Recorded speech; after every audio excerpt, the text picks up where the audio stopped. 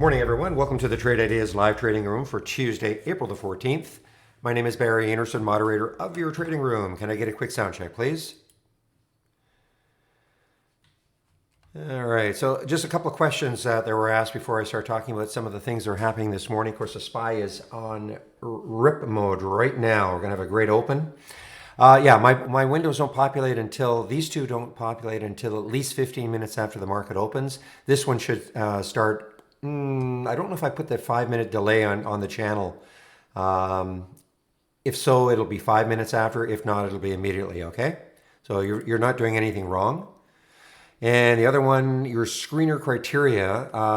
Everything I'm sharing, Neil, I'm sharing all my scans. If you have a Trade Ideas subscription, just click on scans in the trading room. All the scans I'm sharing are here. If you load one, then you can right click and click on the summary and you'll see everything I'm using, all the filters and the filter values. So let's take a look. Now, I'm getting tired of talking about airlines and cruisers every single day. So, okay, airlines are up and cruisers are up. That's it. Whether they stay up is another issue. But anyway, airlines and cruisers are all up. I'm sure this is probably a virus play. I couldn't see any news on it, SONN. It's not really an IPO. I guess I must have had a name change right here. But SONN, huge gap, 90% up.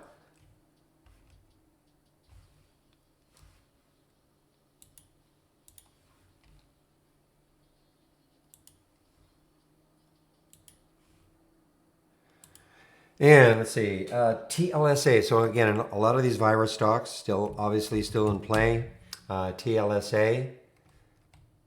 This is above 2 days ago. That's Thursday's high, or right at Thursday's high. So obviously it has room. Relatively low float, 14 million in the float. So we'll have to see once the market opens if it continues. But I think the high was 380. So it's almost at the high of Thursday. BLPH. A nice gap up for it. BLPH, after hours gap actually. If you're new to our charts, the mauve area is after hours yesterday. The tan area is the pre-market.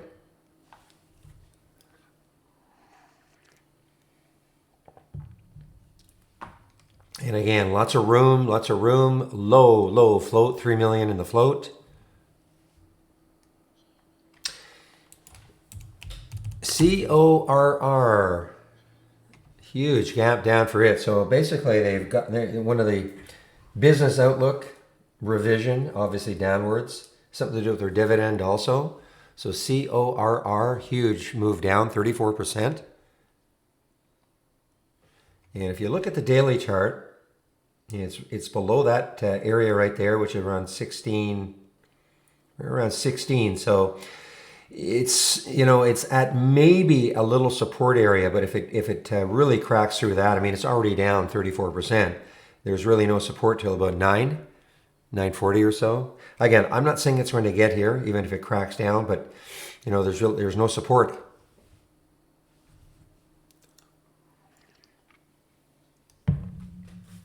RDHL, another virus play. RDHL.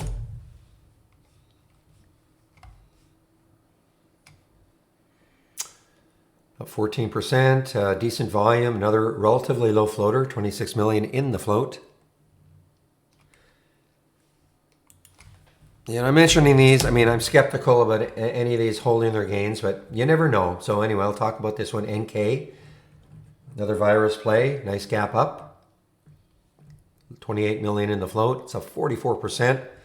Huge, let's see, yesterday what's the 200-day moving average? 262, so it really cracked through that.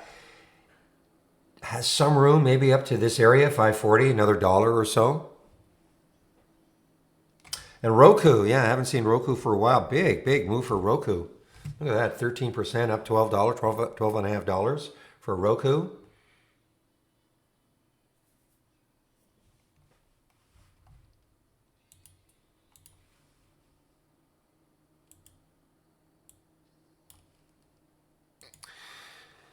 And our little star from yesterday It did not hold so far anyway. This is really giving it up a lot, down 18%, 220.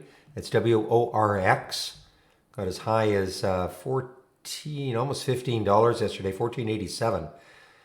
And then it slid after hours and it's continuing to slide.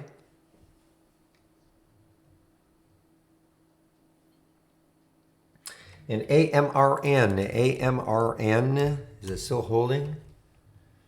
Yeah, not bad. It's a lot of volume right now. It's a big float.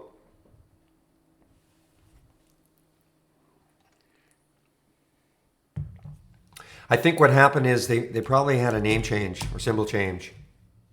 That's typically when you see something like this and it's a position in a lifetime range, it's still way down, and yet it looks like an IPO. So my guess, I can't remember anymore, but my guess is that they did a symbol name change.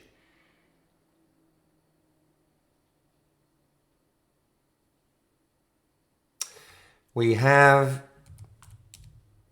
one bank, a couple of banks maybe releasing, I think Wells Fargo release earnings. Of course, this is not going to be reflective. I'm surprised. I don't know what they said for guidance, to be honest, but anyway, this bank hasn't crashed, not yet anyway. WFC and JP Morgan, I believe, released after hours. Initial reaction was way down, but it is positive also, JP Morgan and Wells Fargo. I think Goldman Sachs is tomorrow. GS is tomorrow. April 15th pre-market. Yep, it's tomorrow. So some of the big banks are releasing this week earnings. And next week it really kicks off with Alcoa on the 22nd. For earnings season. Let me just do a quick check to see what sort of upgrades and downgrades we have this morning.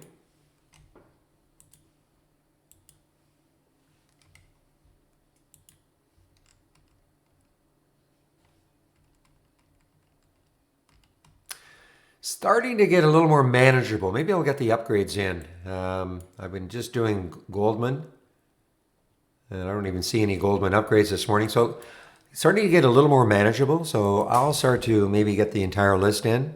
I have to type them in, but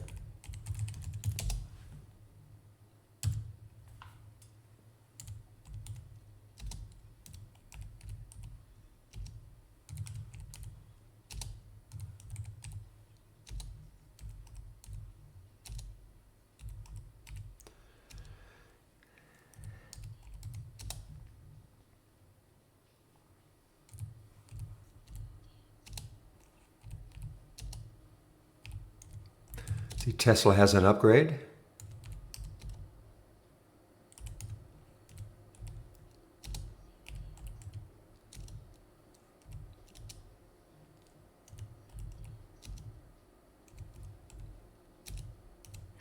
All right, there are some of the upgrades from briefing.com.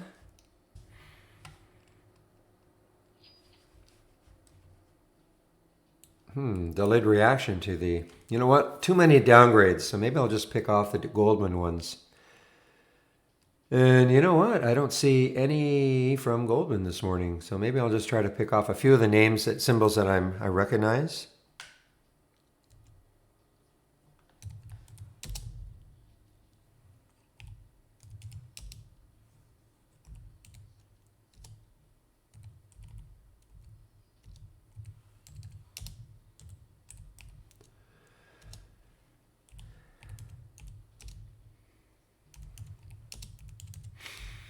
See a bunch of energy stocks being downgraded.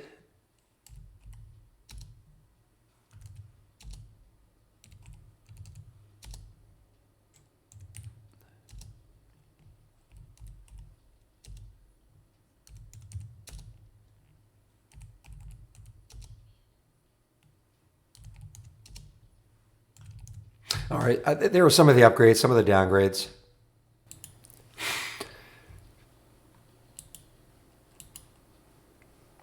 Yeah, Lupu. Hi, if you're new to the room, welcome to the room. You're asking for, I don't trade anything usually. I usually wait for at least the first 15 minutes. I let things settle down. That's my style. Other people might have a different take on it. So,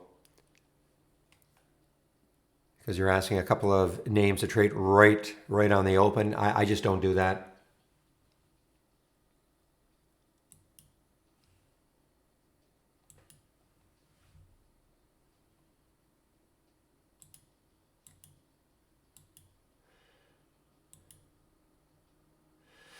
Okay, so yeah, so this, what did somebody say? This was Specs, the old Specs, SPEX, so the same sort of thing. Always looks like an IPO, but I wish we could handle this better on our charts.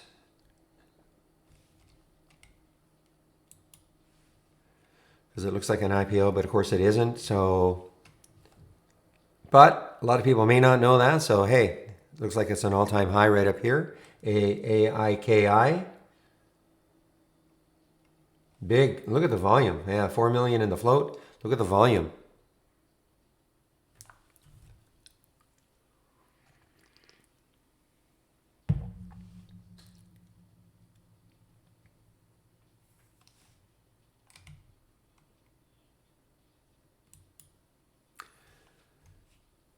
It includes coronavirus. Okay, reports execution of exclusive global license to broad spectrum of antiviral drug platform, which of course includes coronavirus, and that's your news for AIKI.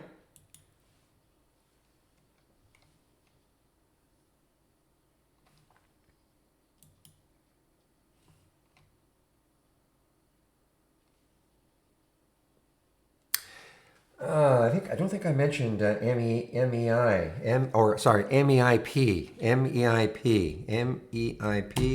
Let's get that one in here. Is it holding? Yeah, it's still holding. If I can read this press release right, it looks like they have a $100 million upfront cash payment, among other things. But MEIP, right through the 200-day moving average. Only problem I saw with it is that it looks like there's quite a bit of resistance right around this area, just over that $3 level. If it cracks through 3, and you look at that monthly chart, then it has room up into that 430 level. Again, I'm not saying it's going to get there. I have to caution myself when I say these things, because if you're new to trading and you're listening to me and you're thinking, oh, well, he said if it gets through this, then it's going to go here. That's not what I'm saying. I'm just saying there's no chart resistance. So at least you don't have to worry about the chart blocking it. Other reasons, of course, could stall it. It's already up 80%. It's not a low float. 73 million in the float for MEIP.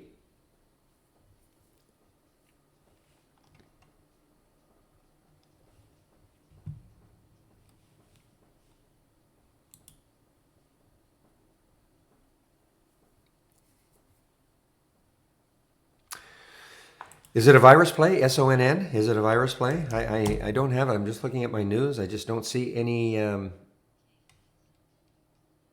It is a virus. I assumed it was, but couldn't see any news on it.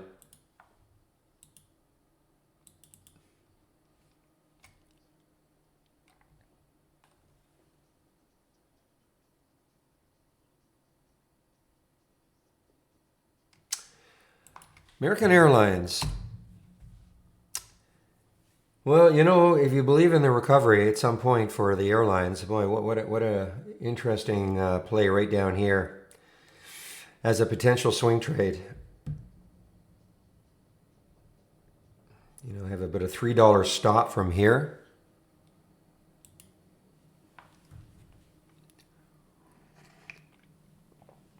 Hey, listen, Scott, I'm glad you took your time. You got to be comfortable.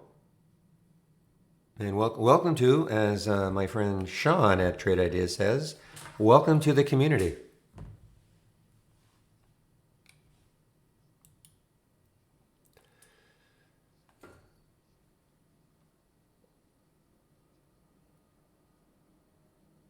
Well, there's nothing. Wow, this is really ripping here.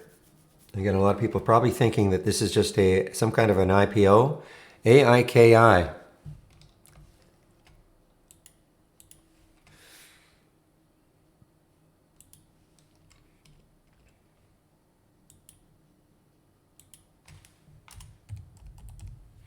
All right, so just a word also on my watch list. If you want to follow my watch list all day long, watch list up, watch list down, the repeating. This'll I think it'll start triggering at 9:30. If not, it'll be 9:35. Can't remember if I made the change in the channel bar. You will not get anything in here until at least 15 minutes after the market opens. Just the time delay I've put on here. If you want to follow these 3 windows all day long, just click on new from the toolbar, Trade Ideas toolbar, click on new and channel bar, and then my windows right there. Okay, Barry's windows right there. Now, if you have first of all, everything in the channel bar is a layout, okay? So you can only have one layout loaded at a time, so make sure that if you have a layout already on your screen, before you click on anything in here, make sure you save your layout to the cloud, all right?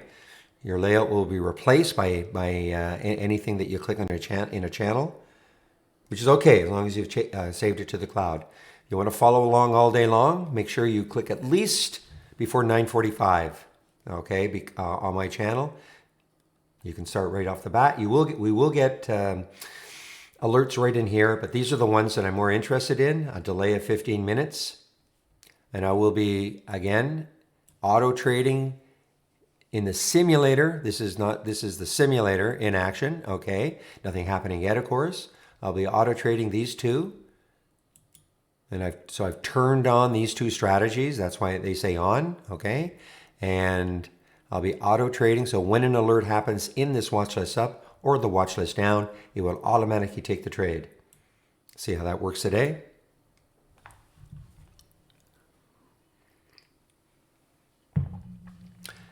Well, it's here. Alex, I mean, it's right at the top here, AIKI, so I don't know what to say. Must be some filter you've got, but you can see right on my screen, AIKI is right at the top.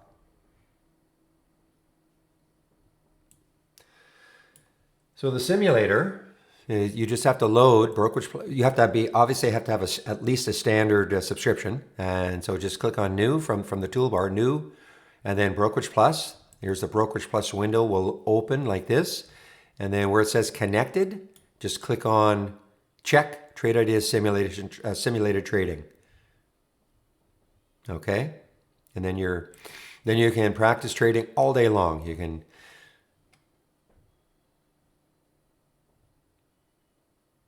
All right, I'll pop this in here right now. This is all my windows are accessible from the Scans tab. I'll make an exception. I'll pop this in, but all my windows that I'm sharing, including this pre-market, the Momo up, Momo down, but a lot of others. If you click on the Scans tab within the trading room, here are all the scans, and there it is. There's the pre-market actives. Okay. Also, if you click on the looks like a half-open folder called the Room Drive icon right there, click on that, and that'll scans that I share. You can download, it will go to a Word document, and then you can look at all the scans at your leisure. But, due to popular demand, I will put this in right now.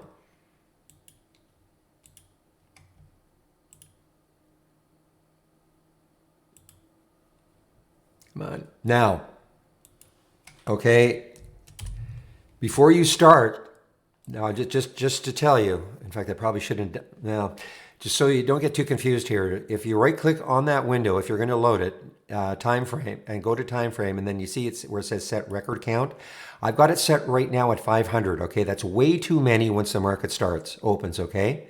So make sure you change that down to say 100. Okay, so again, if you right click on the window, you see how it's sort of, it's already caused me a little bit of problems, too many. So if you right click on the window and then time frame and then set record count, change that to 100 or close the window down completely. You don't really need it once the market starts. I do that so that I can see a lot more stocks, but once the market opens, I'm not going to, in fact, I'm even missing all the ones that are down, understand? Anyway, there is the AIKI, so.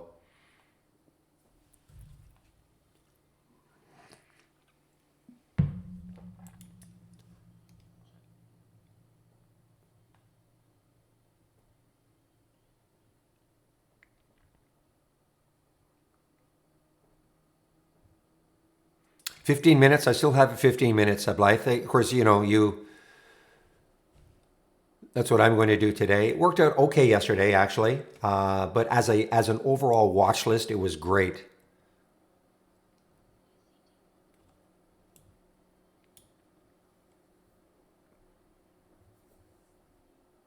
Yeah, the pre-market scans is in scans, exactly.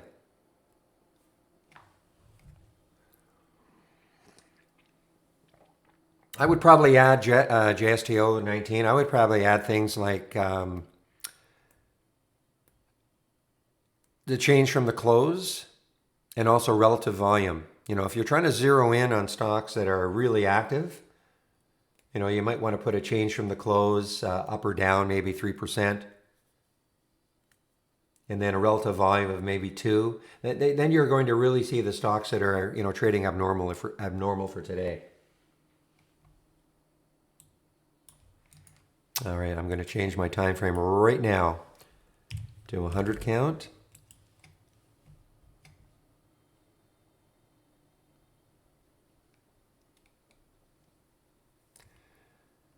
It's called scans. It's called scans. The tab is called scans in the trading room right there.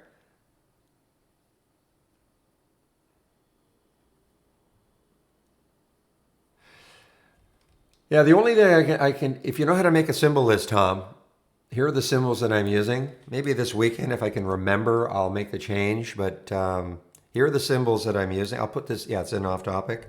If you can make a symbol list, just add these symbols in and then attach it.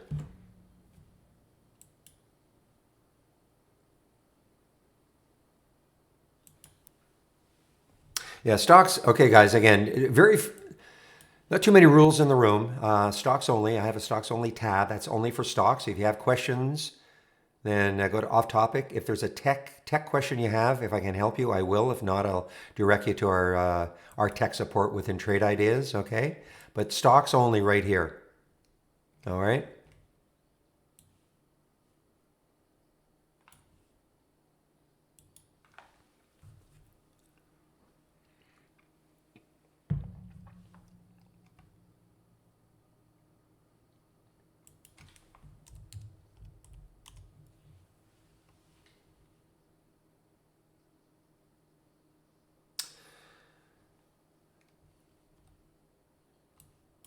Just give me a second here. Rearrange something on my other monitor.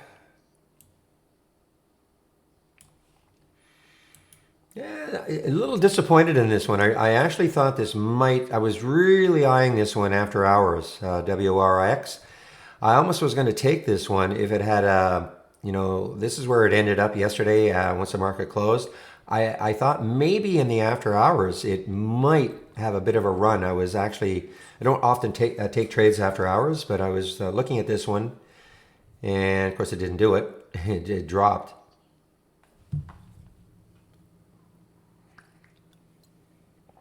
And now it continues to slide down now, 16%, 16.8%.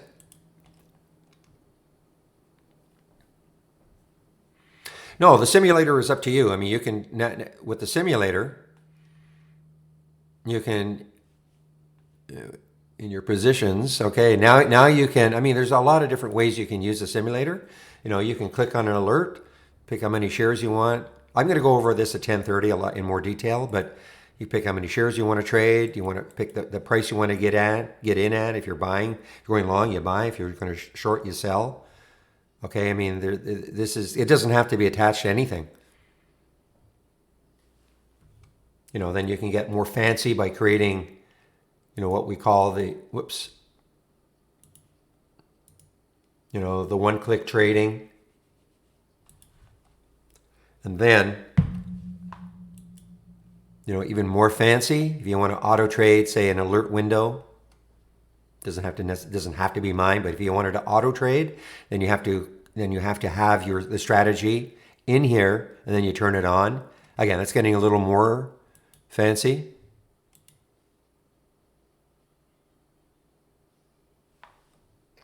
William, you are well, I'm glad you're able to do it with Firefox. By the way, guys, I think we have, I make the, what time is it right now? Wow, market's going to open in 3 seconds. That caught me by surprise. Okay, let's have a great trading day, everybody.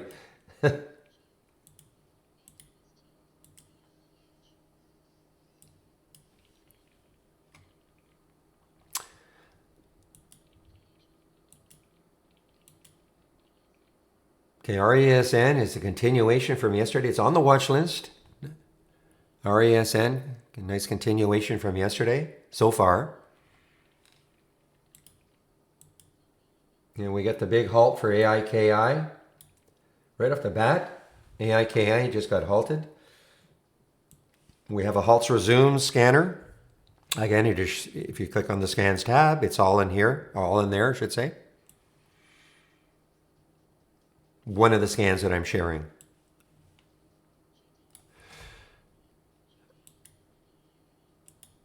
All right, MEIP, yeah, MEIP is over 3. The high in the pre-market looks like it was around 330, MEIP.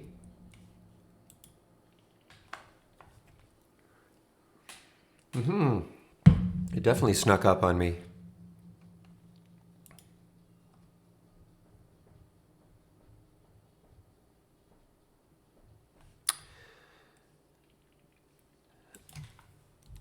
BIOC. Oh, yeah, what did they do? A financing? Yeah, they did a financing. I think I saw it. I just sort of disregarded it.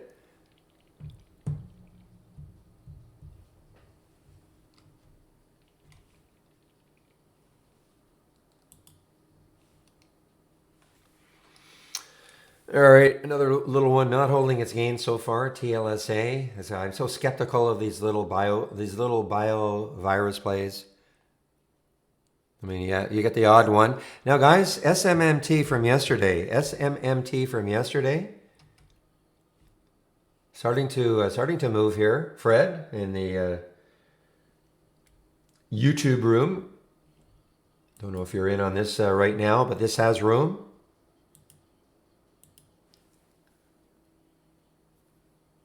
Wow, MEIP. Well, that just, yeah, I mean, that just took off then. That was the area I thought maybe it would stall, but not now. But again, I don't chase right off the bat. So let's see if it pulls back at all. If it doesn't, you know, it's just the way it is for me anyway. I just don't like to trade in the first 15 minutes. I know I'll miss those ones that run right from the beginning, but it's just, you know, I've been bitten too many times by trying to chase things right off the bat, and they pop up and then they drop. So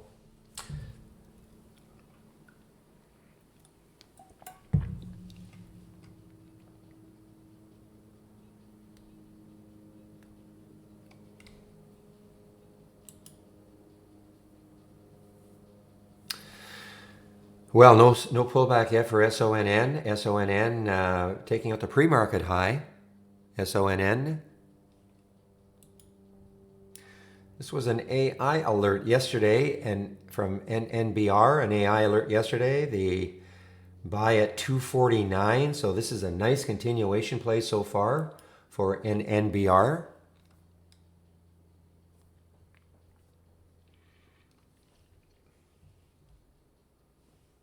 Wow, DRD continues. This was okay. Well, there's there's the high yesterday, so it has a ways to go to catch up to that. But so it must have obviously really pulled back yesterday, but over 9 again. It's had a tremendous run before it pulled back. ICD is halted. Wow, ICD is halted on the way up. I was watching this sort of give it up in the pre-market, but ICD is halted on the way up now. Almost at yesterday's high. 1445 or so, looks like yesterday's high. Yeah, we've got a bunch of halts. NNBR.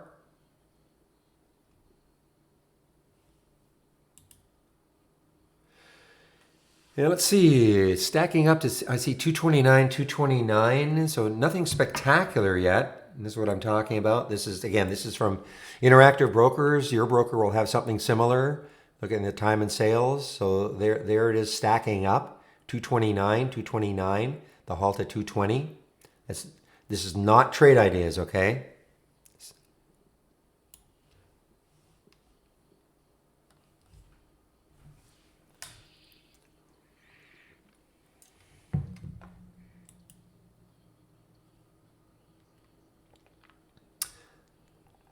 All right, now listen, guys. Domo, I know it triggered with the AI. The spread is crazy, though.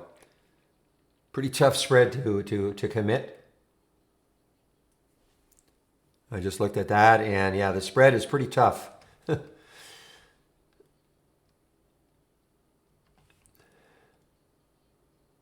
And as you know, I'm not a big fan of taking these ones right off the bat from the AI at 9:35. I think it's a little early.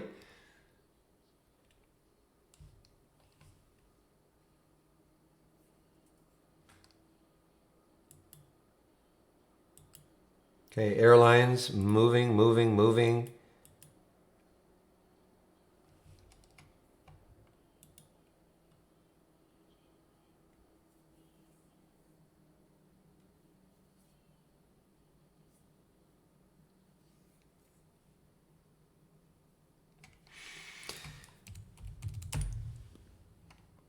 Yeah, crazy action for core. Look at this pop and then the drop, and still down 30% CORR, and it was halted. Wow, AIKI. Wow, what a move. So this is unhalted now, resumed AIKI. Yeah, it's interesting. You know, some of these stocks that do a name change. So they obviously did this last month. And then you pump out some kind of a press release, and a lot of we see this a lot. Stocks that do symbol name changes, and I'm sure, yeah, is it halted again? Yeah, halted again. And this SONN is unhalted, is resumed. BRQS on the way down halted, I guess. Somebody said it was Specs. I do remember Specs, SPEX, Josh.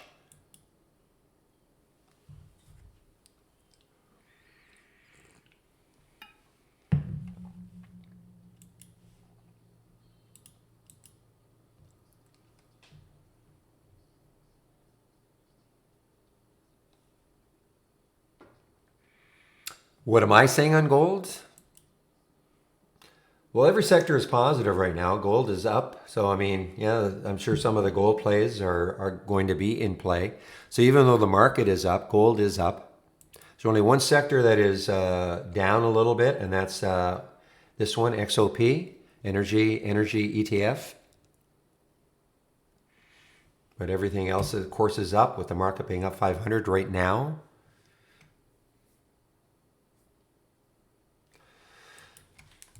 You know, it's like they don't believe that press release yesterday. $1 billion order over 2 years. This is like reality is setting in. It really. And that's, I'm talking about the WORX.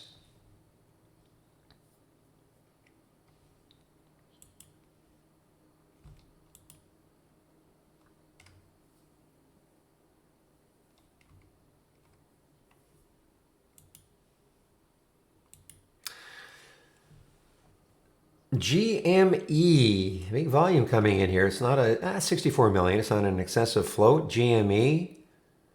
And now I look at the daily chart or weekly chart. It has some room. You know, dollar up to this level here.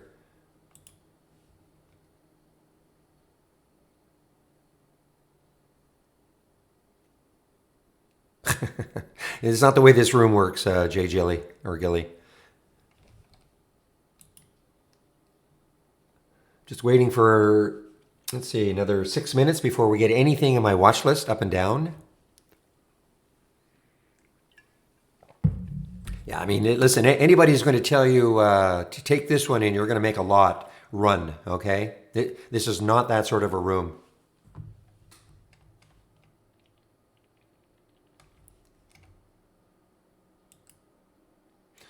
Okay, look how, again, you wonder why I don't like to trade in that first 15. I mean, look at this one, ICD. Pops up to 14.22, drops over $2, just like that.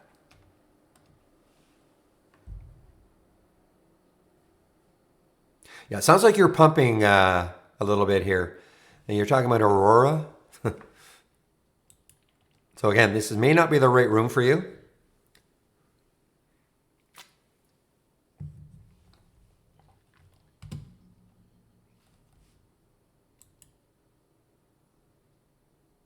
IMMP on the move here. Wow, IMMP on the move. Well, stocks, yes, but I mean, you know, when you say Aurora Cannabis is good, you know, I mean, this is a 76-cent stock that's been beaten up. I know they're going to do a reverse split. So why you're saying this is good is anybody's guess.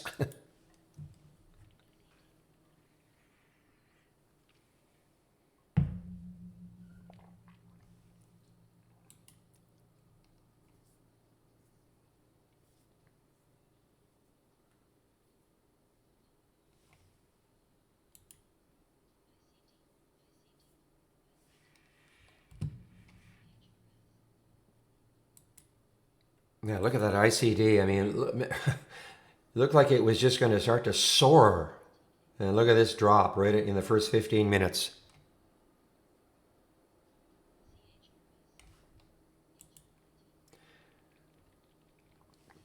CHRS dropping here. CHRS looks like there might be some support around 1450 or so. If not, if it takes that out, really no support until about 1150 for CHRS.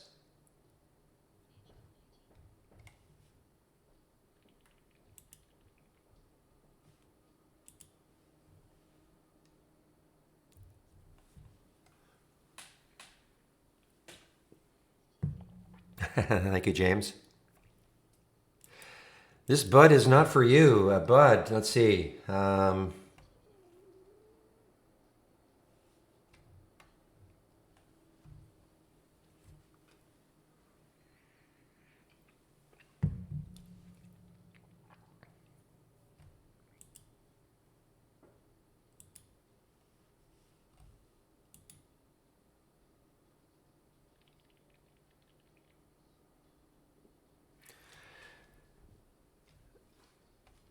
Well, my gap scanner, usually I think it's a 3%. Well, these are not gaps here. Okay, these are just momentum. But originally in the pre-market, I think the gap is, I believe it's up or down at least 3%. And I think at least, I think it's maybe 50 cents. But that's just me. I mean, that's just what I'm doing.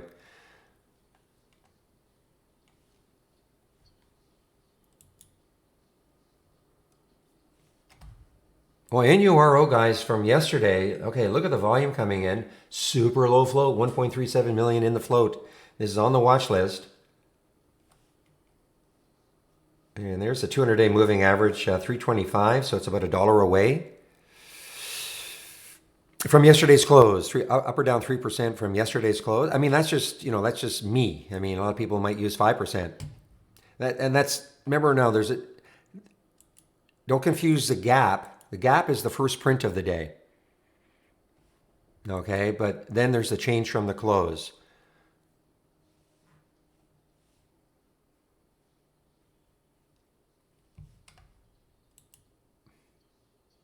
MYOV on the move here. Almost 2 minutes, just another minute to go before I really start to take a look at stuff. Maybe try to see anything pulling back.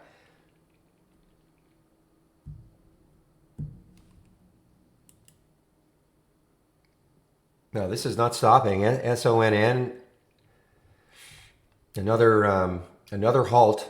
Another halt for it.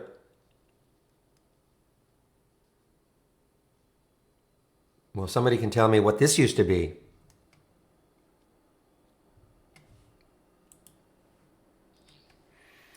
Well, guys, there's the SPY. Now, I had this for the SPY because this is now Thursday's high it's at.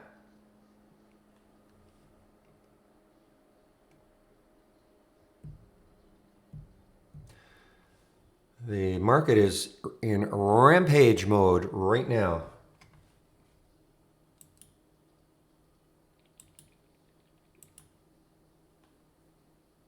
All right, 9:45. So let's see. Get anything in my watch list up or down. Doesn't have to be right at 9:45. There we go. So there's CORR. Now this is pretty whippy. And it's not that much volume. This took it on the auto trade at 1430. And you can see it only took 60. I'm going to go over a lot of this at around 10:30. Only took 65 shares because the spread or the stop is so wide. And I'm only risking $100 a trade in the simulator. So if I multiply 65 by the entry, by the difference between the stop and the entry, I'm going to get approximately $100.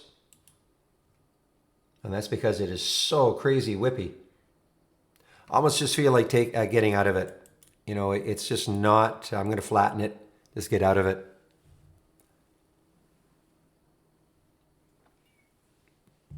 Again, this is in the simulator.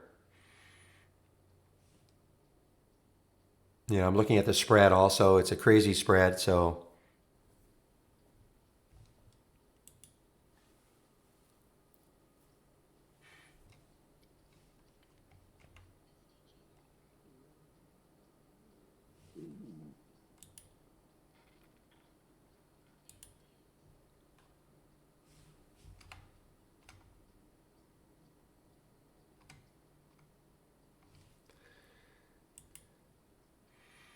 All right, so here's a little gold play, AGI, a little gold play. It's a huge float, 266 million in the float.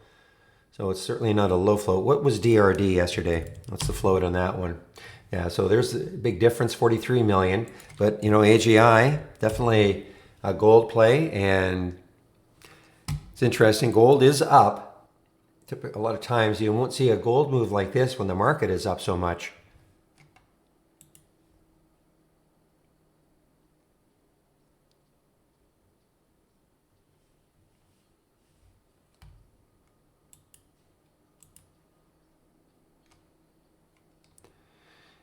Neuro still moves here. NURO. Is it? I think it's on my watch list. It may not be. No, I don't think it's on my watch list this morning.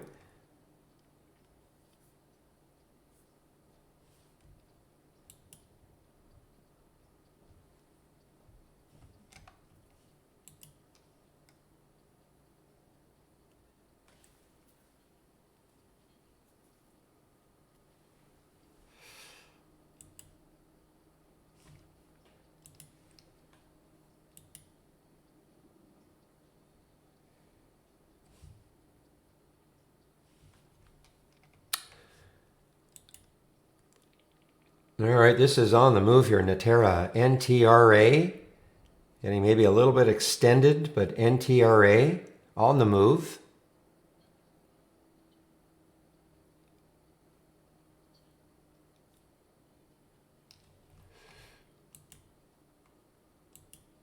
Yeah, another one. I mean, you know, I might have to exit these. I mean, these are so whippy. SONN. Look, I mean, again, it only took 53 shares because the stop is so far away.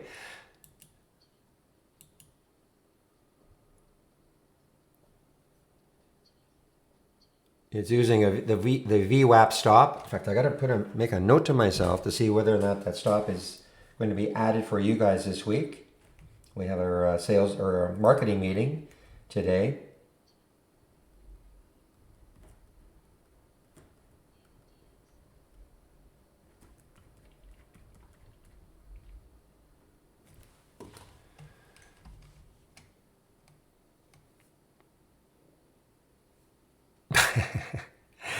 No, mid. I listen. No, no, no offense. I'm always amused by people say I want a 30-second chart. Obviously, you're really a scalper or something, but no, we don't have anything less than 1 minute.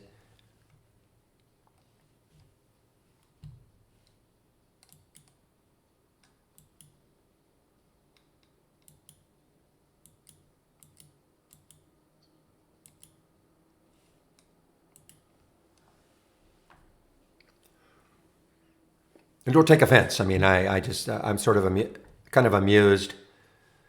People who if you can trade on a 30-second chart, more power to you. Yeah, we don't actually talk about how much money we make in the room, but congratulations, Top Pro. Okay.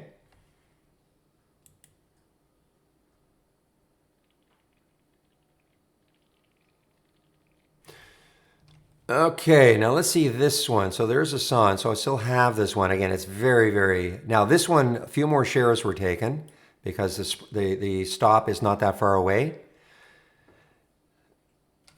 Which screen are you talking about? If you have, do you have trade ideas, Neo 13?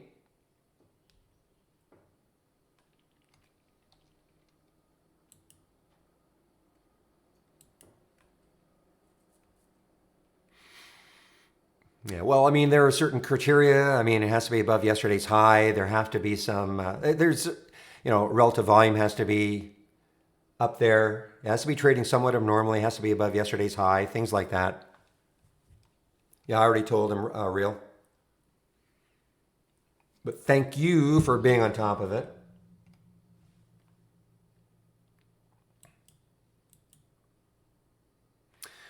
So even though it only took 53 shares, so it's up $65, so it's obviously up a dollar from the alert. It's just too.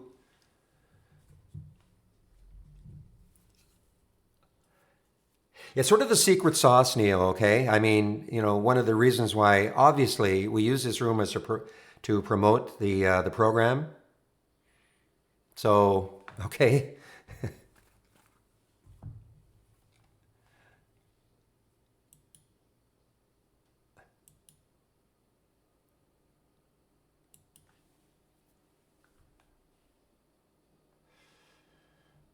Okay, so now I have to watch this VTIQ.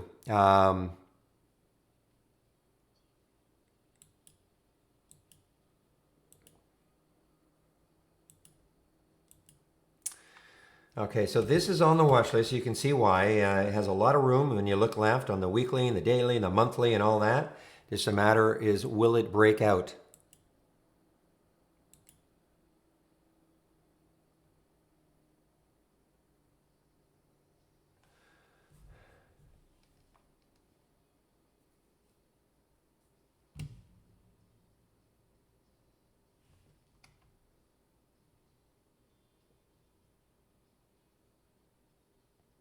Okay, I'm keeping an eye on some of the AI alerts. There's one that I kind of missed.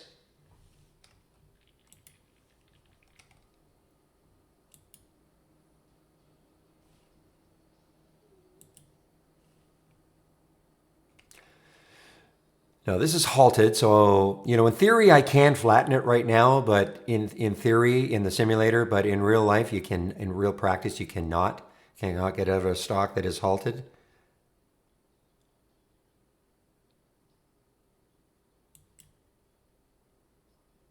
Okay, so it just took the Amarin. So again, as a watch list, guys, you don't have to take the trades right off the bat. Yesterday, a lot of the alerts really, really, really moved. 15 minutes, even 30 minutes after the original trigger.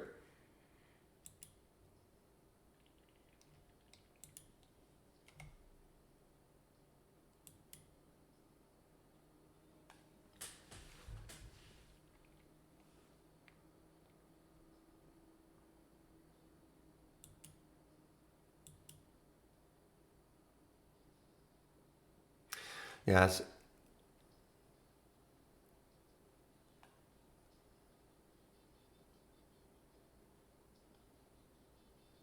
So it's interesting. I have to check my settings because I didn't think this would have been taken out, but it took it out. It closed it automatically for a $66 loss.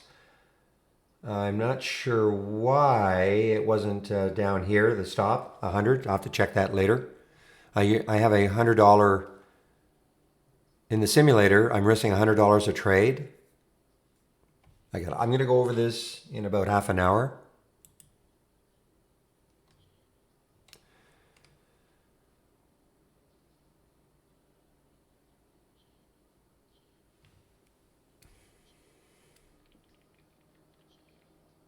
No, the reentry price, they are not the same. It shouldn't be anyway.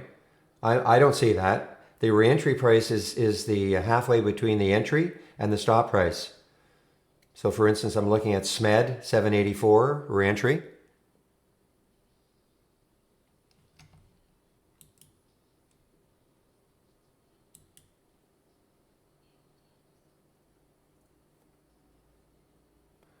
Well, there's supposed to be different prices. So I'm not sure I know what you mean.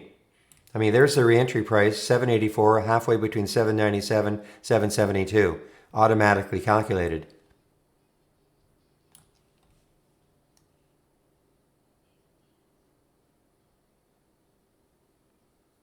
Oh, at the same time. Well, yes. Oh, I see. I'm sorry. I miss. Yeah, it's because it's automatically calculated. That's all. The minute, the minute you get the alert, of course, it's well, obviously we know what the entry price is and the stop is also there. So it just automatically calculates what it is. It's going to happen right at the same time. There are different prices. Do you understand the concept of why? It's just halfway between the entry and the stop. So it gets automatically calculated when you get the alert.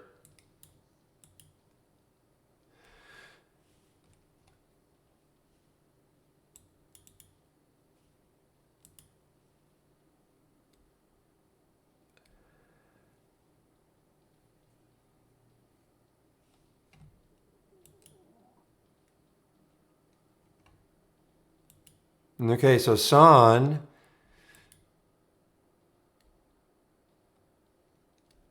no ideas on that. Are you on Auto Trader, Richie?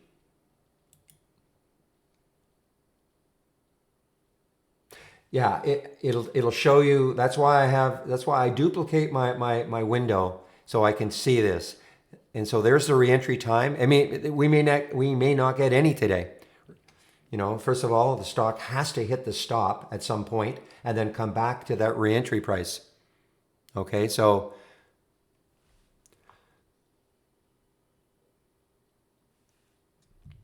you're auto trading my. So even though it only took 53 shares, wow, what a move! Is it halted again? I'm going to flatten out.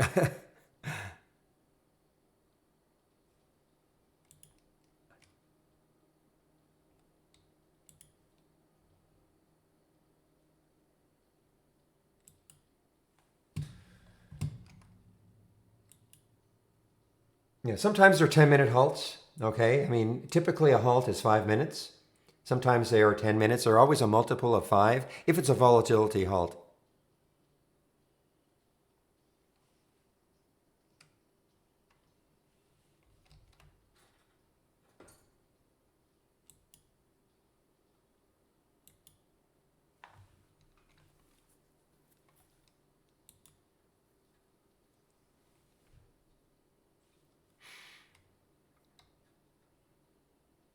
Okay, now if I'm taking a look at this, I mean, it might struggle to get through 7 AMRN.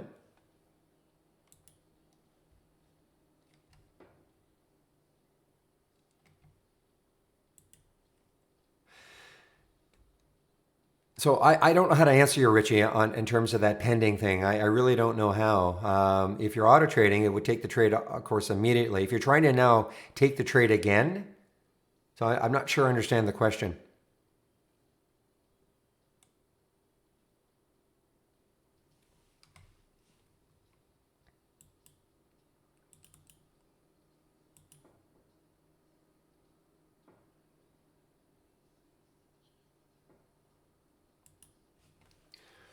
Well, I really blew it on the one AI that I really should have been taking, and I love the ones that are under $20.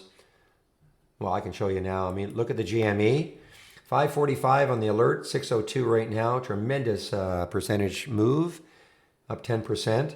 Plenty of volume, plenty of volume. So not like it's a low volume situation.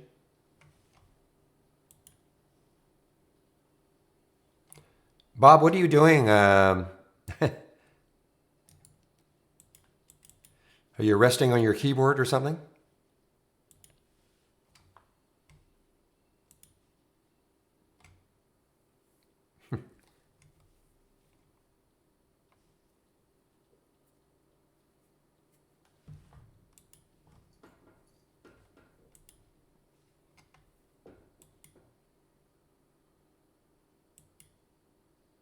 Okay, so again, guys, as a watch list. So keep watching VTIQ.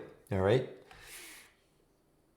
And see if it takes, I mean, there was the original alert at 1251. This has room. Got as high as 1262. But look left, look how much room it's got. So I'm going to stick an alert right up here. See if the volume starts picking up. I mean, it's trading 11 times normal volume. So fairly low float, 25 million in the float.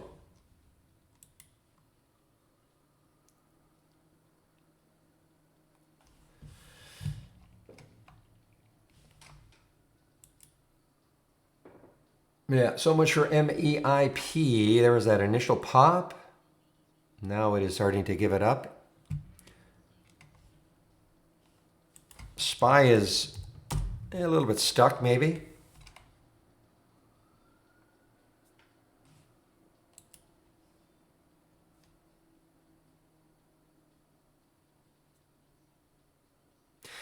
Did you maybe, when you check orders, click on orders and see what it says, okay? Is it possible you sent it, so it never took the trade? You have this on auto. You don't have it on auto.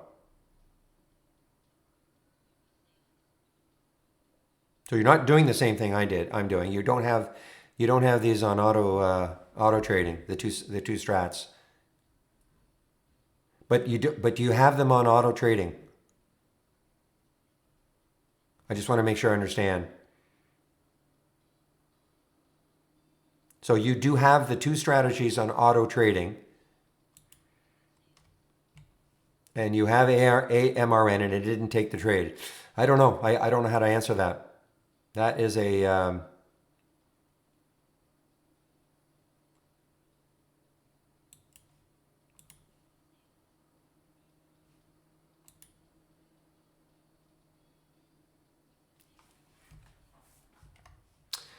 the only thing I can think of...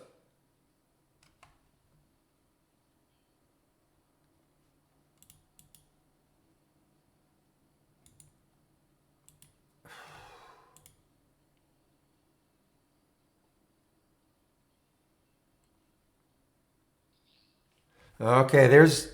Yeah, I don't know. I just don't know why that's happening, Richie.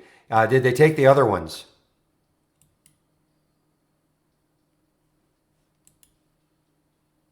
I might have to send you to, True Tech Support.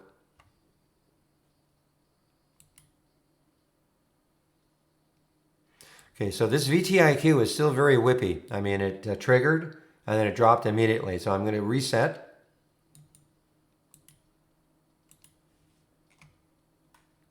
Just one moment, please.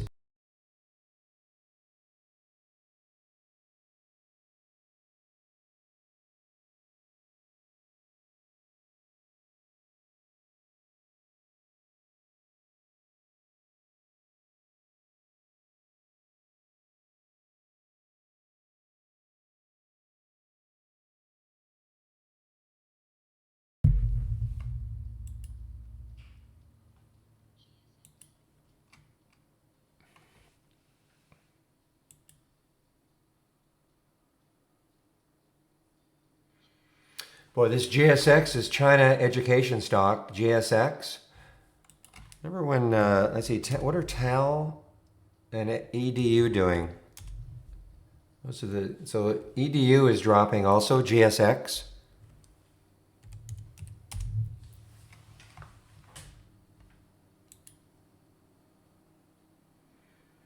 Ah, now I see. Yeah, see, I changed it to 15 minutes. Okay, now, okay, good. So it didn't take any of the trades. Okay.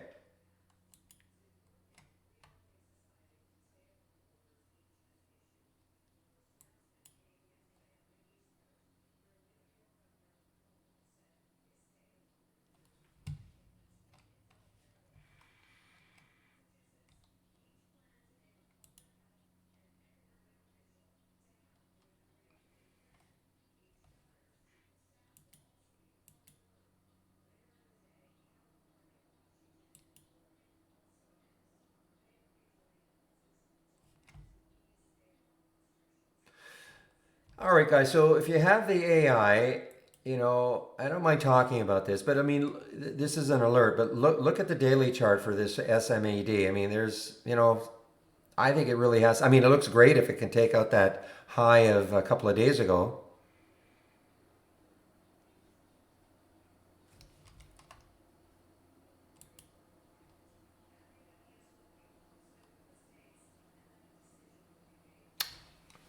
Well, all you have to do is change it, Richie. You know, I mean, you can leave it at 10.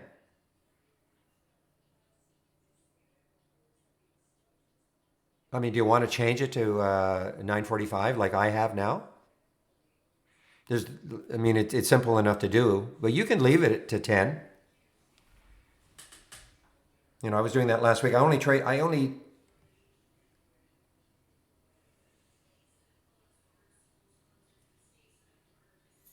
oh, it took it. Okay, okay. So it did take it. Okay, well, that's okay. I mean, it's doing what the system told it to do.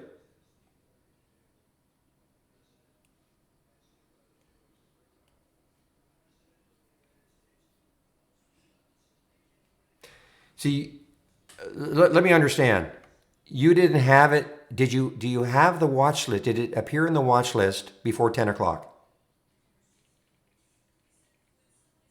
Okay, so it appeared at 10 o'clock.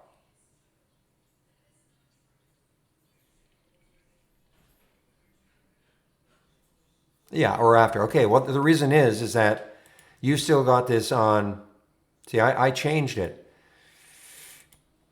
You know, I have time of day at 15. You have it still at 30. I mean, so there's real. I mean, if you want to change it to 15, you can do so. You still probably have it at 30. That's all. No, there's really okay. I mean, that's all you have to do. And then also, you have to change it here too. You probably have the slider is at 10.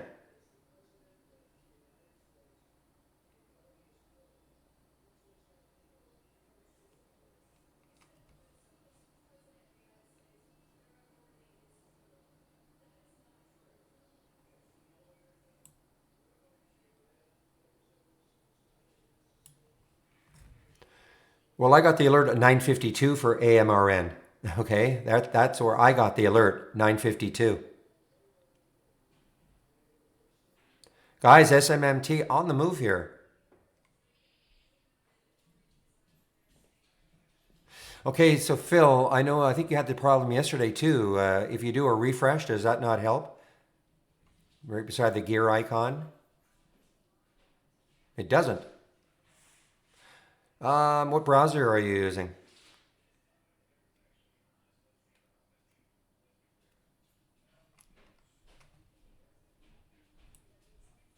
Okay, make sure you have upgraded to the latest version, which is I think 81 something, 81 point something something something. Okay, make sure you upgrade it. That I don't know if that's going to help, but if you have done that already, but make sure you upgrade to the latest version of Chrome.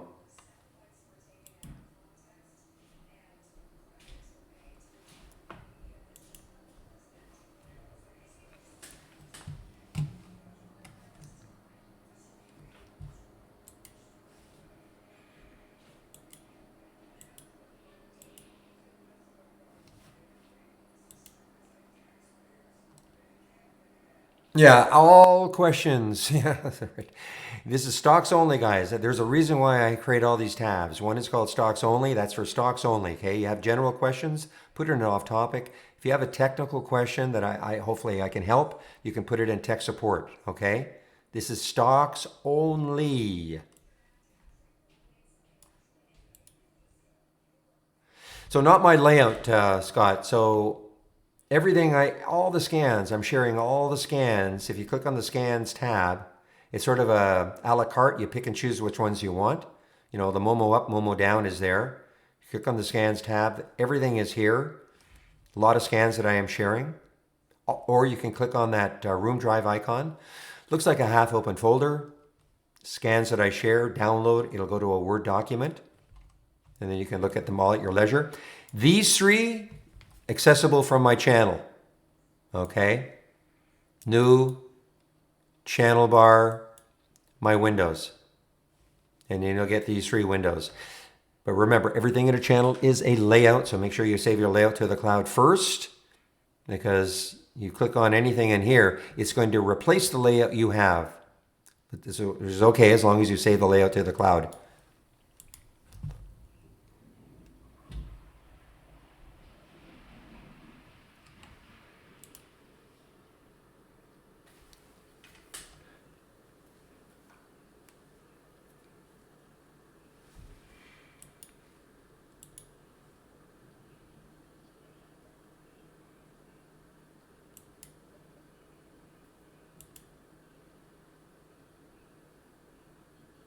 So it did not take the order? Are you connected? Simulated trading? You are connected, right? Okay. And you're saying so you got the 1006, 358, and it didn't take the order.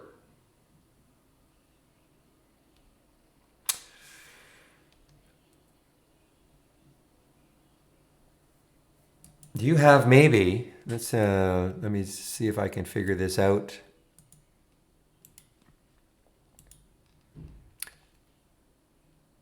Do you have maybe something, order already in progress? Well, that I don't know if I can help you. I'm sorry, I'm not sure I can help you. You might have to go to tech support. I don't know. I don't. Is anybody else auto trading my watch list? I want to see if that's happening for other people too. So you're auto trading my watch list. When you're getting the alerts, is it taking the trades? Yours is working. Okay. Well, he must have the right watch list because he's getting the right symbols. He's saying he's getting the symbols, so he must have the right watch list. Though, okay, that's a good point. You also have to make sure that the watch list, if you edit the trading strategy, okay, Richie, and go to configure and symbol list, what do you see?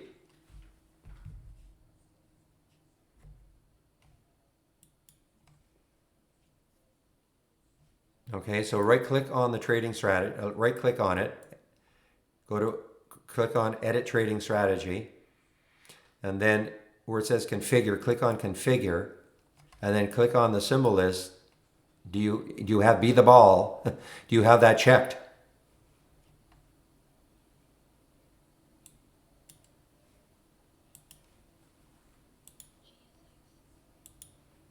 He's got the correct watch list here.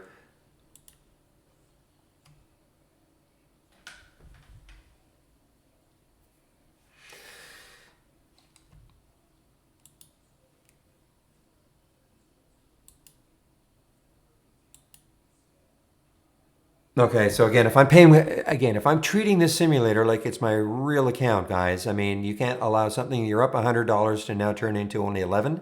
Okay, so the summit, probably should have taken some off if I'm paying. Okay, so you have to download, maybe that's what you didn't do. You have to download this on Monday morning. Okay, with the new symbol list in place to replace the other watch list up and down. Okay, and then you have to go and create the strategy again, how you want to trade it, and make sure you have that watch list attached. I mean, it's a bit of a pain, but it takes maybe 2 minutes, okay? But you just have to do it once for the week.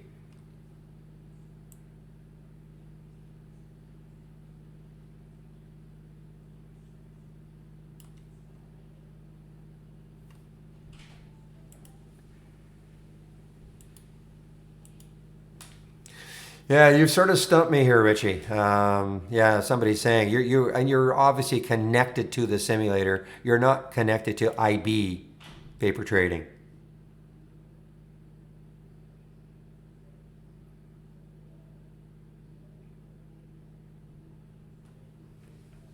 I should be logging all the people that are talking about issues they're having once a broker went commission free.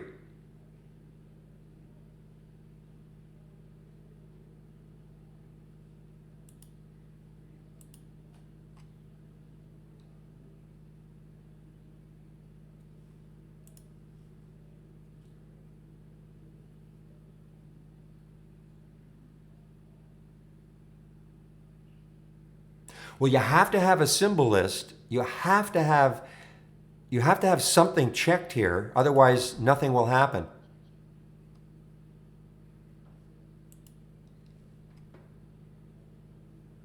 That's why I'm saying though, if you download those two windows again, there's the symbol list is in here.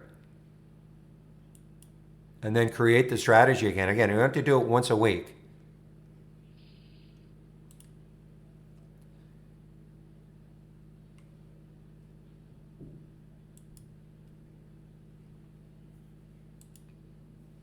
Yeah, I would download these again then, get rid of these, delete the trading strategies, okay? Save these to the cloud again, and then load from the cloud once you've saved them. Because it'll have the right symbol list in here. And then you'll have to go through the exercise of, how you want to trade it.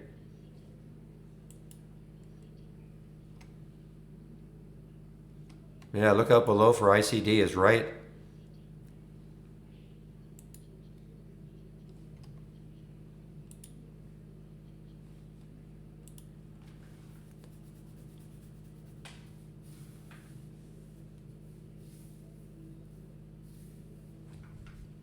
In the strategy zone, it is checked here. When you went to configure in the strategies, it is checked. Not here, I'm not talking here.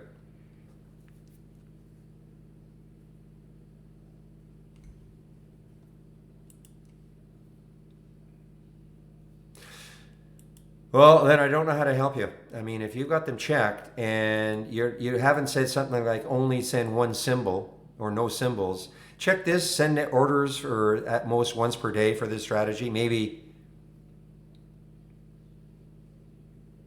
I don't even know why I have that checked, to be honest.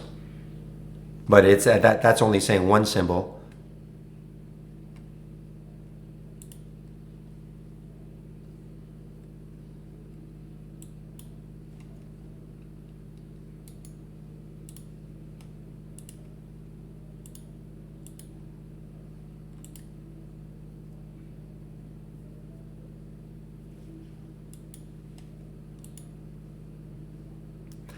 Let me ask you this, did it work yesterday? Okay. I have no explanation other than, yeah, what he said he said they were on. You have enabled the strategies, right? I asked him that right off the bat. The strategies are enabled. Okay, so yeah, I don't know. I don't know how to help you. Just do the good old restart. If it worked yesterday and you have the strategies on, I have no explanation why it's not working today. You haven't made any changes.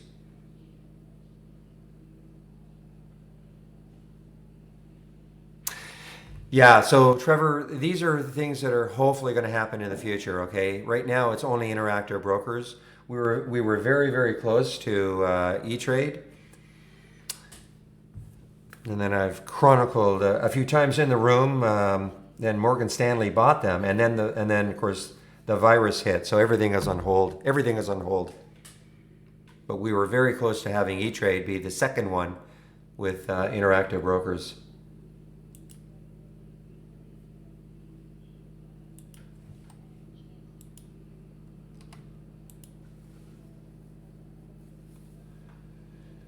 Meanwhile, I missed another one from the AI right in my wheelhouse. So guys, Nona, I don't know if you're here today, but some nice percentage gainers right off the bat.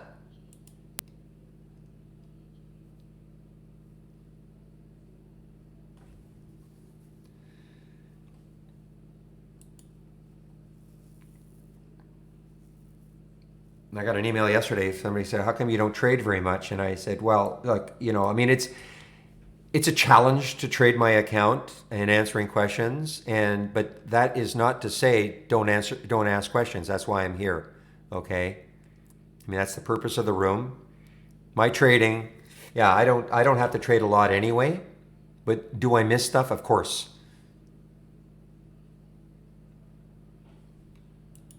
But that is not to say don't ask me questions. Real. Funny man.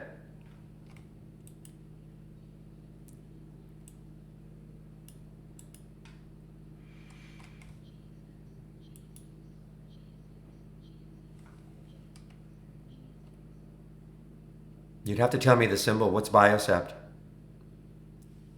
Is that IBO? No, I don't know. Like symbols. Biocept, I have no idea what the symbol is at BJW. Bio. No, didn't that get crushed? It's doing a financing. So those are my thoughts. It's doing a financing, so it just got crushed.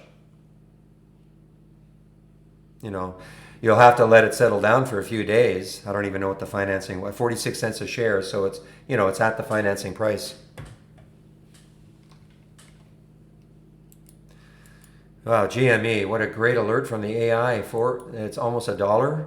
I mean, look at this, 15%.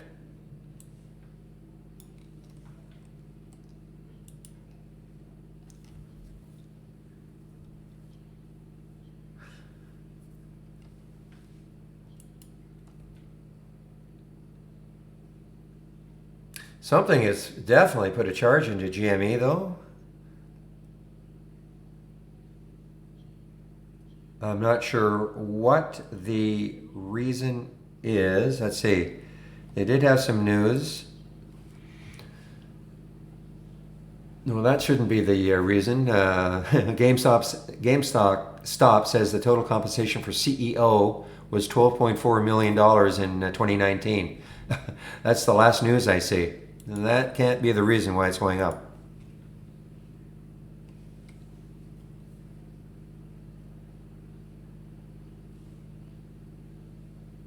It's a red bar ignored too on that 15-minute chart.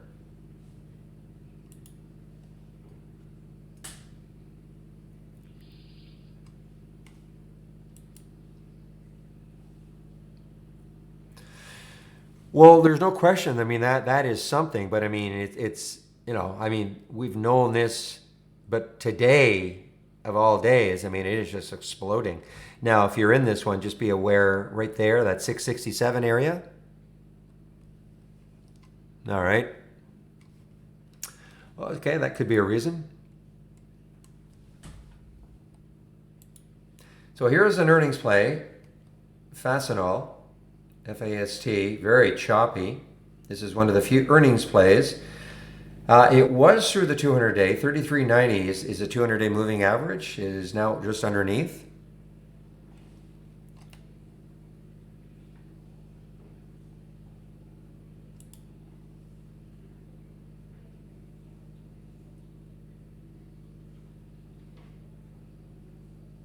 Market is still not put in a red bar yet on the 15-minute chart.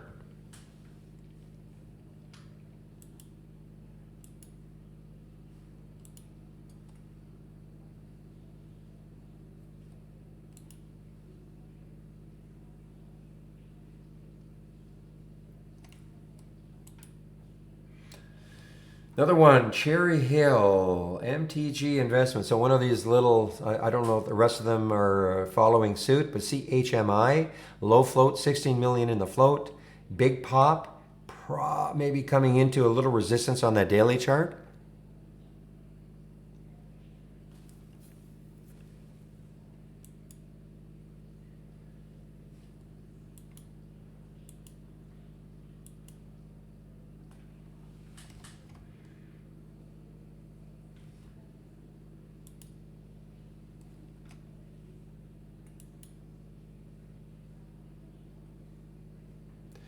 Yeah, I mean, it could take off at any time. The VTIQ, I mean, it's got a ton of room. The next high in the daily chart is around 13, so it might stall. Well, as also today's high, but it might stall around 13. But if it can, if it can get a lot of volume, the volume is starting to pick up. 500,000 shares now, 8 times normal.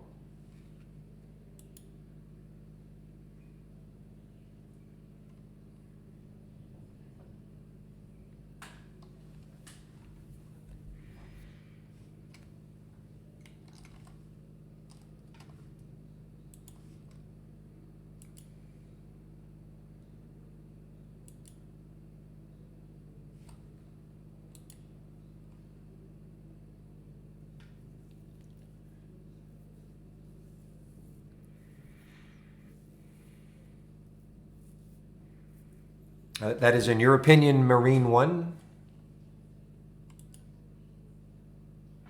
All right, this one is not moving higher. Look at play now. A lot of volume. A lot of volume. 2 million, 30 million in the float. Play is challenging 13. If it takes out 13, the next high looking left is, or low looking left is around 1150. That is play. Your long play, okay. Well, I wish you well.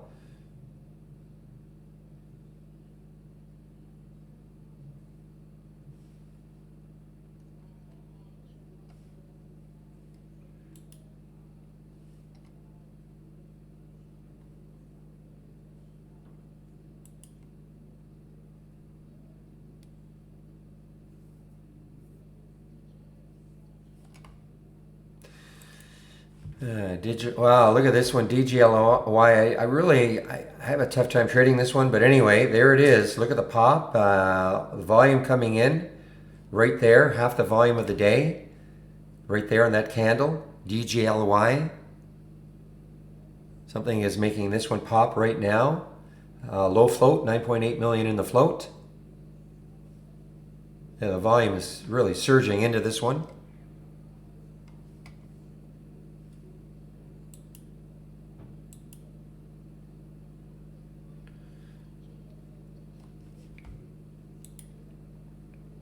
Now, there must be some news hitting. I don't see it, but DGLY surging here.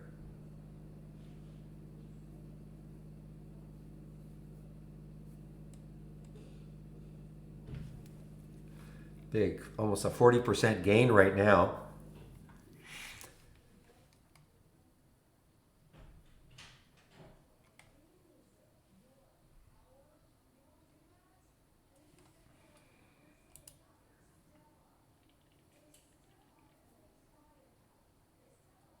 No, that's a retailer, isn't it? Ascena or something like that. ASN. Yeah, I don't know. I mean, listen, the retailers were. I mean, this is a stock that's been just tanking for many, many, many weeks now. So this is way. I mean, look at this. I mean, this is back over about a year ago, and even before then. So I mean, this is just not. I don't think this has nothing. When you say back to normal, what is normal for this? Just a retailer in trouble.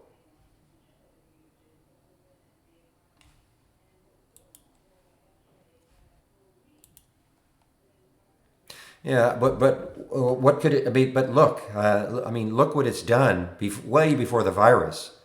Just a retailer just sinking, sinking, sinking. Sounds like you have some, and you're hoping it gets back up to where you bought it.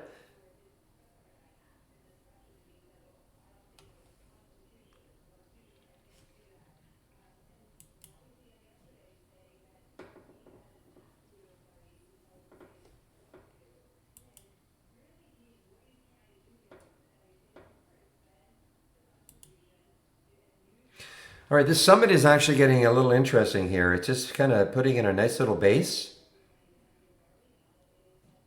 SMMT, putting in a nice little base. Got a ton of room.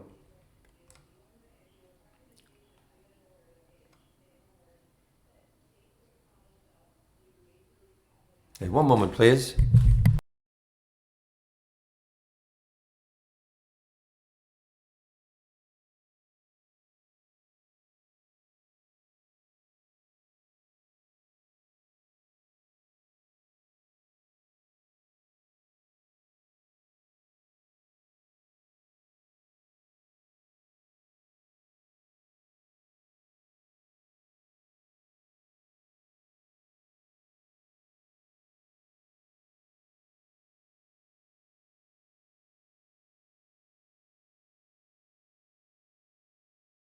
Well, as long as you have a stop, well, 145 for it, I guess it's almost at the bottom. Well, as long as you have a stop in place.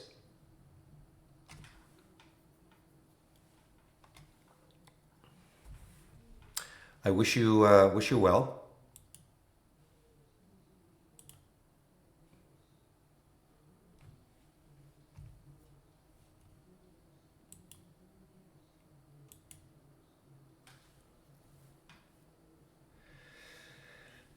Okay, here's one that is on the way down, and look, really no support for this one, AUDC. Look at the weekly chart, straight down. I mean, down to 9. I'm not saying it's going to get there, but look at this weekly chart. 2114 is the 200-day moving average for AUDC. So it's about $1, what, 60 away from that.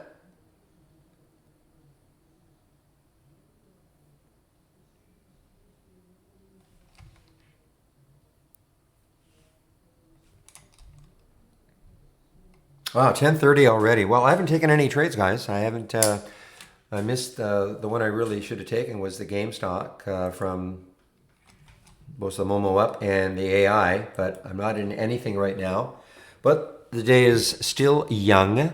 So first of all, if you're new to the room, welcome to the room. This is the format every single day. Well, not every single day, Monday to Friday, from 9 to 3 p.m. Eastern Time, of course. I share my screen and I'm live on the mic. I also have a YouTube feed going on at the same time. And I'm the moderator in that YouTube feed. It's the same, it's virtually the same. People see my screen, they can hear me, and just not as much interaction among traders. The trading room is where to be if you really want a lot of interaction among traders. So I am the moderator from there of the YouTube feed from 9 to 12. And then one of the traders/trainers from Trade Ideas takes over from 12 to 1, and then I resume 1 to 3. If you are a Trade Ideas subscriber, I'm sharing a lot of scans. You can click on, within the trading room, click on scans, and here are all the scans that I am sharing. People ask me for the Momo Up, Momo Down. It's in here. But if you do want to see these, you have to click on my channel bar, or click on the channel bar. So from the toolbar, new, channel bar, and then my windows right there. And then that'll load these 3 plus a couple of charts. But remember, this is a layout. Everything in the channel bar is a layout. Make sure you save your layout to the cloud before you do that. You can only have one layout loaded at a time. Talk a little bit, some of the links that I'll go over. So I'm going to go over the AI and Brokerage Plus in more detail, but first I'll talk about the training. So that is Monday to Friday at noon. That is noon Eastern. That is from noon to 1. That's on the YouTube channel.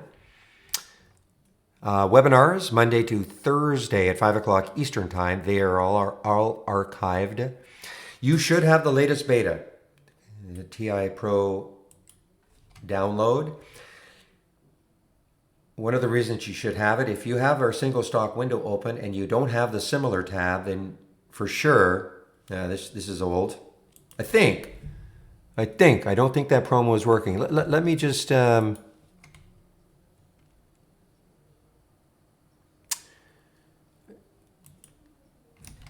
wonder if they snuck it in for one more day. I don't think so, but let me,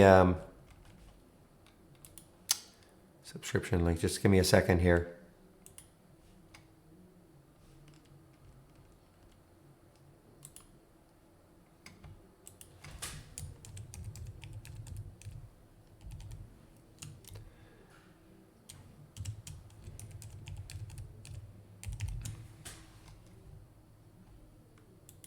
Yeah, no, it's not good. I have to tell them then.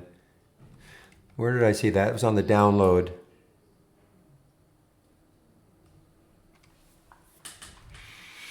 Okay, it's not showing up now. Anyway, when you click on the download link, scroll down to where you see the beta, all right?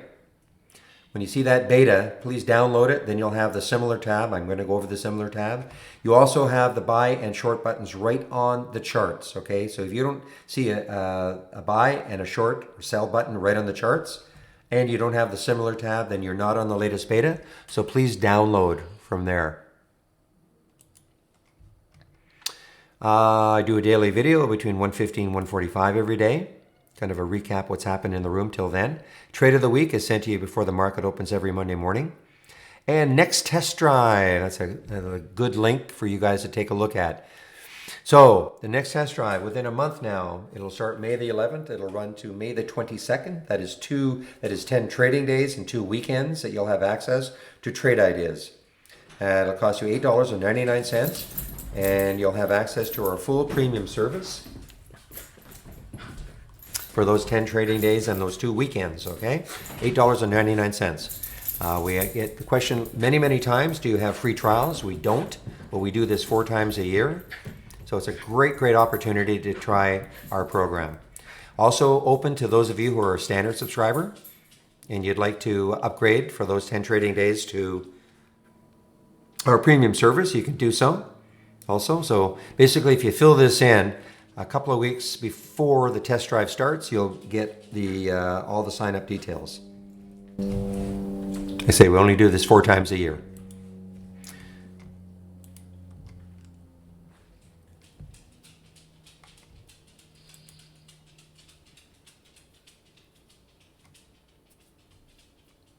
Okay, so now click on the subscriptions tab.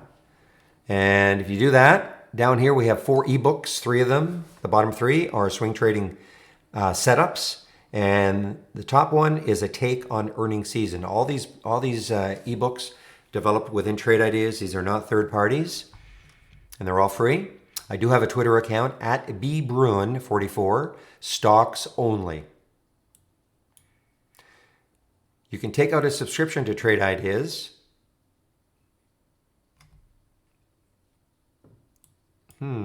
Just a second. I must have. Just give me a second here. I pasted incorrectly.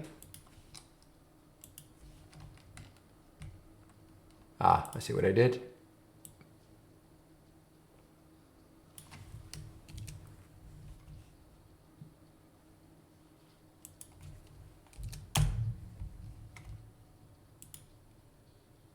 There we go.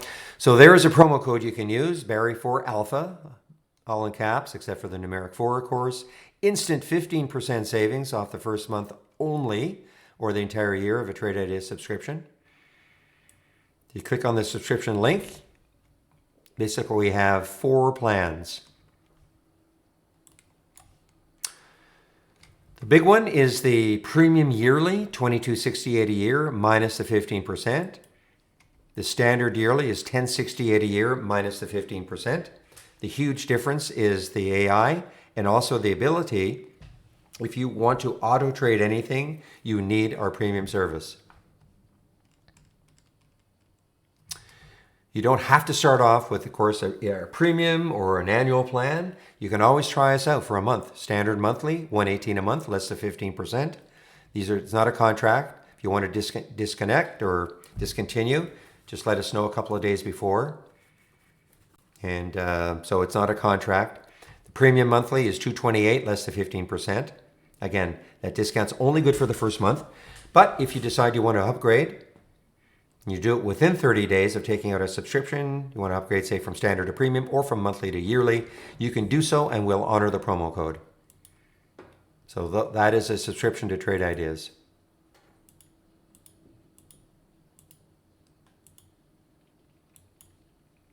Now I'm going to go over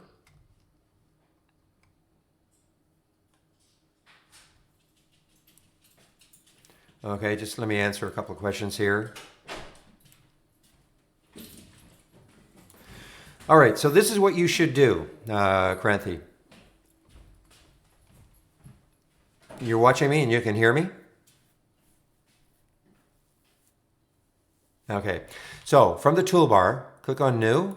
And then you see where it says AI/Holly Strategy Trades window? Click on that.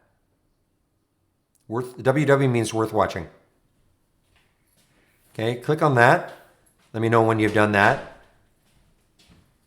When you've done that, you should see a window like this. Okay. Now, does it say all or does it say Grail at the top? Does it say Strategy Trades Grail? Or does it say Strategy Trades All?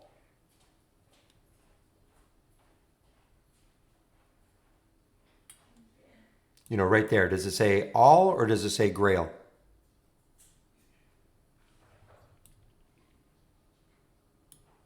Okay. Well, now all you have to do, now you can save this window as part of your layout. Okay, so if you've loaded it, now all I have to do is save your layout and that window will be part of your layout. Okay, now if you only want to watch Neo, right click segments and click on Neo. Okay, and that would be Neil. Okay, makes sense? But you can, if you have the segment column, then you'll see. I personally don't care, from what strategy they come from or what segment it's coming from. But I mean, if you only want to watch Neil, then then just click on that segment and that's it.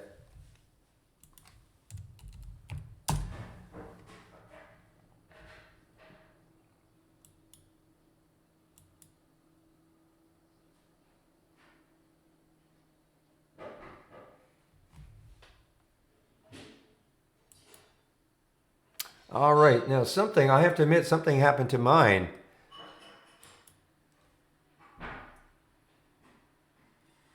On the summit.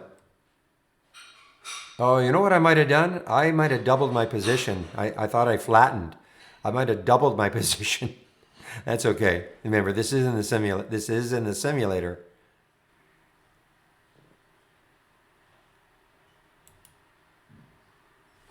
Yeah, Summit looks really awesome. I mean, look, if it takes look at the room it's got. I mean, remember why it's on the watch list.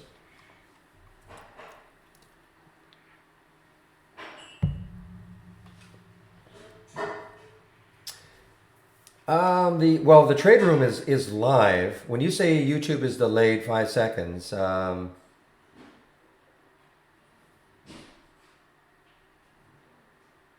see when I'm looking now, it might depend on your computer. Because this is the YouTube feed, okay? And so when I click on a symbol, now maybe it's basically because I'm, right here. But when I click on a symbol, see the symbol loaded immediately. But when I was broadcasting a YouTube channel a while back using another source, it was taking, it was not automatic. But it's basically automatic here. So it might be just your computer configuration.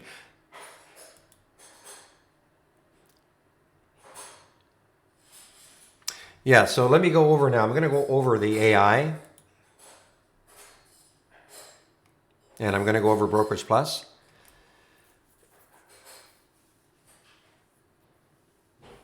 Yeah, the AI closes every position by the end of the day, but you don't have to, of course. I mean, I say that all the time. I mean, if the trade is still working well, there's no reason. If you want it, you can keep in the trade. The AI gets out of every trade at the end of the day, but that's just the way it works. But it doesn't mean you have to. So look at Summit. Now it's not an AI trade, but let me just see another one that is an AI trade.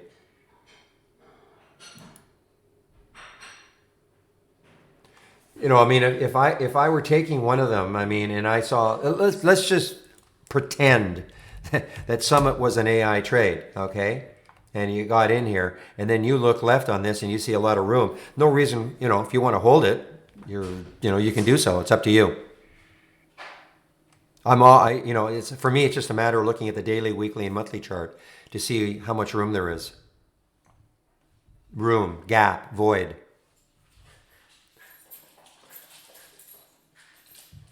Now, when you say how do you eliminate a good and a bad trade on it, I mean that's I don't know how to answer that question. If you want to get if you're using. First of all, let me go over the AI first, and then I'll talk about Brokerage Plus, okay? I mean, obviously, if you get into a trade and you don't like it, you just get out by flattening. Is that what you mean? Talking to American Trader? Yeah, if you decide to get into a trade and it's not working, you just get out of it by flattening. Don't know why they say flatten. I mean, it's a pretty universal concept, but I mean, a lot of people say, what does flatten mean? It means basically sell. Okay, let me talk a little bit about the AI. So what happens is that the AI waits for the market to close, so has access to the latest market data, and then runs through what's called our optimization procedure routine on the 50, approximately 50 baseline strategies that we have. We call them the baseline strategies. And the AI then starts looking at all the filters that are in place, looking at the values within the filters, tinkers around with those values, runs the backtester, maybe takes a filter out, adds one in, runs the backtester again and again and again, has to run through all 50 of the strategies like that. At the end of the optimization routine, which happens, once the market closes today, tomorrow, then, we are presented with the strategies that made the cut. Now you'll notice I never have this window open. Let me just show you something here.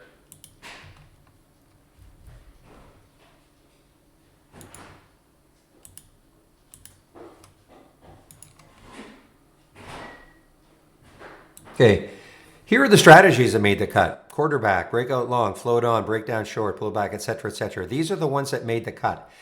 We've had alerts from these. We haven't had any. Well, power hour short would not start till 3 o'clock anyway. We haven't not had any alerts from these three strategies.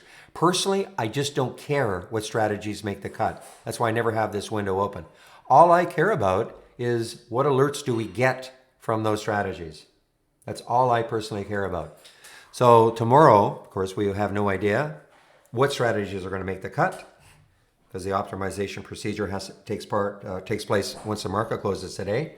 Then I just have this window as part of my layout, and that's it. I just let the strategies or the alerts happen, and I use it as a watch list all day long. So for instance, look at GME, it's pulling back. What if it stopped there and maybe that'll give another entry? So I use it as a watch list all day long. Now,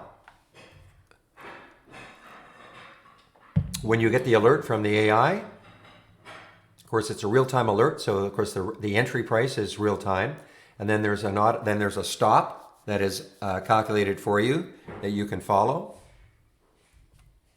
and then basically, you just manage the trade as you see fit.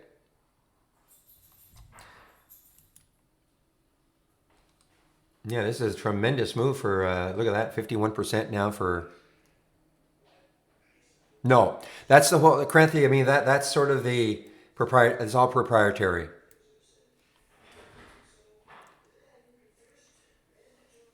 It's a little bit like my, I don't share my symbol list. I don't share this. I mean, I share the results, but and look, obviously it's pretty simple if you have the program, to see what I'm using.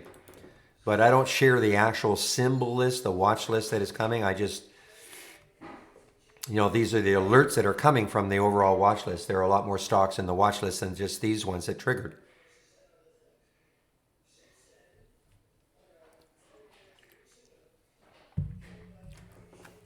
You mean if you're connected to an IB? Connected to IB? Yes.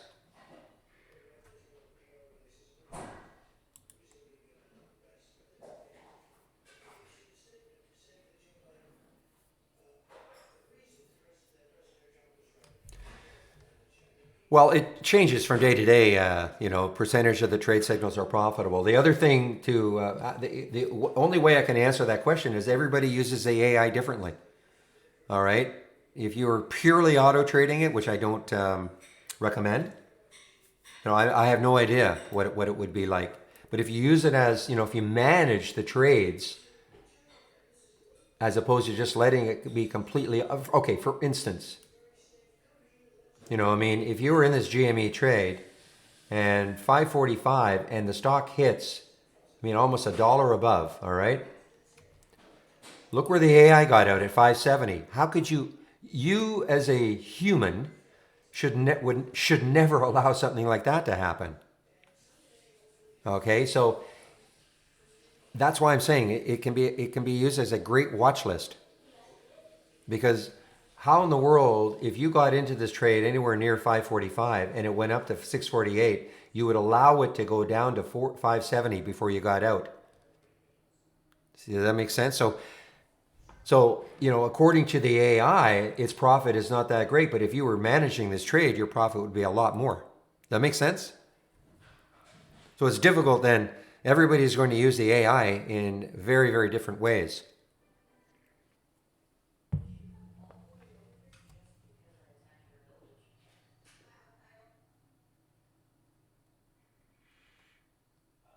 Okay, so Tony, if you downloaded, I'm just going to answer somebody in YouTube. Then I'm going to go over I'm going to go over Brokerage Plus in a lot more detail. Okay. Well, targets are provided, but I'll be honest with you. I'm always honest with you guys, but seriously, I mean, they're just a guide. I mean, a lot of times you'll see that it depends on the individual strategy. It may be $1 above the entry price. It might be a percent. I mean, it's very, to me, there's nothing scientific about the targets. I suppose if you did want to just run it in auto format and just allowed it to take you out when the target is hit, fine. But I don't pay any attention to the targets. The targets are there mainly when they do the backtester, the optimization procedure. They put a target in, and that's for the overall strategy. But as I always say, the individual stock that gets alerted from an overall strategy should be managed on its own.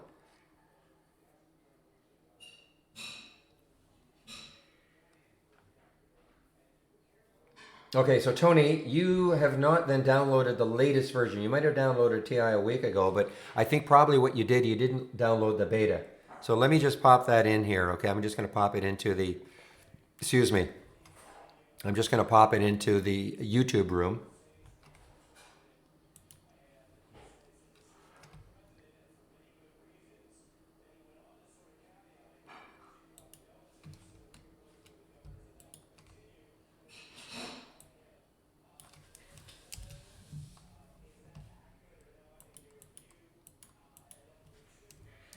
Okay, Tony, so there's your download link. And so when you click on that link, scroll down to where you see the beta.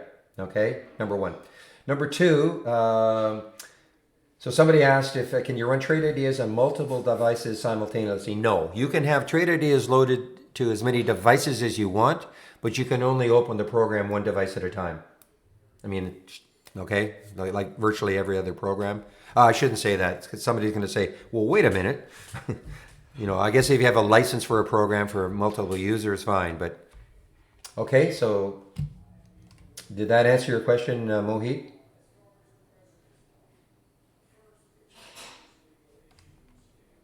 Okay.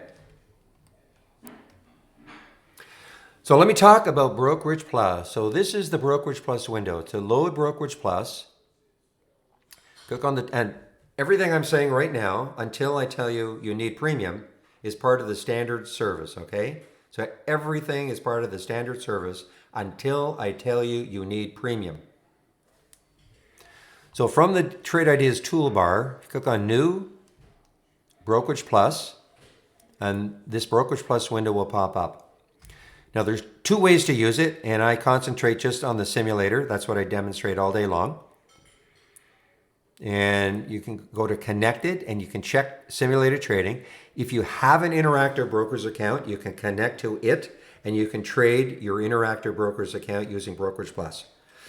We're looking to add E-Trade, and I don't know that much about Alpaca, but I don't know when that's going to happen. Of course, a lot of things are kind of disarray with what's happening, in the overall market. So, but right now, if you want to trade your account, you have to have an Interactive Brokers account.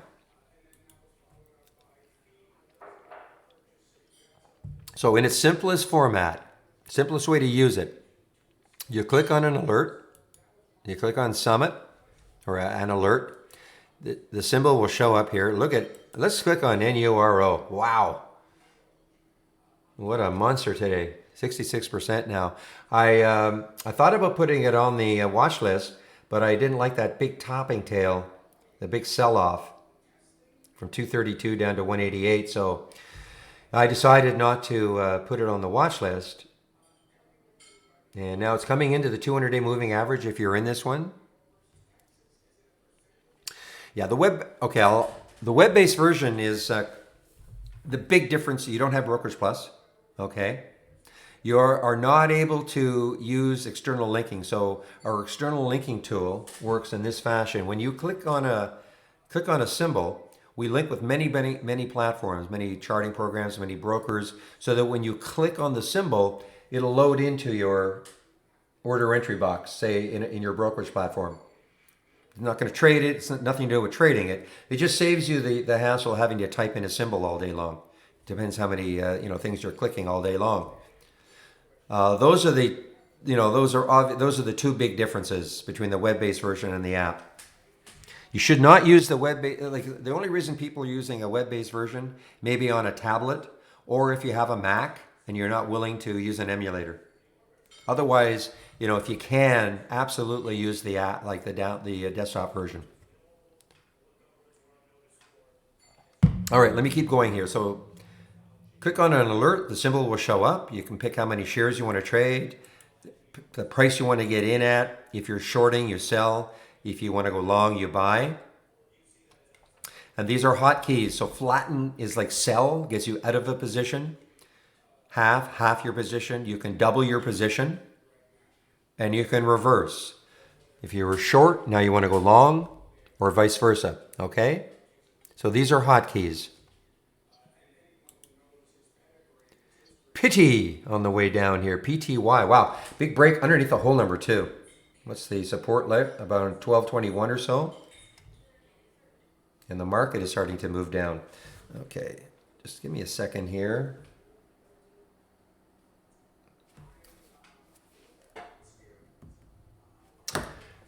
For some reason, somebody's going to have to help me with this. I never had this problem before.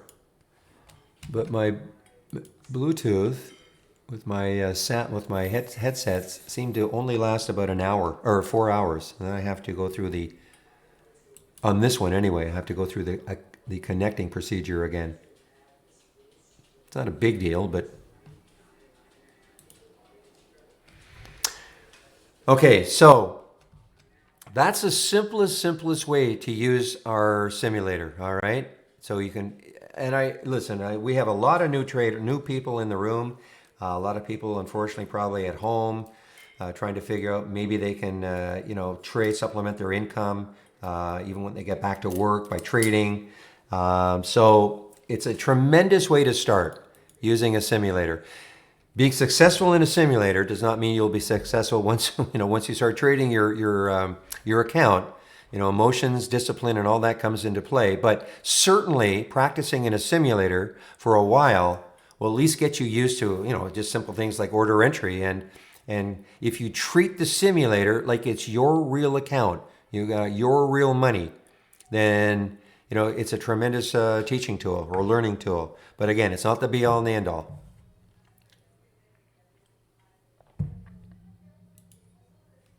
Now,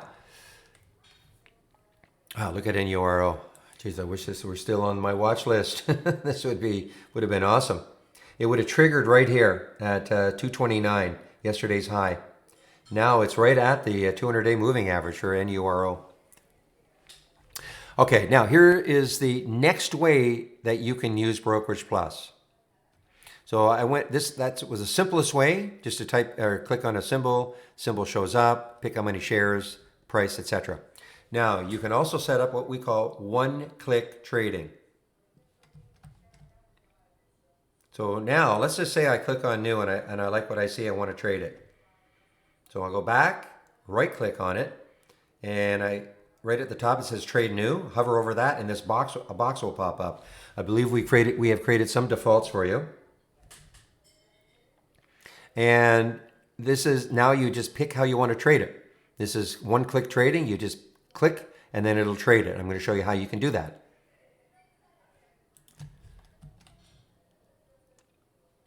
Within Brokerage Plus, you have various tabs. If you click on new within Brokerage Plus, here are the tabs you have. Make sure you click on Strategies tab and then click on it, or have the Strategies tab open, and then you click on Strategies tab. Now here's where you can add your strategy. You see these right here? Remember, they came from here. These are all the strategies, ways to trade are right here. How you can do it is right click, new trading strategy, You give it a name. Is it a long? Is it a short? Now you can fill in as much information as you want. Wow, NURO, it's driving me crazy. You can fill in as much information as you want in all these tabs. I'm going to show you what I do for what I call my chart long $100 risk. Because I want to demonstrate how you can use the buy button on the chart. And if you don't have that buy button, again, please download the latest beta. And how you use the buy button on the chart to trade. So what you do is you take one of your long strategies and you designate it as the way in which you want to trade using the buy button. You do that by picking the one you want to use, right click, and you check default chart long strategy. Okay, now what is that strategy? I just right click on it and edit the trading strategy. I don't have an entry time. If I showed you this one, you would see my slider is at 9:45, meaning it's not going to take any trades before 9:45. And I hope I don't have to keep saying this, but order detail, well, I'll keep saying this, order details and risk management work hand in hand, okay?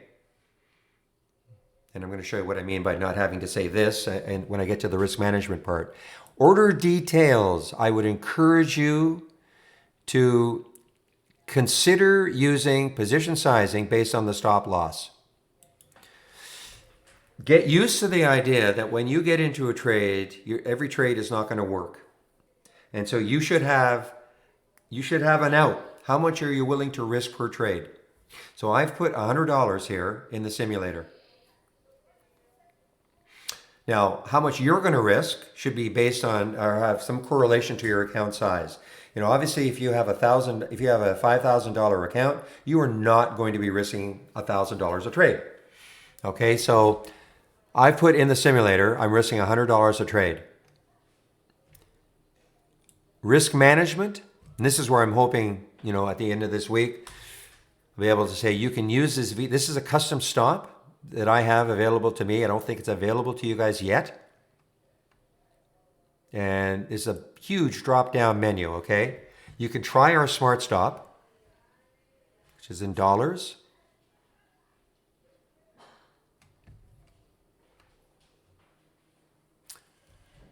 And you'll see that when you use these in hand in hand, you'll see that this will automatically position size you. It'll automatically take the right number of shares based on the fact you want to risk $100 on the trade and you've got a stop in place.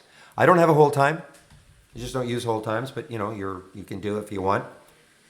Also in the order details, risk management, I don't put targets, but again, just to show you how you can put a target.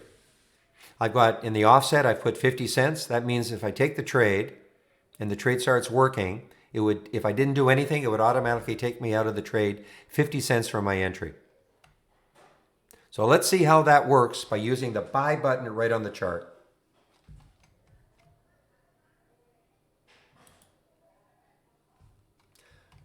So let's find something maybe to, now you can do a lot of things with that buy button. You can you can do other ways too, but yeah, I'm just going to show you on the buy button on the chart. You can put, say, a conditional buy either above the price or below the price. So let's just say, for argument's sake, you were wanting to trade this on a pullback to $3 or $3.09. You could do that, or if you said, you know what, if it takes out the high of the day, I want to get in. So you can put conditional buys, or you can click on it to take the trade immediately. So let's do Neuro right now. I mean, you know, I wouldn't, because I mean that topping tail, this could be over for Neuro. But again, this is just, well, it'll offset by 10 cents, okay? So it'll go in at my strategy here. It's going in limit. Where's my order? So it's a limit, okay? But it'll also take a 10 cents outside if I want to. Okay, so something that is, but you know, something that is spready, I probably wouldn't do. But I'm looking at Nero 340, 339 on the spread. It's not bad. It's not bad. This is what I'm talking about. So, you know, so if I win it at market 340, it's not terrible, you know, based on the spread. But it'll go in limit and it will offset me 10 cents because you may not get very many fills if you don't have any offset. Let me take MRN. Let's take, you know, again, we're just demoing this, okay? Look at the move it's making. So let's take this one. So I click on the buy button and I'm going to drop it right there. Now, okay, it just took the trade. I actually dropped it just a little bit below the actual price. So that's why I didn't take it immediately, and then it dropped. So it took it at 326. And then there's the MRIN. It took it at 321 actually. And there's the stop, 255 automatically assigned. It's approximately $100, okay? This obviously moved fairly quickly. And I'm looking at the spread. So, I mean, it moved fairly quickly. So it's not quite $100 on my stop. It's 87. And that's why, you know, I mean, in a perfect world, if I had multiplied 133 shares by the difference between the entry and the stop and the stop price, it would have given me a little bit closer to 100. But, you know, the system, it just based on where it took the trade, it was fairly fast moving. So at this point though, and you can see where I have a target up here. You can see it on that weekly chart right up there. And there's that line, which I can move up and down. So let's just say for argument's sake, the trade starts working and I get close to my target price. Again, why would you put an artificial, I mean, it's fine if you want to put a guide, but why wouldn't you, you know, if the trade starts working and it's still in a good pattern, why wouldn't you move your target up right on the chart? The same way you can move your stop up on the chart. Say the trade starts working.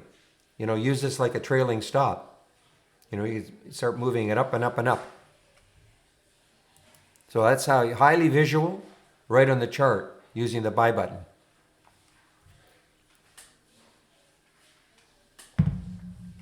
Now listen, I've given you a lot of information, but that's why the room is free. Okay, you can ask me questions. You know, I don't expect everybody to be an expert in Brokerage Plus. Well, it's not a trailing stop. I mean, you can use it like a trailing stop.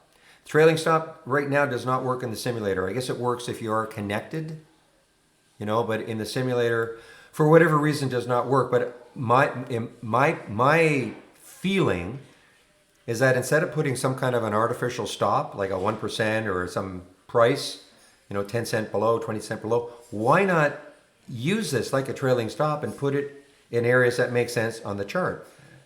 You know, you can put it at the bottom of a candle as an example. And if you thought, okay, if it breaks that, then, you know, I want to get out of the trade.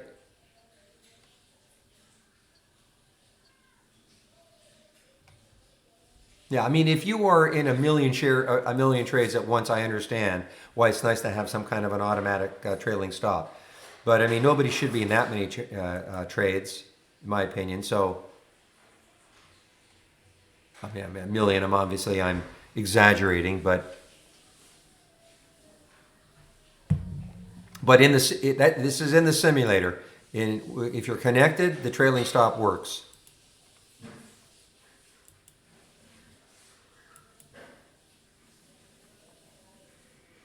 So everything I've said, including setting up one-click trading,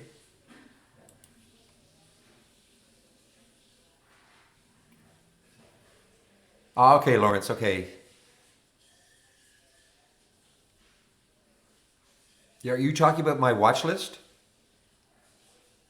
All right, so you know you have to turn them on. Yes. So you have to have the strategies loaded. Have you loaded the strategies? Okay. Have you turned them on? Right click on the strategies and okay. Well then if they're on and So you downloaded these windows, say yesterday, and then okay today. Okay, well then you're good to go. I mean, you're late if you just did it, but you are. Well, no, I manage the exits on my own. So if I want to get out of this trade right now, I flatten it. Okay, if I want to get out of that right now, I just flatten it. I'm not auto selling.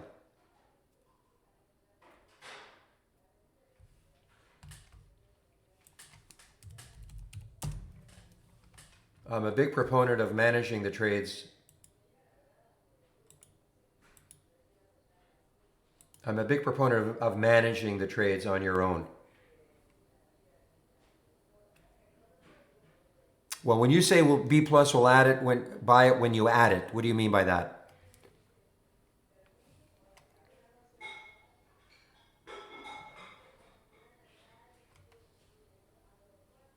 Well, if you've got these loaded, these are just automatically generated from the watch list, okay? So if what you said is you turn them on, then this is why these have been automatically traded within B plus in the simulator. When you say, well, you can set up auto selling if you want, okay? I mean, if you wanted to, I just don't do it. Okay, all right, so right click on the strategy, edit trading strategy. See where it says hold time? If you want to put a hold time, 30 minutes after exit, or if you put in the order details, in risk management, if you put a target, it'll take you out. So if you wanted to put a target, you'd use target. And so say you wanted to get out 50 cents. Again, I just don't do it. Are you talking still in the simulator, Lawrence? Because if you want to do it in the simulator, fine. I still 100% recommend that you guys, manage the exits on your own once you're trading your live account. I mean, I demonstrated.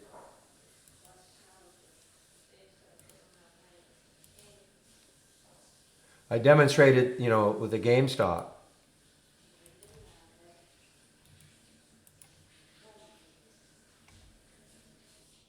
Just give me a second here.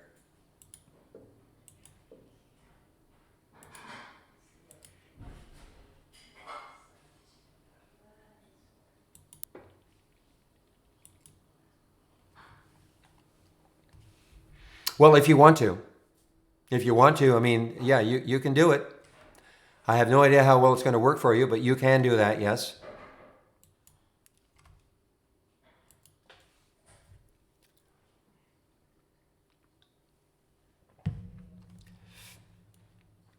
Okay, so Flavio, and I want to get to the premium service right after I answer Flavio's question, okay, why you would need premium service. So all the scans, I am sharing a lot of scans here, okay, Flavio? And all you have to do is download them. You can either do it from here, you can check all the scans, or I don't know if you're a subscriber yet, but all the scans I'm sharing, so you don't even have to know how I built them. Or you can click on that room drive and, you can click on this, it looks like a half open folder, click on that, and scans that I share, download, it'll go to a Word document, okay? And then you can look at all the scans at your leisure. Once you have them loaded, listen, I mean, here's my Momo up. So you have it loaded, you can right click, configure, click on summary, then you're going to see what I'm using. You could always change them. If you want a different price range, you just go in and make a change.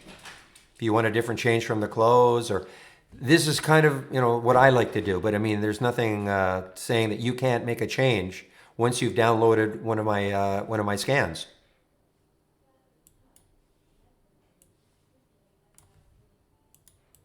Okay, make sense?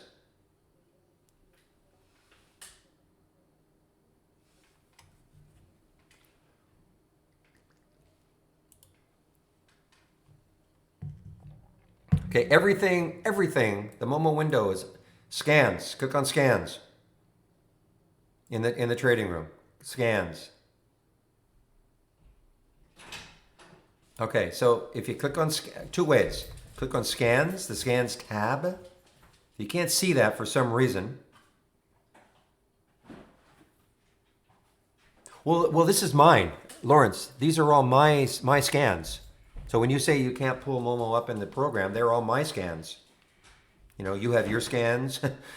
Real has his scans. Everybody has their own scans. So I mean, it's again. So you click on scans, and there they are. Okay, they're all here. Or the room drive icon. See right up there, that half open folder. Scans that I share, download. Yeah, then you can go to a Word document, then you can take a look at them all.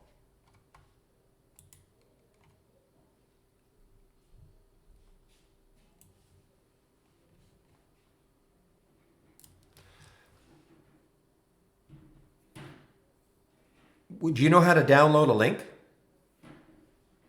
Maybe that's the problem. You don't know how to download a link.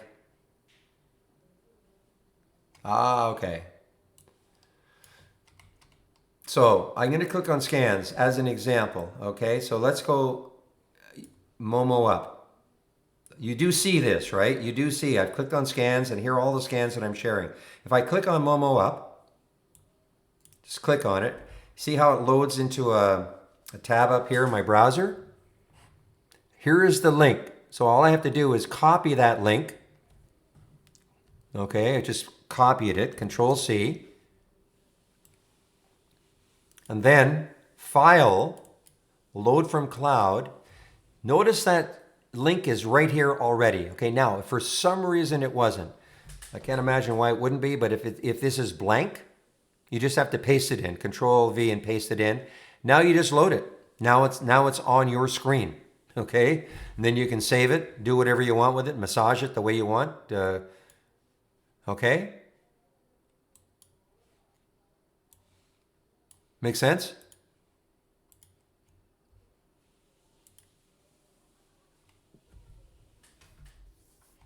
And that's with all the scans I've got here. I'm sharing a lot of scans. So, somebody who's new to Trade Ideas, think, wow, how can I create my own scans? Well, I've got a lot of different types of scans here. Some might make sense to you. Down big yesterday, reversing today. You might like to see that.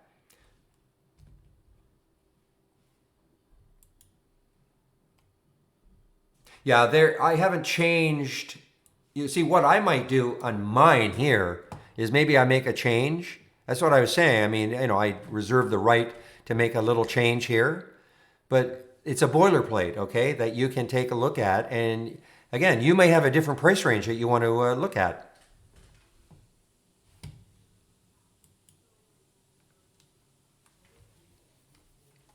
You might have a different volume minimum that you want. There's nothing saying that everything I've got in here is the be all and the end all. And especially on the price range. I mean, some people might say, well, you know what, you've got it between 1 and 60. I only want to see stocks between 50 cents and $10. Or maybe I want more high price stocks. I want to look at stocks between 20 and 100. So I mean, it's up to you. I'm just giving you the sort of the framework, and then you can make the change. You just click on make the change and then save it. So say okay, and then you sort of customize it to the way you like to trade.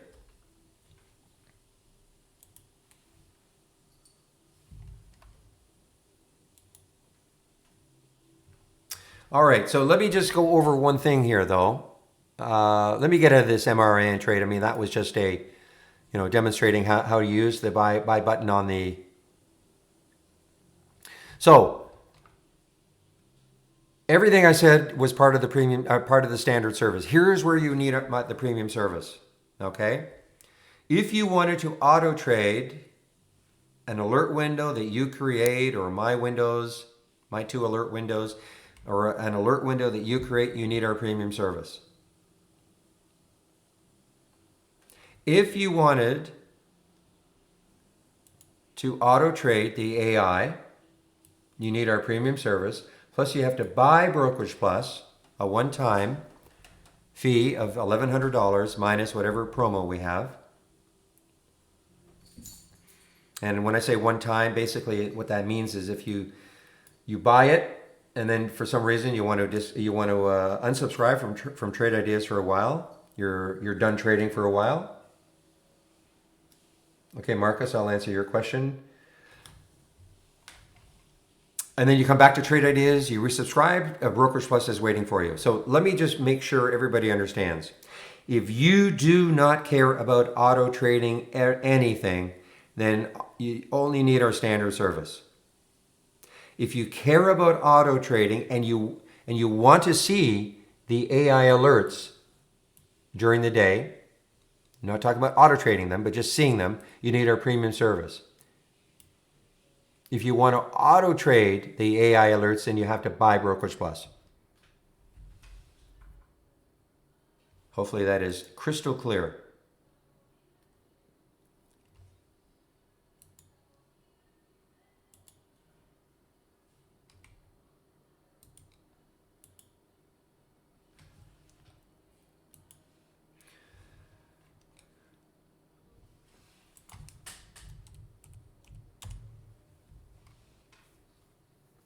Yeah, I don't see anything for Nero. I don't see anything specifically for Nero, so don't know.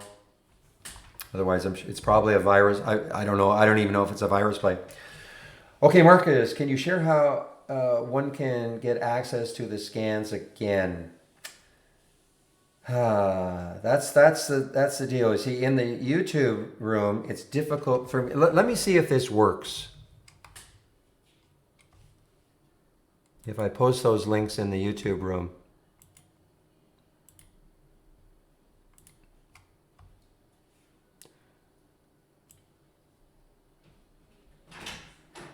See, I just don't know what's going to happen. Oh, great, you're in the room. Perfect. Okay, Marcus. Way easier. Okay, so you can do one of two things. See the scans tab. And you click on that, and here are all the links. Here are all the scans I'm sharing, all right? All the scans that I'm sharing. Now, was your question more how, okay, I see them, but how do I load them onto my system? Is that your question? Or you just wanted to know where they were?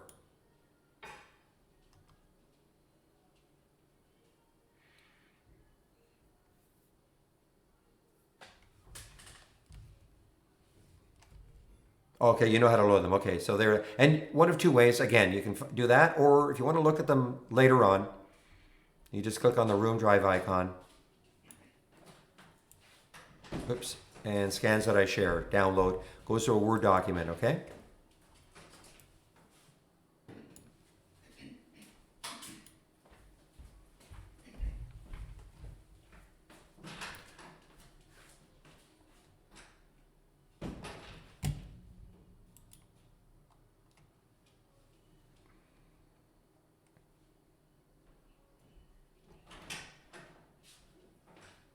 All right, 11:24. Boy, it's a fast 2 hours.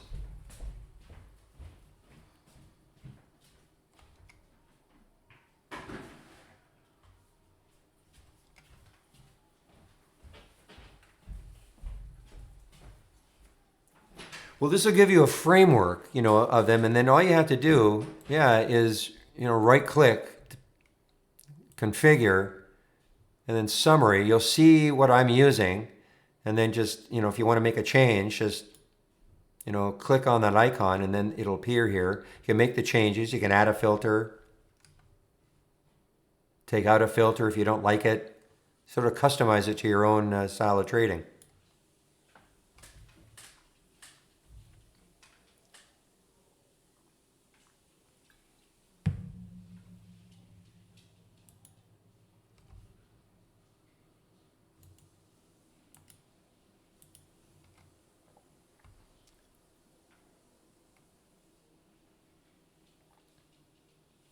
All right, give me a moment here.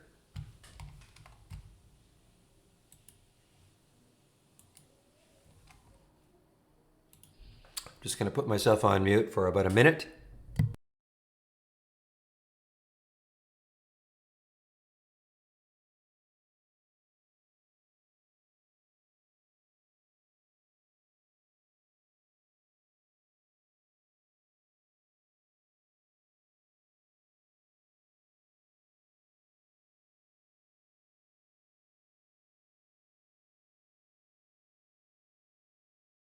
Come back. Yeah, Marcus, yeah, please take all that to off topic. We try to keep this, that's what, excuse me, a stocks only tab just for stocks and off topic.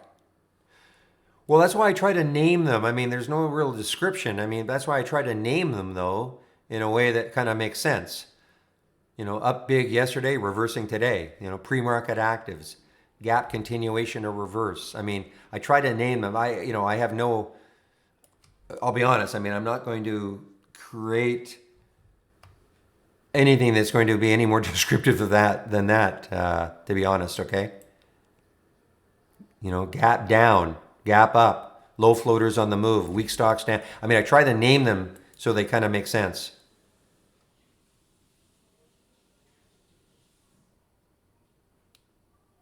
Well, that's kind of the off topic, okay? Off topic, I know it's kind of a general. No. Catalyst news on stocks, not real. I mean, listen, we always say this. We have a news tab, okay? We do have a news tab. Now, somebody asked about Neuro. Why is it moving? But you know what? Would it, a lot of times we do have, I mean, if you clicked on that news tab, you would see something about Neuro, okay? But this is the news right there. It's moving. You know, it's moving. Yeah, you're right. I don't see any news on it. You know, a lot of times, so you'll see news right there. But after I mean, you see something moving and you might just want to check, okay, I wonder why it's moving. And you'll see the news.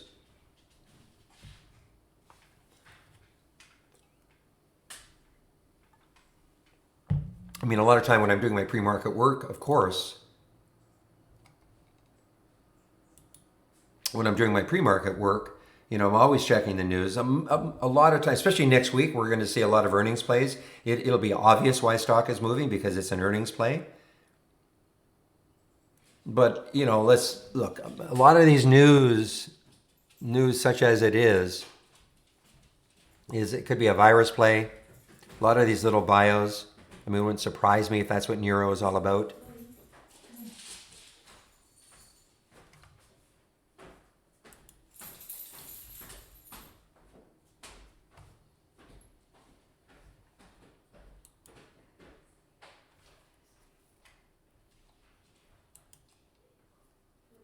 Yeah, we don't have it. We'll listen. I mean, those are pay services, breaking news and all that. Those are pay services. You know, there are people out there that charge $100, $200 a month for that privilege. Um, I'm not saying it's a waste of time, but a lot of times, you know, you're going to see something moving, and by the time you read the news, it's too late. Even if it's so-called breaking news.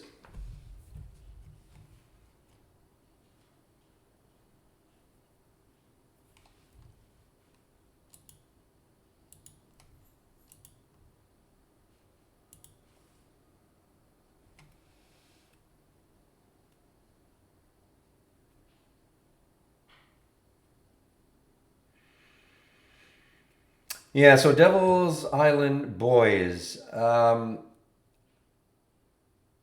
going to see if I can paste my scans into the YouTube. I have a feeling it's not going to look good.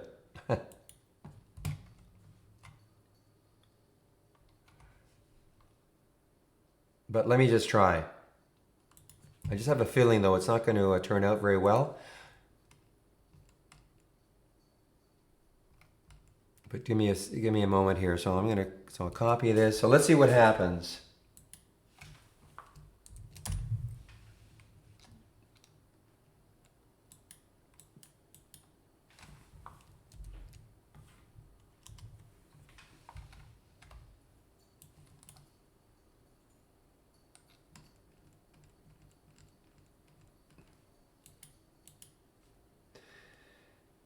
All right, well there they are. I just don't know if they're clickable. It's hard in the YouTube room. I have to find another way to have like the scans. I'm sure Michael Noss knows how I could do it so that you can actually click on these things. Otherwise, if you can come into the trading room, I'll give you the link for the trading room, and then it's easy.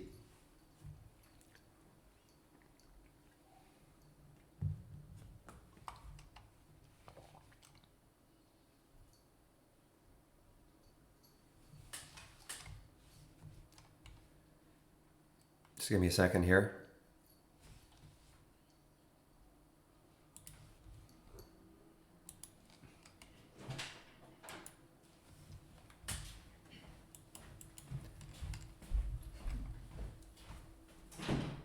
Yeah, I don't even know. See, I'm having a tough time. This is what I'm seeing. You see, I don't even know how I can post in here. Here are all the scans down here. I don't know how to get to the bottom, if you can believe it. Maybe down here. Yeah. Ah. I might have to shut this down and then reopen it.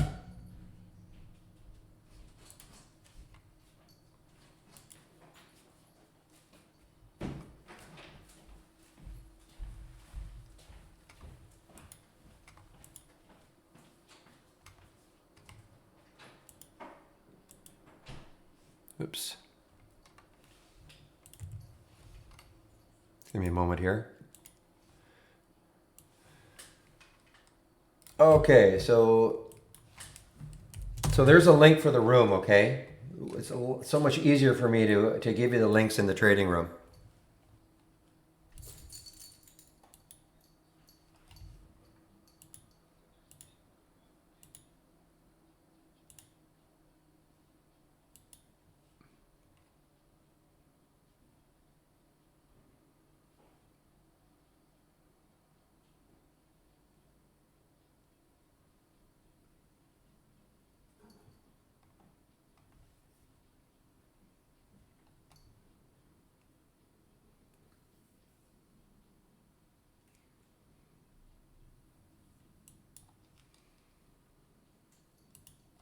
Okay, sorry about that, guys. Just answering an email. Okay, so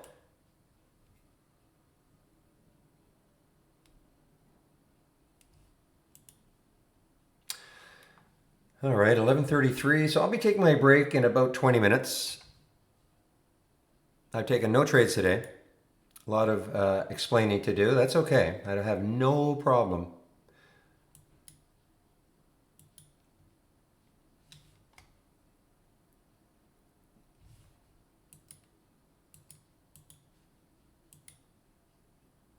I'm definitely interested in the SMMT if it takes over 4 again. Takes out 4 again. I have an alert set just over 407.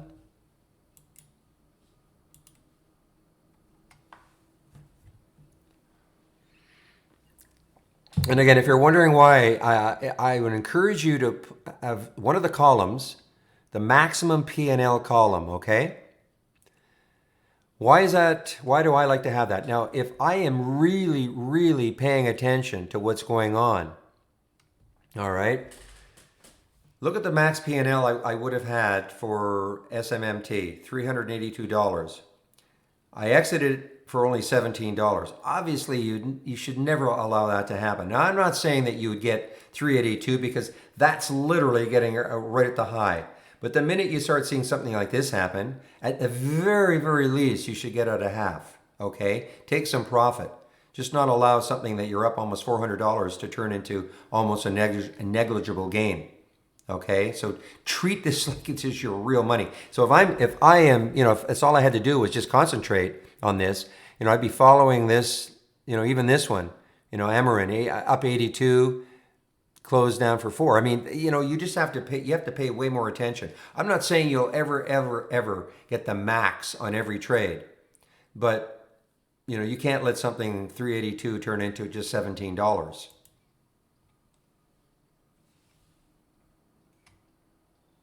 Same as what I was saying with, the GameStop, where the AI got out. Is no way is that where you should have got out. Well, listen, I mean the buy, this could be getting interesting. It's starting to curl again, GME. I mean, there's room in theory because it hit 650. I mean, is it going to get back up to challenge those highs again? We can't know, but Yeah, you did mention that SONN. I don't, let's see, is it even shortable for me? Yeah, not shortable for me at IB. I think I looked at that. Not shortable for me. Who's your broker, Marine, that you were able to short it?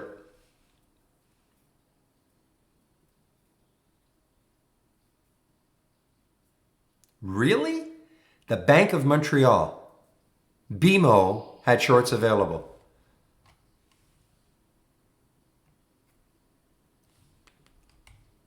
I'm amazed.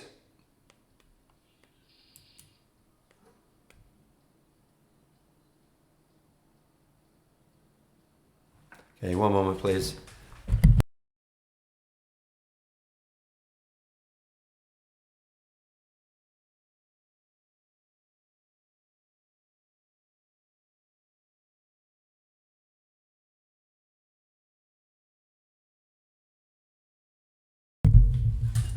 Yeah, it's hard to believe that BMO would have shorts and Interactive Brokers would not have shorts for SONN.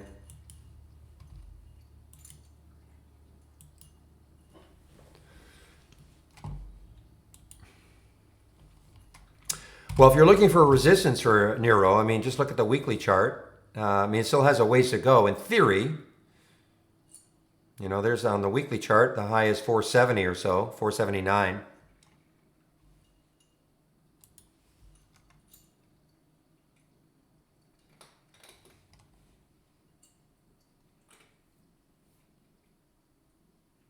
Interesting. Usually IB is pretty good with shorts, but not in that case. I know I just took a quick glance earlier. Maybe there were shorts available earlier. I don't know. Maybe they've dried up. Okay, Marine, I know you obviously, you're a cheerleader for Apple, okay? But I know you're sort of in the off topic, but you remind me of our old friend Pavlin, who I haven't seen for a while, but trying to control your innermost thoughts. Not everything has to be typed out, okay?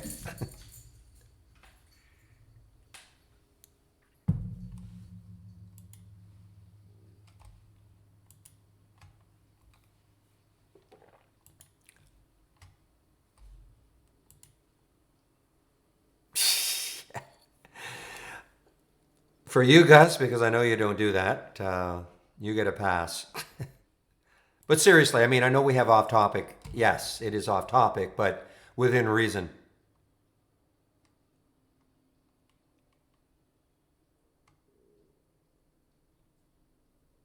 All right, look at this market now. So the market had a three bar pullback on the 15, starting to move up again.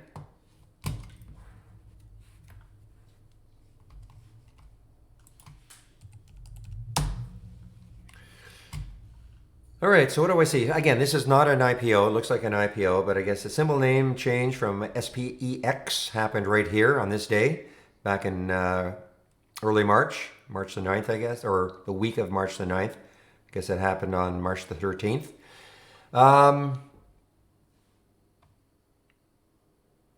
So the high was 276, a low float. I mean, it's, you know, look, it's trying to maintain two. If I were wanting to get into this one, I would have to see a big volume burst. You know, I want to see some volume come in, holding two, volume coming in. You know, it may stall around 226 though. There's two, you know, those 220, 215-minute candles. It may stall there. So I mean, if it got through there, that could really induce a lot of traders to come in. But it's just kind of, you know, doing nothing right now. It's just kind of basing.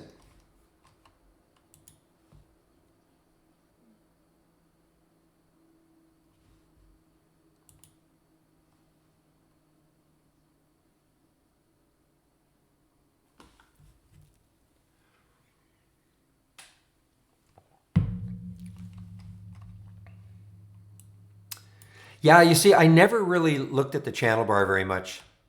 I'll be honest. I mean, the channel bar is great for people who are brand new to trade ideas, kind of like what I'm doing here, giving you all my scans. All right, so people don't know how to create scans, so they can go into the channel bar and click on the various channels and just kind of see, you know, stock surging. You know, well, what does that look like? I have never really used the channel bar. The channel bar came along way after, I was with Trade Ideas just as a customer, and I had created all my own scans. So I never really looked at the channel bar, to be honest. I know the things are here, but I create my own channel, if you will, and that's it. But, obviously, if you don't want to use my pre-market scans, you can go to the obvious one to use is at the beginning is the pre-market channel. When you get up, we start getting our data around 7 in the morning, Eastern time. So the pre-market channel. A lot of people like the Alpha Predator, showing stocks that are kind of trading on their own a little bit. But hard for me to answer that because I just don't use it.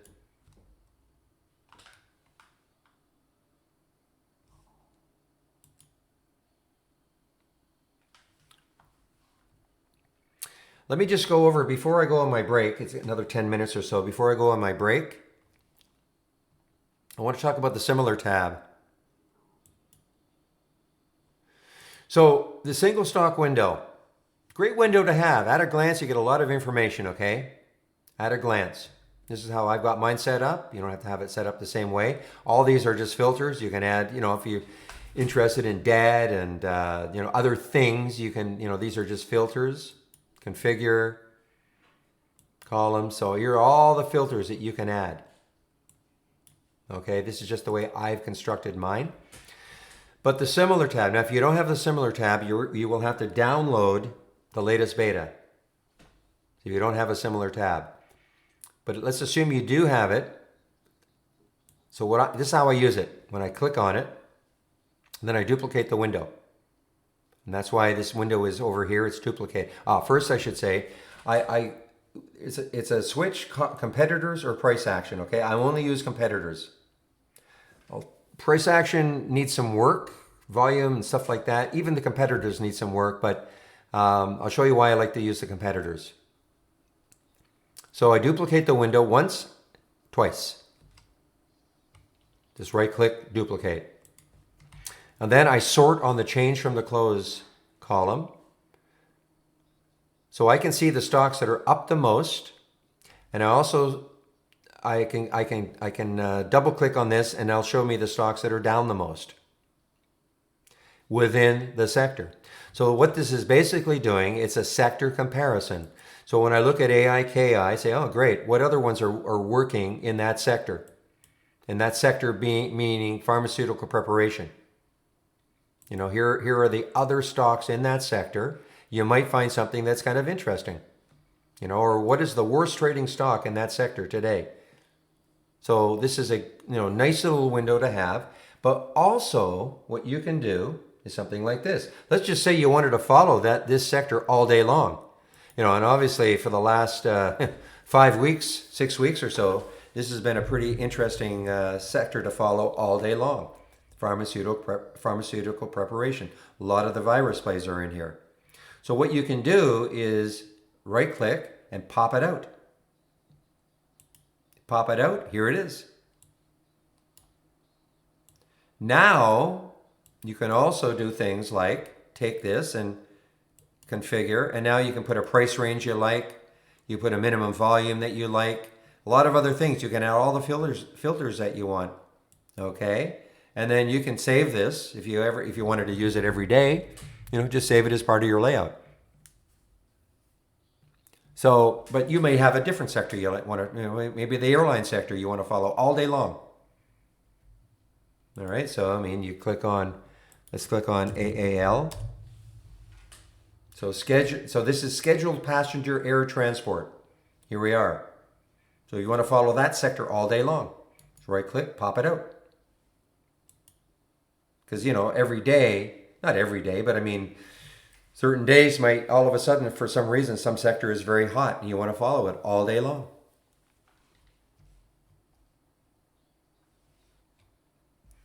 So that is all that I need really, a couple of things to limit the exchanges that it looks at, because I think the pinks are in here.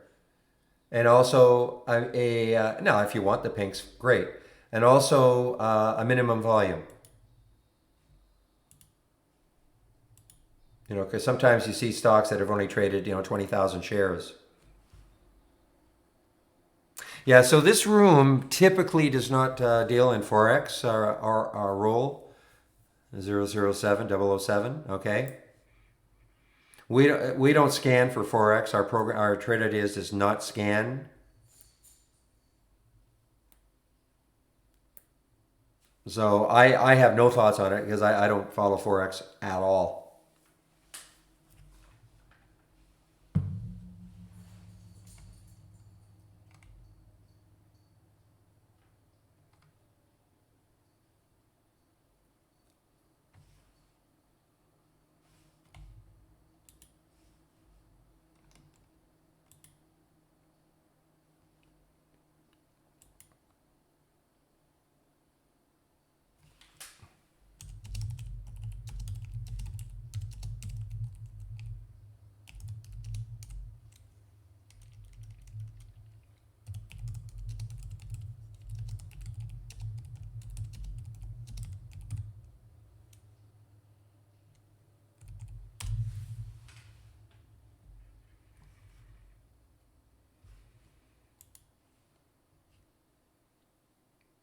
No, we don't have level two. I mean, you get that from your broker. We don't have level two.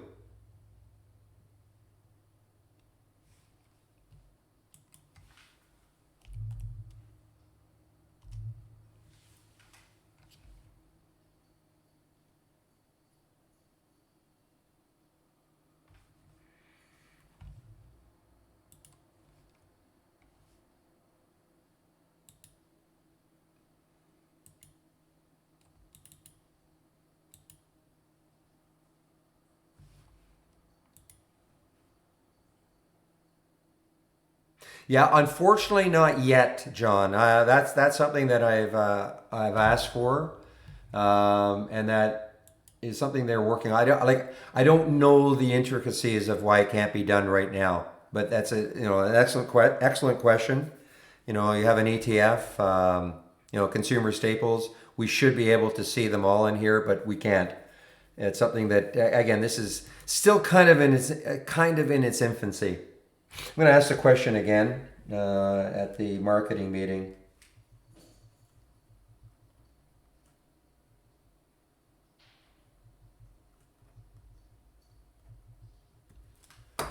So John's question was, when you click on an ETF, here's one of the energy ETFs. You should be able to see all the stocks that comprise that ETF. We can't do that yet. Just and the same thing here is that for whatever reason, it's not a simple ad for us just to put in a minimum volume. We thought I thought it was going to be, but it's not for whatever reason.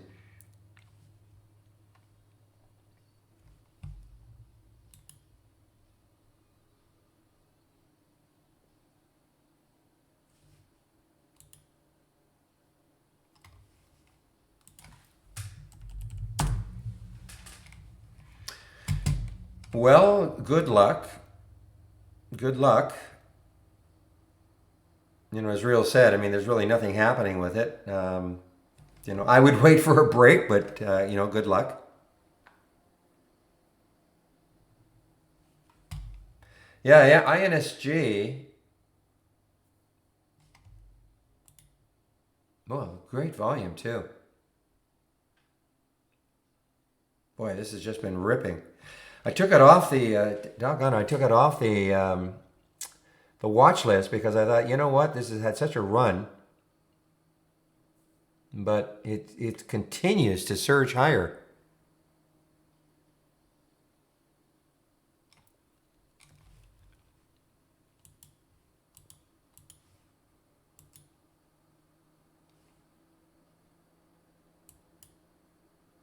Oh, I see this took STG. I will exit this one right now. Why? I put this on here. I'm not too familiar with this STG. Are they out of China? Yeah, they're out of China. Put it on here, and I will continue to maybe put it on here. Really, what I'm looking for is a break of this 150. okay? Gets out of all this area. So I put it on the watch list so I would remind myself maybe to carry it forward a few days. But, you know, if I look left, I mean, it looks like there's a ton of resistance right around 132. Meanwhile, NURO, I still don't see, I still don't see any specific news on it.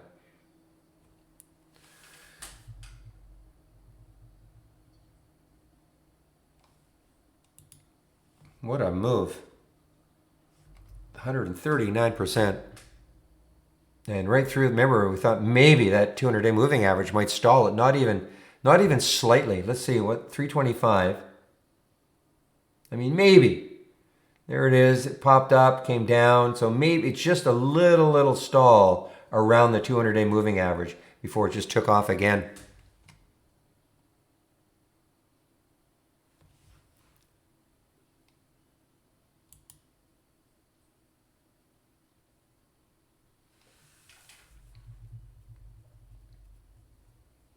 All right, guys, so I'm just going to prepare for my break here. Put the announcement in.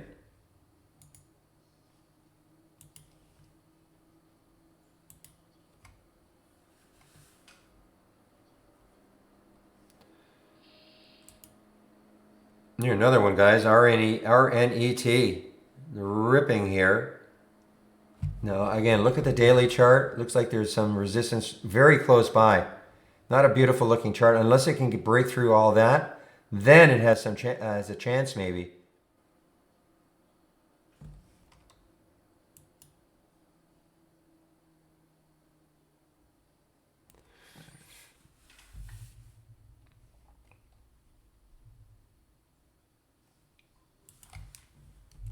Well, I think they're ready. I haven't looked at the ready to run, but I mean, you know, this is already run.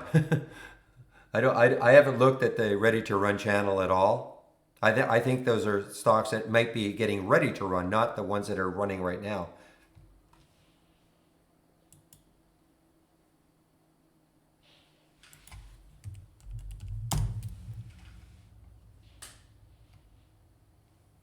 Yeah, and this is halted. Oh boy, this is halted. I hope you got out before the halt. This got halted on the way down.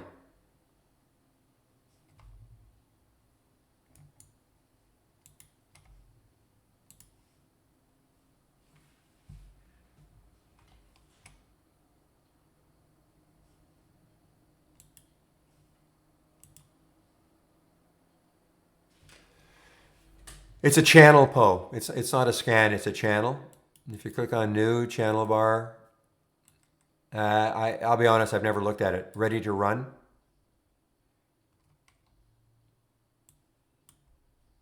So one of the things you can do just before I take my break is you can go through every channel and you might see a scan that you like.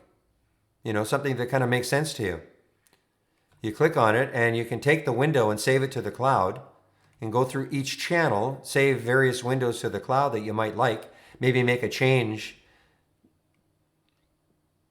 Maybe make a change, you know, a price range or a volume or whatever before you save it. And then you can start bringing back those windows one by one from the cloud, create your own layout if that's what you want to do too.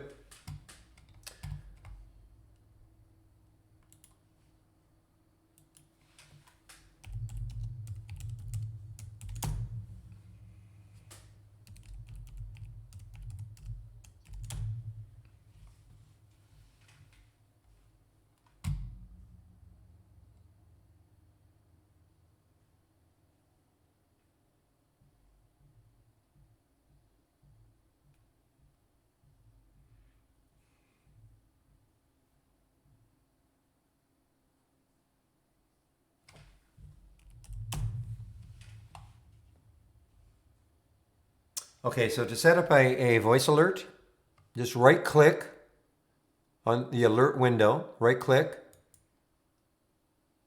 properties, actions, check play sound, setup sound. All right, and then most of us use a custom sound. You can have one of your windows if you want text to speech, but you know, can't do them all because you'll never know which window to look at. But use custom sound. click on select sound. And here are 3 folders that we've created with a series of sound alerts within each one. Okay, you want to hear how one sounds, just click on it, open it, play it. If you like it, say okay, okay, and then that sound is then attached to your alert window. Okay? And so the idea is to put different sounds on your different alert windows, so when you hear a sound, you'll know exactly which window to look at. So that's on an alert window. Is that what you wanted to know? Because you can also put, on your price alerts window, you can do it's exactly the same thing. Actions, play sound is exactly the same form. If you have the AI, exactly the same. Right click, and then actions, is exactly the same.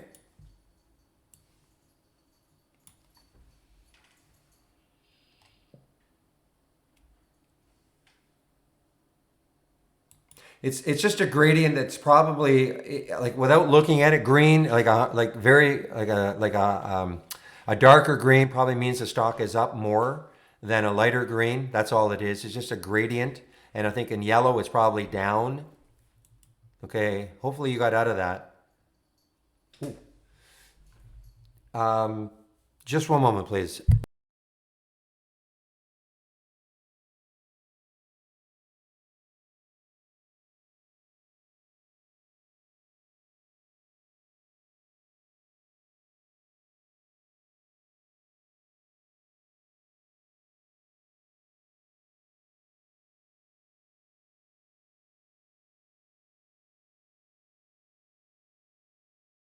Okay,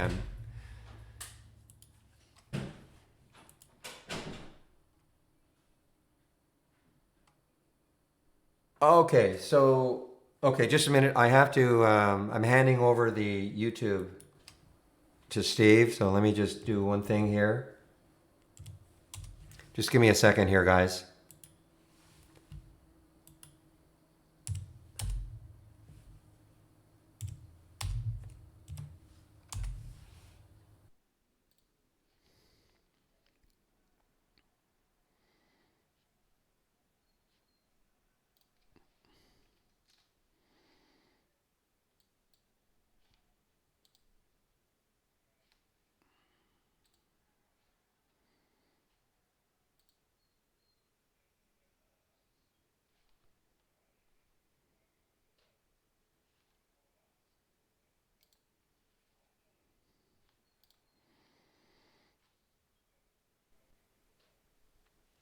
All right.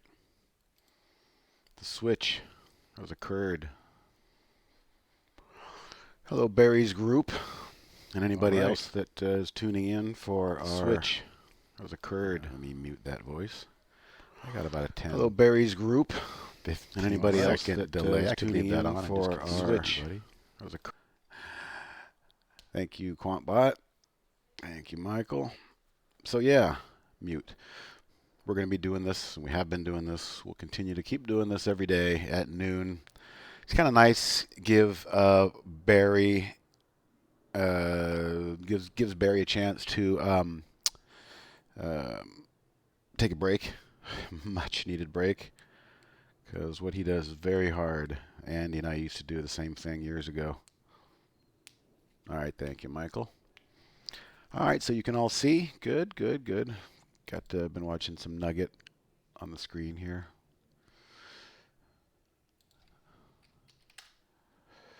Feel free to use the questions box. Hello, Mike. Hello, Jay Corona. Great name. Yeah, for good question, Jay Corona. For 1 hour, as I was saying, Barry takes a break at noon Eastern, and we kind of hijack his live room stream here on our channel. And we do it typically a different person each day, so you get kind of a different little flavor, kind of like a lunchtime sorbet of different approaches to using the product, and maybe what we're talking about market related or looking at charts, what have you. For instance, right now, I'm just kind of watching the spiders hold their gap up for the most part, as usual. Let me get my pen. As usual, holding that intraday 15-minute line that I like to use, albeit a bit sloppy, but nonetheless, it's still holding up. Gaps are often resolved by this rising 10-period moving average. And so for the moment, we're hanging in there. I got to admit, I was a little bearish yesterday. I'll talk about it in my afternoon webinar today. Talk about a loss I took, and we'll talk about some psychology of how to take losses, and most importantly, how not to talk yourself into a position. I see a lot of people out there that just completely talk themselves into what the market's going to do. You don't know, and I don't know, but the footprints in the sand know, and they will tell us. So we just got to sit back and be patient and see what the footprints in the sand want to say. I'm very curious as to what's going to happen here at the 50-day moving average. However, when we look at our NASDAQ leading the way, NASDAQ's already ahead of the game in that respect. Every time I broadcast, I start to get a little slow. Oh, what a beauty example on the intraday holding of the gap for the 10 period there on the Qs. If you're new, this is one of the easiest things to grab onto and just simply use exclusively almost, especially on gaps, whether it's market gaps or stock gaps. That is going to be the defining level. But what I was saying is today, for the moment, we are definitively above the 50-day moving average. If we close like this, it's going to just really take a little bit more steam out of the bear camp, which I've been talking about, has probably been salivating and waiting to really jump in and short this market, primarily, as I said here, at the 50-day declining moving average in the spiders. We'll see what happens, but if the NASDAQ can do it and the Qs, maybe there's hope that the SPY can do it, and that takes away from the continued notion that maybe we are in a dead cat bounce and we're going to roll back over and retest those lows. Or maybe we're not. Maybe we are in a V-shaped recovery, as somebody in Washington is liking to predict.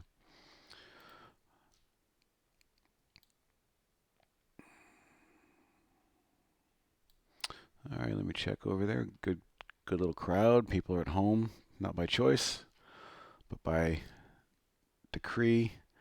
And we're having a very active month. It's very active in the support and the sales. People are taking this month. I mean, like we said, hey, everybody out there, take a moment to learn something new. Read a book, learn to sing. I like to play music and guitars, and I like to learn new songs. You go on YouTube and learn some songs I've always wanted to learn, but never just decided to do it. Learn to garden, pot some plants, do a puzzle, or learn the markets, something you always might have wanted to do but never are able to do because you're having to sit at your cubicle slaving for the boss man, and it's not really practical to be able to watching the market in real time.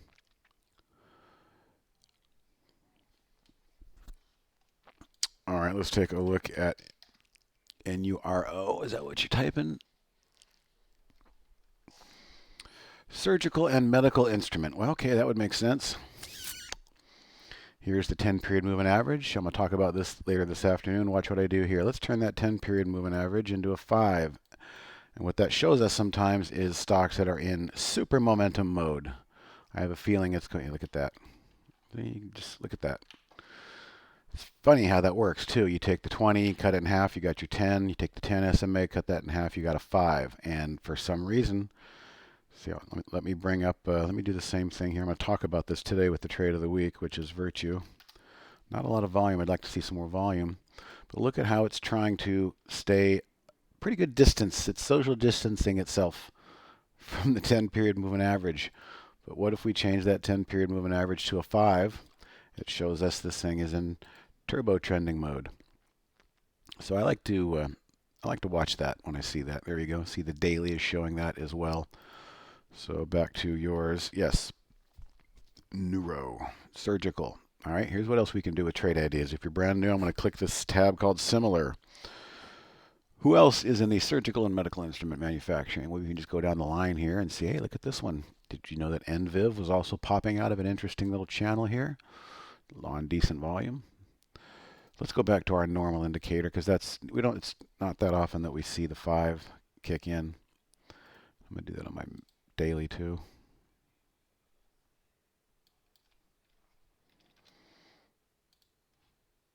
All right, so a bit more of the traditional momentum. Again, I just clicked on Mike C's chart of neuro, and now we're clicking similar to find out, okay, are there any laggers in the medical, surgical, medical device, whatever you want to call it. Here's another one. That one's kind of breaking out. That one's been doing its thing, running into the 200-day. So, here's one to watch. So let's take this for an example. Maybe this one comes to life, maybe it doesn't, but this is an example where you see 10 days of sideways action. You can come in here and right click and create a price alert if you want. So you would never lose that channel breakout if it happens. But I look at this thing, I see some Morse code. That's usually an indication to just stay away from these things unless they explode with brand new volume and they're doing 50 times relative volume. Then you can trust those charts. But just buying it here and sitting and waiting, you're just kind of asking for it. That one's definitely breaking out as well. So just going through the list here of similar stocks to that neuro that Mike brought up. Yes, indeed. I'd like to see Nugget get back into gear. Perfect example of, you buy the new high. Sometimes you just got to wait for that shuffle to play. What's happening here? That's a triple of the GDX. NUGT is a triple of the gold miners. And so it's emulating this, but in a weird funhouse mirror kind of way because it's a triple and it resets every night. It creates a really bizarre thing called, oh God, what's it called? Not contagion. Decay. Somebody's typing decay and I beat you to it. So GDX, that's the underlying strength of the gold miners as a solid one-to-one normal ETF. But you can participate in that move by playing a triple. And this thing will get moving pretty quick if GDX continues to go to highs. That blue line there is an offer I've got out to sell a bit of a chunk. I don't know anybody in Wyoming. So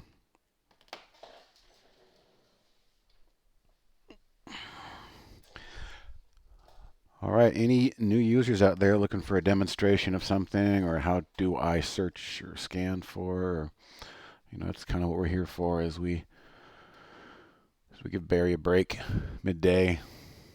As I said, it's friggin' grueling, being the one-man show all day long for the most part, which is what he does. People asking you questions left and right, which is great, but it's exhausting mentally. So we're happy to give them a break and at the same time come in and give a different flavor of how to use the program and maybe how to look at the market. If people want to look at stocks, I'm sure everybody out there with a live account has one stock that you're staring at right now. If you want me to look at it, I'd be happy to, but don't take my word as gold, and I'll just tell you what I see. It's always nice to know if you're currently long or currently short or thinking about getting in or out. We can look at neuros all day, but let's get some value and maybe you can find an entry or a place to look at something if you're thinking about an entry.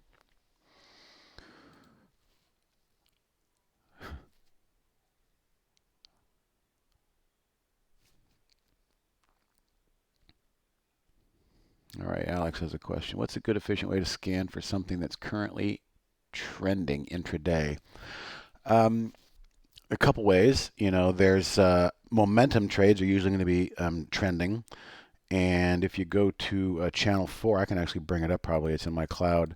It's called Extreme Volume High-Low Pro. And that's going to be only showing things that are in extreme relative volume, jumping off the page from normal volume. We can take a look. This is what it looks like. So the yellows are going down and the greens are going up. And it's the last of the few. Look at this. Here's the stock that's going up, trending. If you heard me about 10 minutes ago, this is my golden ruler right there, the 10-period SMA. Let's say this thing came out here, and you're like, "Well, I don't really want to chase that, but I'm going to watch it." This is how I like to play this thing. If I was a day trader, which I'm not, but catch these things early as they come out, and I probably did, and then watch them for sideways action, and then that confirmation right here that can become an entry. So this is a good one. I will also tell you that if you wanted to build your own scan from scratch, you could do something with new highs as the event, but most importantly, maybe you want to see new highs with consecutive candles. So you could say, I want to see a new highs with, at least 10 consecutive 5-minute candles, or I want to see 4 consecutive 15-minute candles, etc. You can even do it with days. So that will also confirm a nice trend, but I like to chase where the volume is. Looking at the downside one, GSX, another perfect example. It came out down here, but that was a bit of a chase to short it at lows down here. But look what happens if you keep it on your radar, and that's kind of how I like to play it. Keep these on your radar, and wait and see what happens as this moving average starts to come down and meet it. Now all of a sudden, the image has changed again. It looks like this was a morning anomaly that's now been flushed out, and we're kind of back to the guiding hand that's been moving this thing lower. So by the end of the day, this thing could be lower. You would not have known about this setup had you not had the Extreme Volume High Low Pro. So let me give that out. I will. How did you open the Extreme Volume Pro? Did you say it's a channel? Alex, I opened it from my cloud because it's in there. So I'm going to do two things. I'm going to show you. I'm going to save and share. I'm going to share it, pop it into the YouTube chat here. There you go. But if you look at my channel bar, if you scroll down and find channel 4, this one right here, this is kind of a palette of pre-configured scans that we've come up with. Some swings, some shorts, some longs, some both. And momentum, as far as trending and momentum goes, this would be the one right here. So you can get this scan from channel 4. I just kind of gave you the shortcut going through my cloud. So that's Alex. That should help. Lesson 20 in 20 days is about 1 minute long and doesn't help much in linking to the broker account. I can't seem to link to any of my accounts. Sterling. Okay, so Corona, the best way to do it, again, as you probably saw, is to use our linking tools, external linking wizard. And it's essentially kind of a trial and error. The reason it's not a 10-minute long, extensively information intensive video is because it's a lot of trial and error, and I'll show you what I mean. So let's say we want to start a new link. We add a link. Okay, I've got to go over to another page here, then hit the shift key. Now, what you'd be doing at this step on your end, a couple things. Let me back up a bit. A couple of important things to remember when you're doing external linking. The first is you want to run both programs as administrator. And what I mean by that is you can always run TI, run as administrator.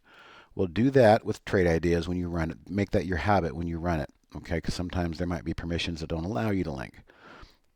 The second thing is run your brokerage account. You know, you're running Schwab or Ameritrade, whatever. Run that as administrator as well if you can. So once it's both running as administrators, also make sure that any Trade Ideas windows that are free floating are not touching any of the brokerage windows. Trade Ideas is kind of OCD like a little kid. It doesn't like its peas touching its carrots. So with that said, you can launch the external linking. And from there, we add a new link. I'll just go over and just randomly hit the shift key. Okay, it linked to the YouTube page. But here is where the work has to come. And you got to kind of find out what your DOS platform or your E-Trade platform or Thinkorswim or Lightspeed works or what it likes. First step is to look at the drop-down menu and see, do I see a rule set? Oh, Thinkorswim, that's mine. Okay, let's try that and see if it works. And what I mean by see if it works is click OK. All right, the link is working. I'm going to come down here and click a symbol, and it changed in Trade Ideas, but is it, make sure I just close this, but is it trading, is it linking and changing the symbol in my other one? Yes or no, hopefully yes. Some things to consider. Well, there we go, it's catching up here. When adding a link, when you hit that shift key, I'm going to go to external linking again. We'll add a new link. At this step right here, it's going to ask you to go over. I would ask that on your Thinkorswim or your Lightspeed or whatever, have the cursor all ready to go blinking in the market maker window box or your symbol change box, because that will typically change your charts, because your charts are probably going to be linked over there. In other words, don't just drop it on one of your charts. Drop it into that main window where you type your symbols, and that will also hopefully help. If the, I'll just do that again. If the drop-down menu does not have your particular platform, then you need to start going through this method. You see these two options here. Beginning is cut off. Okay, well we're kind of playing with our rules manually. So try beginning is cut off, click OK, and then see if you can click a link and if it works. If that doesn't work, come back, turn off beginning is cut off, and try use alternative method. Click OK, check a link, click on a symbol, I mean to say, and see if that's working. If that still doesn't work, your third and final option is to select both of them, click OK, and go through. So you can see it's kind of a trial and error from some of the things I've given you. I hope that helps. If there's a specific platform that you are trying to link to, like DOS or Thinkorswim or something, we may have a PDF document available. So don't just rely on that 20 for 20 education series. You can pop into our live chat at trade-ideas.com and see if there's a PDF documentation step by step to show you how to link to your target platform. And correct, Don, Interactive Brokers is the only broker that TI connects to right now in terms of connecting Brokerage Plus, the auto trading vehicle, which I don't even have turned on at the moment. I can take it here and pop it up like this and connect to the Trade Ideas Simulator, which everybody can basically do. And now we can, you can play around and you can buy and sell simulated trades if you want. Come in and set your stop losses and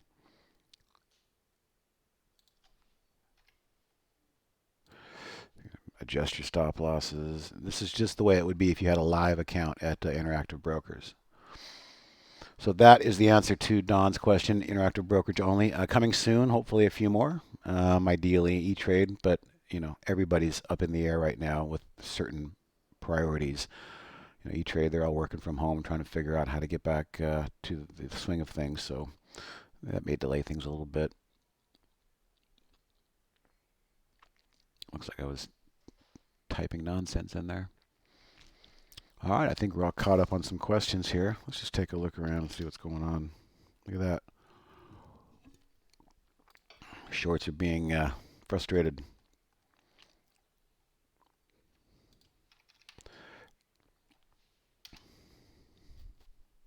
Gosh, why do I keep typing in there? Oh, you guys want to know something funny? I just externally linked to the chat window in YouTube. How funny is that? So I guess we know that works. Not that there's, yeah, exactly. I couldn't figure out how the hell that was happening. Let's turn that link off, shall we? Tools.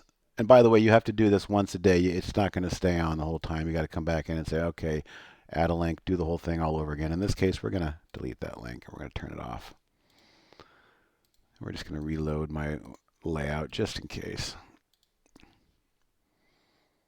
I thought, how the hell am I typing in there? I think I did that before.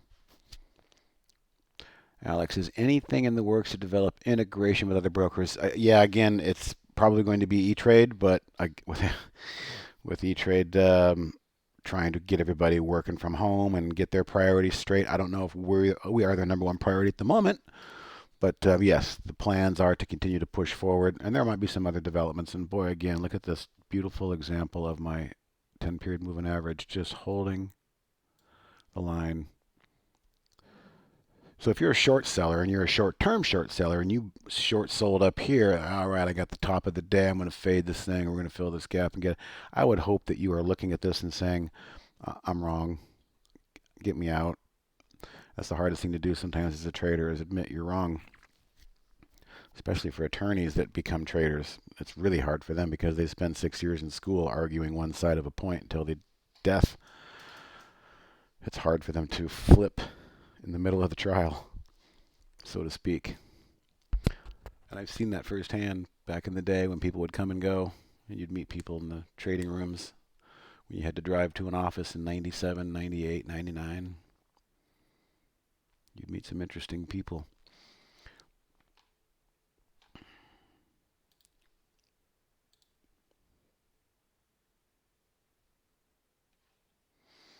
As far as sectors go, I've got this here. It's basically sorted by change from the close. Semis are looking real strong. It looks just like the NASDAQ, so it basically tells you how much technology and semiconductors hold up the NASDAQ. Airlines doesn't look like much, but they're up. There's our strong NASDAQ on highs as we speak. Gold miners, I want to see those go higher. More technology stuff. I think it's, let's see, oil is having a rough time. Okay, so I was in oil. Perfect example, again, and kind of what I'm going to talk about today. When to admit you're wrong. You can't just argue aside and scream at the market that the market's wrong. If anybody's been watching this guy, Dave Portnoy from Barstool Sports. It's a really fun exercise to watch a newbie get in there and scream at the market as to why the market's wrong and he's right. So I was long, and I had to get out. I had to get out right here yesterday because it just wasn't going, and I'm glad I got out. Actually, I think it was out the day before. That stop out got me. But fully expected a nice move, a little consolidation, move higher. So oil is not giving us the green light. And if anybody wants to argue the reason why oil should be up, well, maybe you're right in a few weeks. But for now, the price action has been dictating that oil is weak and could be going lower. So that's our weakness of the day. Of course, natural gas is weak too. And then we've got the banks. They just can't get into gear. They opened up in the gap open, and they've just completely sold off. So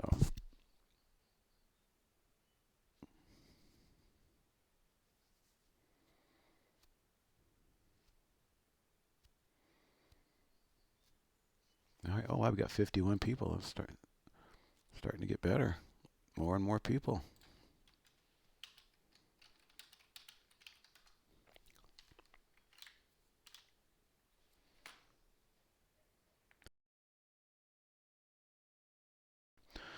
Yeah, questions box chat is open.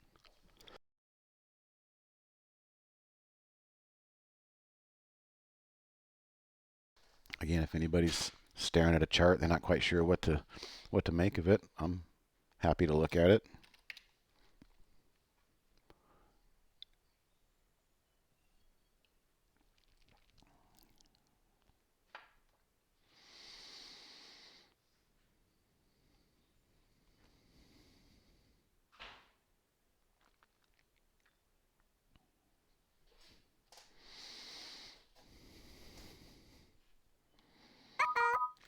I like to do this sometimes. I mean, I don't necessarily follow the AI. I'll check in and see if there's any interesting looking trades. Like for instance, it found GameStop a bit late, but that's okay. It's trying to fight its way through. And then of course, if we use my parameters here, I would not want to be long here at the moment. It feels like after 3 or 4 days, this is showing me that the momentum is running out. It's now below that moving average. I don't like it. Had a chance here, but didn't make it. A Yeti. All right, less extended movement on the daily. Perfect example of kind of what I was talking about earlier, guys. There's the actual AI open right on the 5 minutes after the open, what have you. But if you miss it, you can kind of just keep it on your radar and watch it and go, oh, there's that sideways action. And look at what's happening. The moving average is coming up to meet the sideways action. And a lot of times, stocks that gap up with good volume, which we have here, moving sideways means they're not selling off, they're not moving higher, they're just kind of like waiting to see what's going to happen. Well, this is usually the wait to see what happens catalyst that moves it. So I would stay in that one if I was in that one. No need to get out. Unlike the one I just looked at. I mean, it's not selling off. You could, if you really want to stay in it, you could. You're still in the money, but I don't like the fact that it's run really far, really fast. A big kind of a topping wick there. I think that one's a little frothy. All right, so same thing along, and the moving average is coming up, still supporting it. But in the moment we speak, the price is actually flirting with that 10 period. Now, the way this works with me is there's 6 more minutes to go before the 15-minute candles will close. If the price wicks down and through and back up and closes back above that line, then no harm, no foul. If the red candle closes back on lows and closes below that moving average, then that's when the signal to me that the momentum has stopped. In other words, just wait for the close. Don't get head faked by a little bit of algo juking.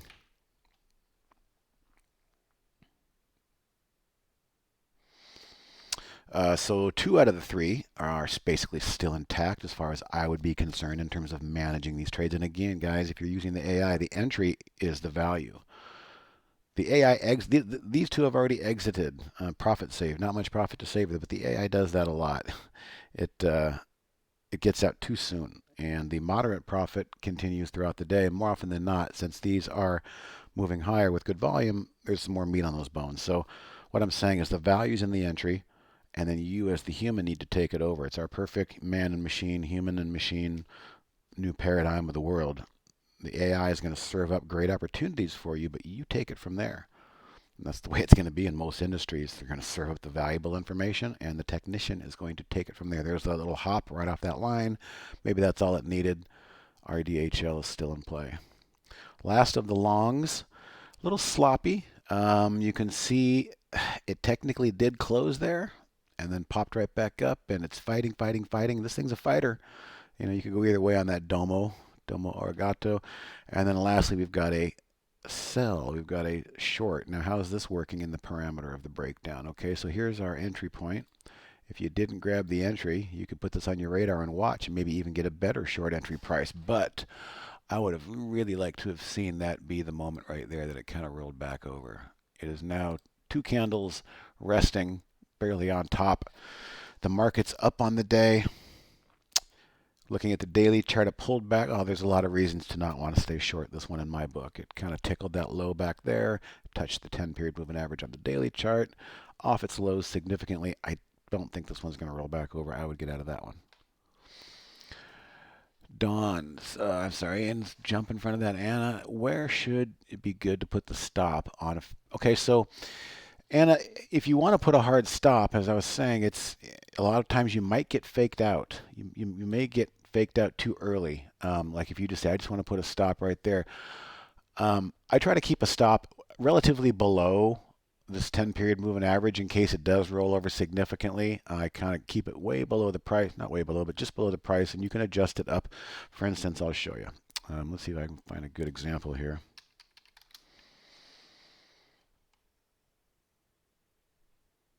No, that's not a good example.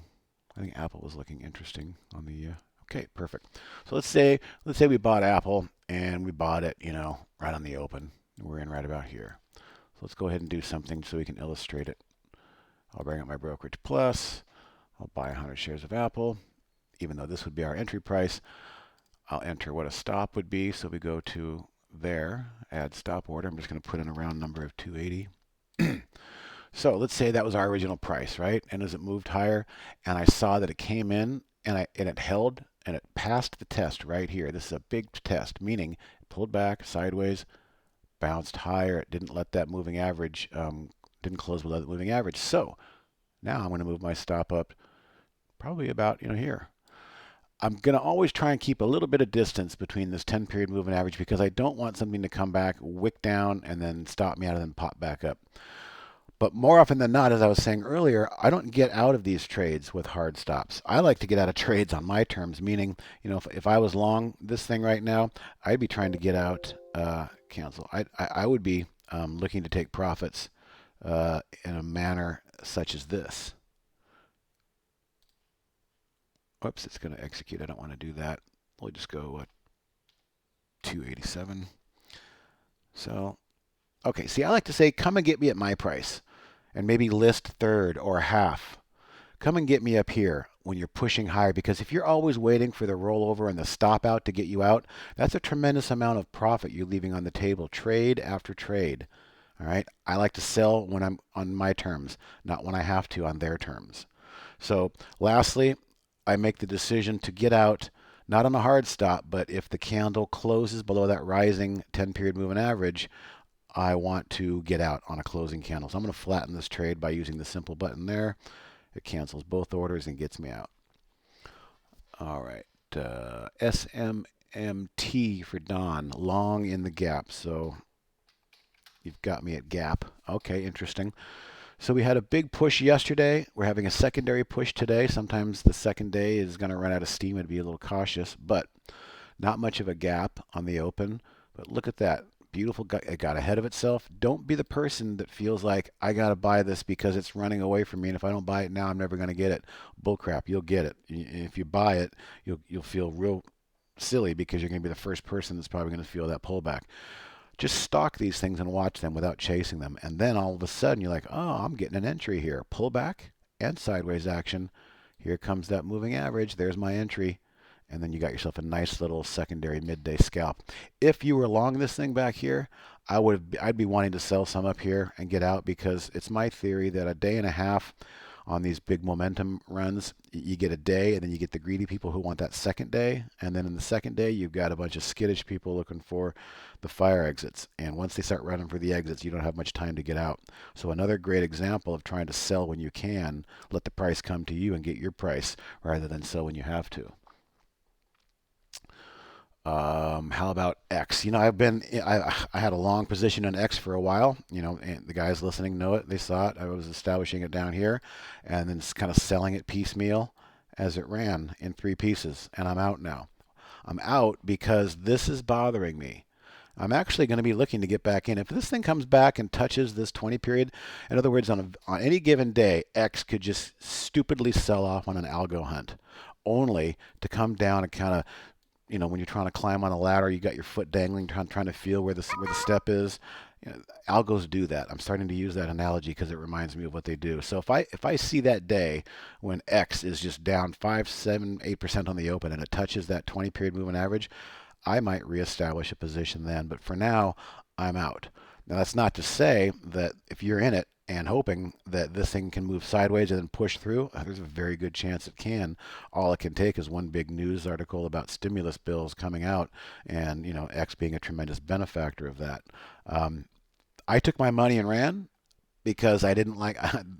I get so tired of leaving money on the table when I see the price slamming into a brick wall like this and not taking it off. I'll get a second chance to get back in. But if you're still in, just look for sideways action. Hopefully it doesn't take out that 10 period like we talk about on the intraday and close below it. But as I also said, be ready for that early morning sell-off, the algo hunts. They like to do it in the first 20 minutes. You know, I'm looking for that as my opportunity to maybe get back in this thing because I think it could be. I'd love to see this thing get, shake out the weak hands and then get back and start making some closing candles above the 50-day moving average. That would be very interesting to me. On the markup, text annotation. How does one delete the text annotation? Right, so we'll go markup, text, type dirty word, and click outside the dirty word, I think, and then just hit enter. All right, what the heck? All right, let's try that again. Why did it not type my... Oh, I guess it just took type here. Okay, so here's my annotation. I guess it didn't like what I typed. So if this is our annotation, it's set in stone. We highlight it, and then you see you got those highlight squares. Once you've got those highlight squares, hit the delete key. And that's all you need, Mike. Come on, I'm surprised you couldn't figure that one out. Mike's a regular, so I'm allowed to give him some shit.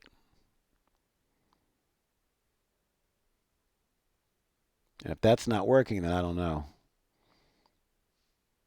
Let's try again. Text. Let's go to a new...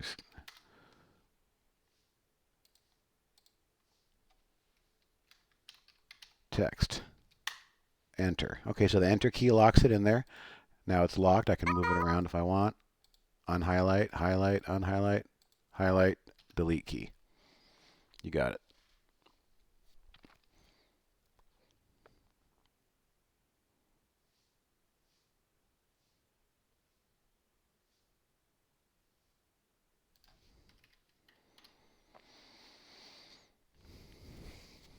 All right, rounding at the bottom of the hour here.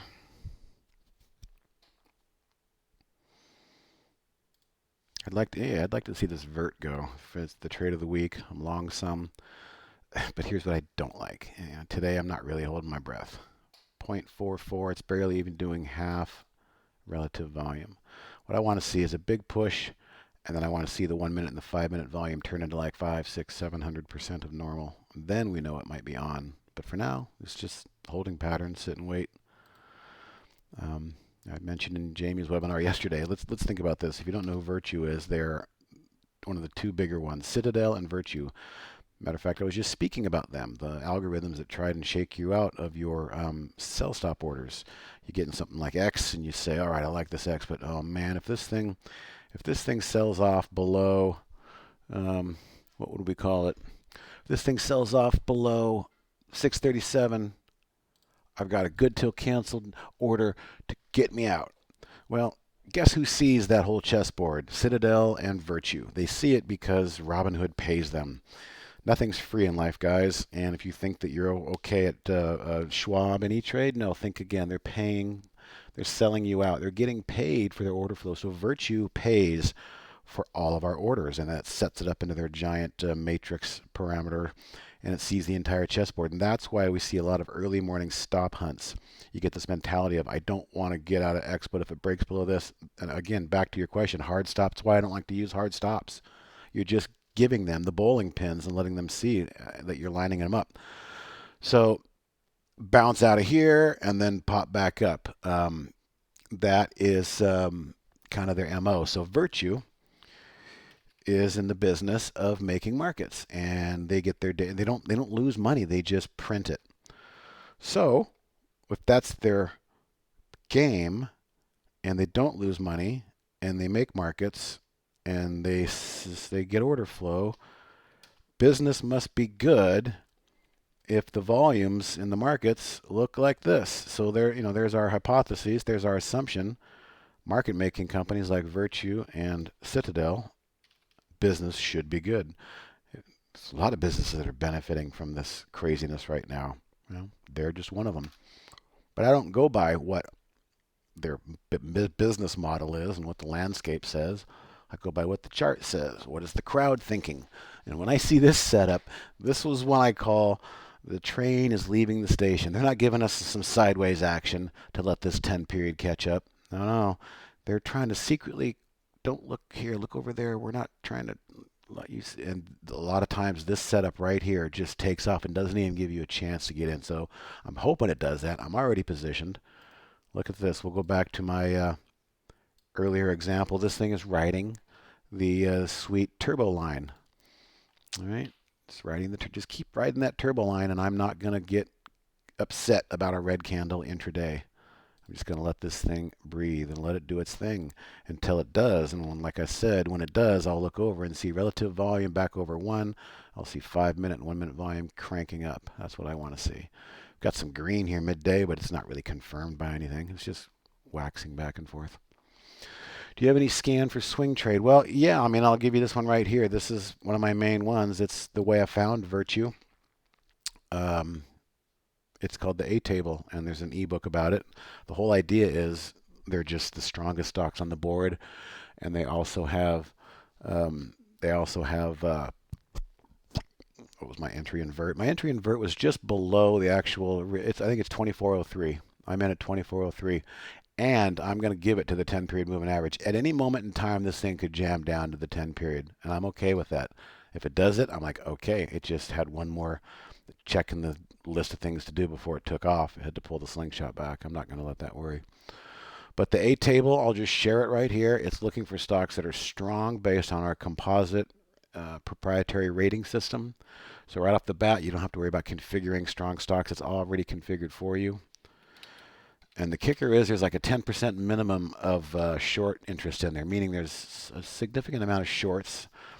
The top ones here, the darkest ones, are the biggest shorts, 46% short in Zoom Media. Well, Zoom Media, we've all heard about Zoom.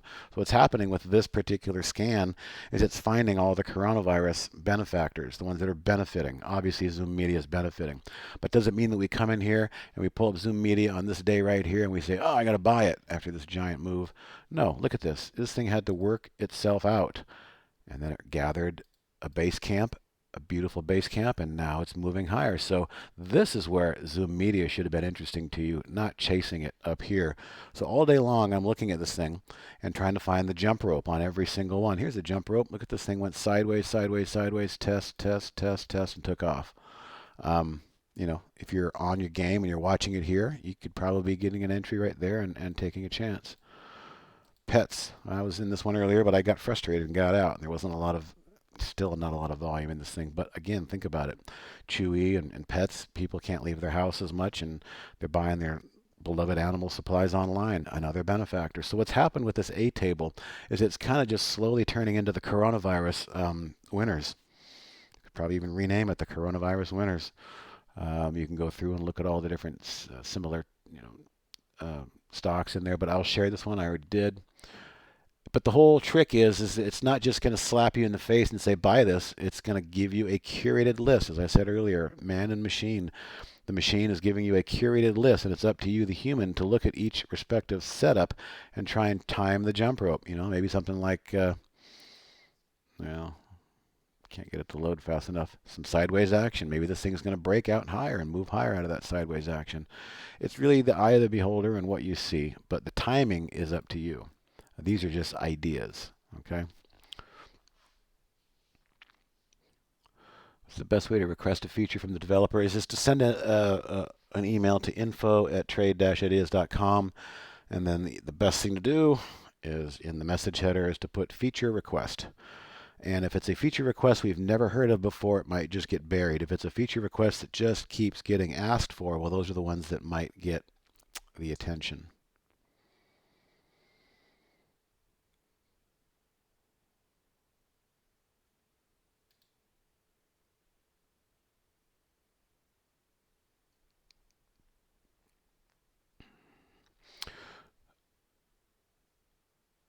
I'm just curious, Alex, what is your request? I might be able to give you some color on how popular that request is, or maybe.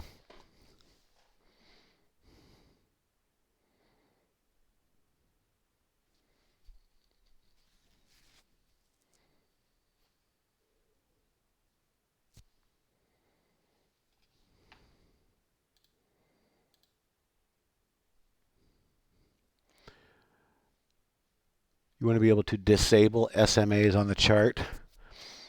Well, can you not do that now?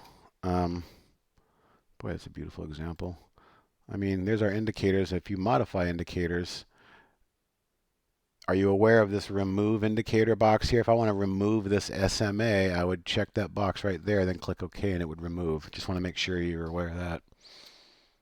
I think you can only delete them now, but you can't disable them. Okay, disable versus delete. I got you. Okay, yeah, go ahead and send that in. That might be an easy fix, quite honestly. It might be something simple where they just go, oh yeah, we can do that. But when it comes to, creating a new server architecture or something, that's a different story.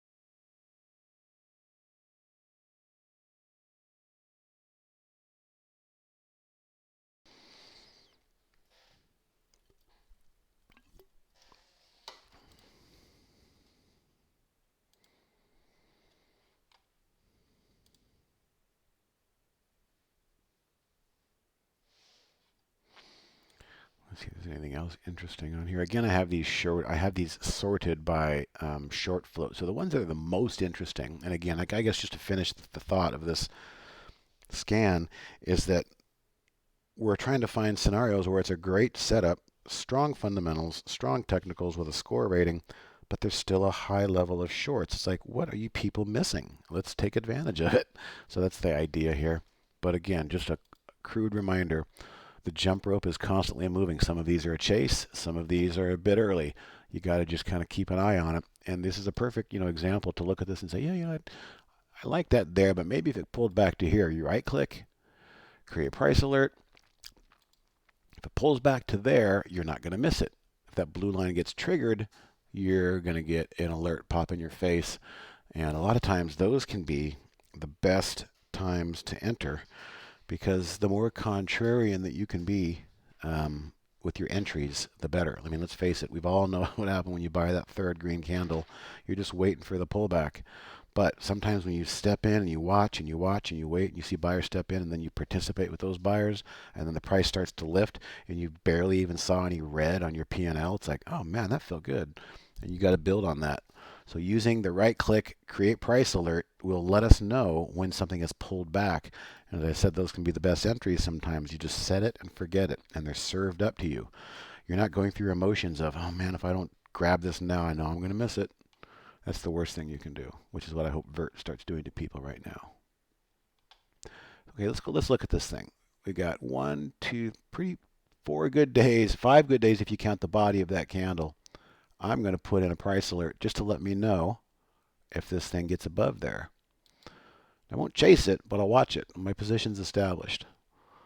And it would be nice to see a break through that level. And the first thing I'll do if that alert comes to me is I will quickly come over here and compare where are we versus where we are right now. Are we getting an uptick in relative volume? Are we getting a big uptick in intraday candle volume there?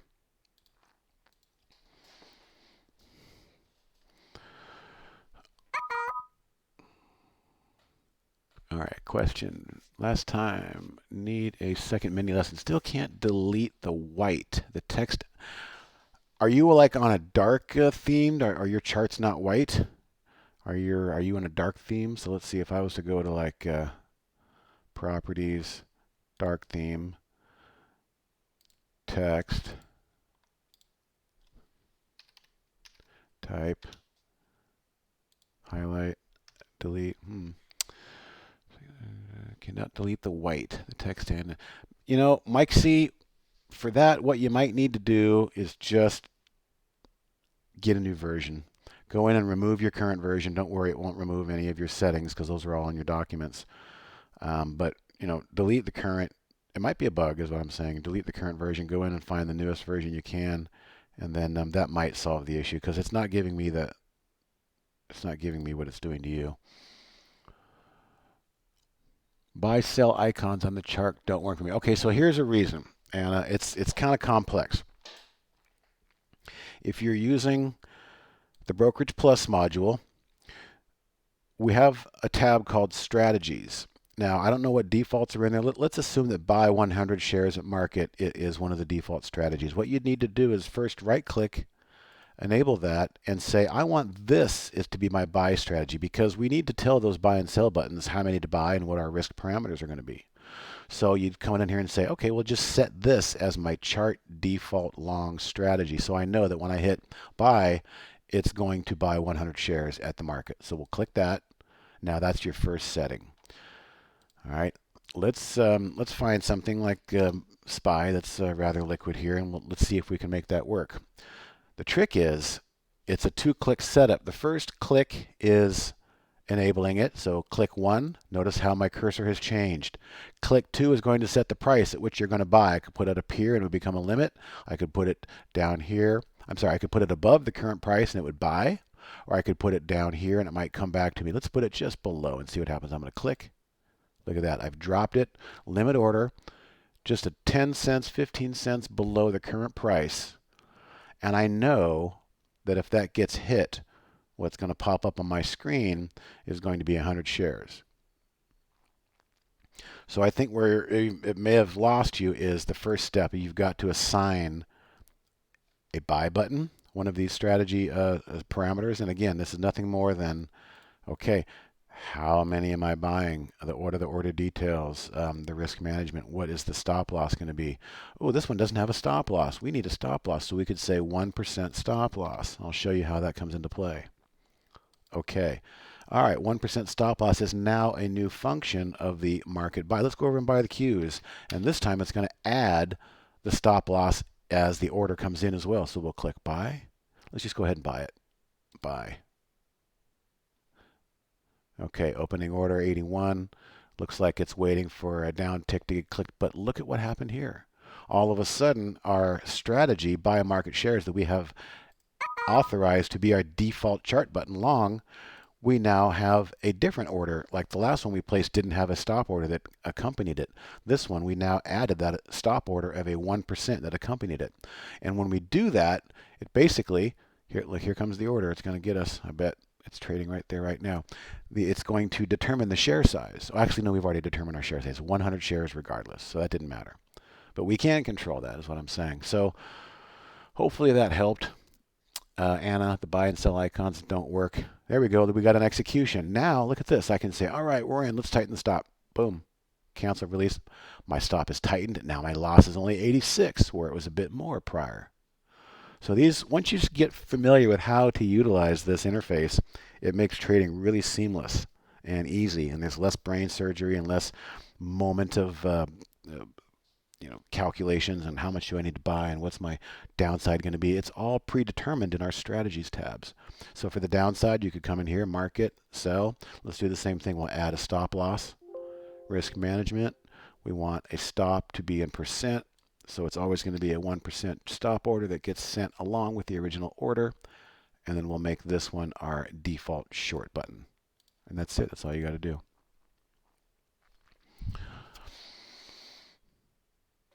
Sorry, that's not working for you, Mike. That sucks. What do I think of Nuro here? N-U-R-O. Oh yeah, did we look at that one earlier? Yeah, we did. Um, I wouldn't buy it here. I think it was an interesting buy on the earlier open. This thing's really extended 173%. It's almost like you're just kind of asking for it up here. Now, if you've been long in this thing and you want to know should I stay in, I'll say what I've been saying all morning is what is the price going to do when this 10 period moving average comes up to catch it? If you find that you get a 15-minute candle that rolls over and closes below that, then it's probably time to get out because to me that signals the momentum has stalled.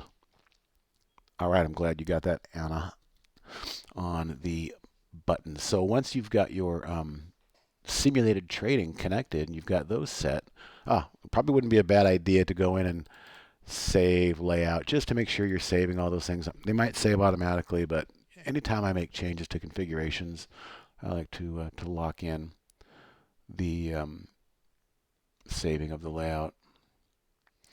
All right, we did Neuro. SPCE is already considered chasing if I enter now. Let's take a look. SPCE.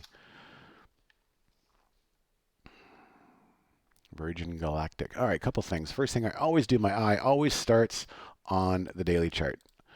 Daily chart, nice candle. We'll call that moving day, moving out of a range with decisive volume and a green colored candle. However, it is running right smack into the 50-day moving average. Wouldn't be surprised to maybe see some sellers jump in right about here. Let's say that you were looking at this earlier today. Here's another great example of the stock getting ahead of itself early on the day. Sideways action. And what was the moment of instance that pushed it higher? I mean, we've had countless examples all session here of this 10-period moving average on a 15-minute chart with volume. So of all the examples I've given you today, if you haven't figured out, or if you haven't started to go and create your own 15-minute chart with a 10 SMA, no, it's more power to you, but I think it makes it pretty simple, and it's a great binary, should I stay in or should I get out decision tree. And let's face it, you all know, the more crowded the decision tree, the harder it gets to make decisions. We want to keep it as simple as possible. So as far as Spice goes, it could bust through this. I fully intend to see some selling here, and let's say that does happen. All right. Well, when it pulls back, what's going to happen when this thing catches up to it? Maybe it'll be a third opportunity to jump into this thing. But I would watch it right here and see what it does. I wouldn't be surprised if some sellers jumped in. The volume is great. I don't know if they have news or what's going on today, but it's definitely a moving day. And if you're a swing trader, let's back up to your original question. Am I chasing it here? As a day trader, you might be chasing it. But as a swing trader, maybe you throw a third position on and you just wait and see what happens and you participate in whatever the resolution of this is. And the reason I say that here is because let's look at this pattern. This thing was just kind of trying to figure out where it wanted to go. It was painting itself into a corner, and now it's showing its true colors. Well, from there, 4, 5, 6, 7 days down the road, it might be looking great. So it just depends on what your time frame is as to whether or not this is a chase. If it was me and I've been stalking this thing and I really wanted in and I felt like I missed it, well, you could buy a little bit here and then maybe hope for some pullbacks and buy it on weakness and add to your position on weakness. All right, well, we've probably got about 5 more minutes to go before I turn it back over to Barry. So if somebody's sitting on a topic or something they want to talk about. By the way, here's a great example. As it's pushing through the 50-day moving average, look at those volume readings. 800% of the 5-minute volume and 1,500%, 15 times normal, a 1-minute candle. That's what you want to see at these critical levels for sure. So we'll see if the sellers jump in there.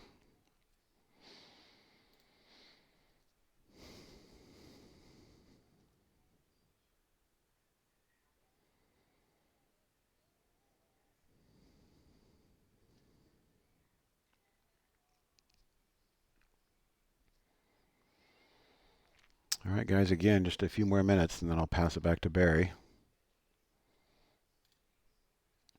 I can always grab my Q trade and move that up to break even. Just playing with the simulator there. Now I'm only risking $16. Notice how the simulator gives us a nice P&L rating as to what that new level actually means. Keep it really tight. So if you're not using this tool, it's available to everybody. Use it. and get familiar with, how to manage a garden. Get 6 or 7 things on here and find out where the weeds are, pull the weeds, and let the other ones reach for the sun. And by the end of the day, you start to get a feel for what it's like. And I'm speaking to obviously new traders that are not trading a live account yet. Or if you are trading a live account and you want to use an interactive brokerage and you want to have a much easier interface, I would highly recommend using this. We use it all the time in this other account that the four of us share and trade. We're always grabbing for the wheel at the same time on a shared monitor. But it works great to just pop in here and sell half.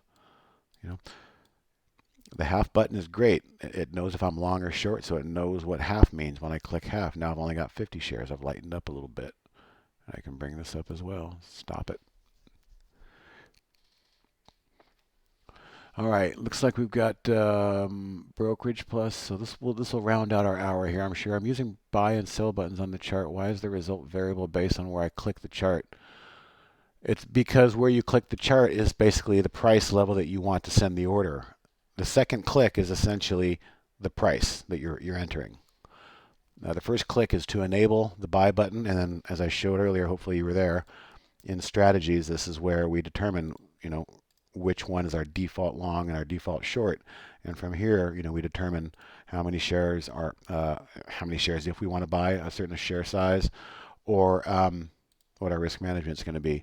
So to your question, the second click is where do we drop. So if I'm going to be buying, even though it says market, it looks like it's being sent as a limit order. I wonder why that is. But the way it's supposed to work is the second click is the price at which you are sending the order at the same time.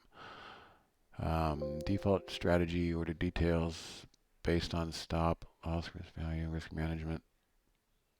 You got a lot of formulas in there. I'm not able to diagnose that here with a couple of minutes to go, 2 minutes to go, quite honestly. If you want, Steve, you can send your settings that you just showed me to info@trade-ideas. Maybe even request Michael, because he's pretty good at looking at those trailing stops or the custom formula type stops and how they work. And if there's any issue pertaining to the way you have it set up as to the way the buttons work, he's probably the best person to figure that out. I'm sorry I can't do that at the moment. Is there a way to get a list of weekly breakouts? We don't really have anything for weekly up under. Most of our filters are going to be daily. We do have position and range. I'll show you. So like if you take a position and range filter and you're looking for a 20-day position and range, well, if you put a value of a minimum 100, well, that's the actual breakout of 99 would be just prior to a breakout. So anything 100 or larger on a position and 20-day range, right here, like that, you're going to see things that are breaking out. You could cap it and say, I don't want to see anything more than 102%. So that 2% is your sweet spot of showing you things that are breaking out of that range. We've got a couple different ranges, 5-day, 10-day, 20, 3 months, and things like that. CL has been slipping since the deal to cut production is possible. Let me look at CL, and then I'll get Barry back in here any minute.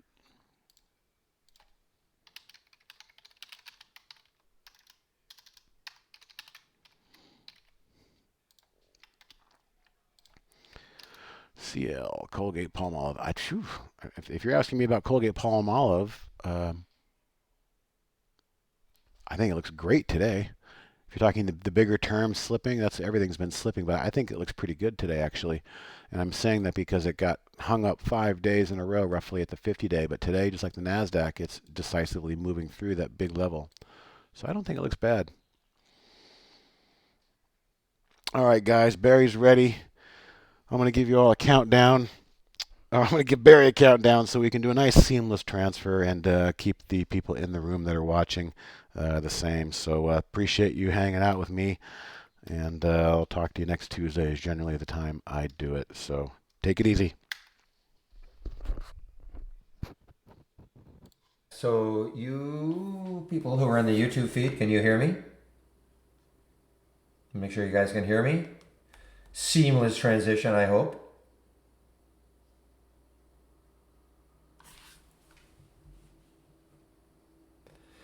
Anna, I would say absolutely no. You're not going to get Canadian charts soon. Okay. soon if ever. We just don't have enough Canadian subscribers.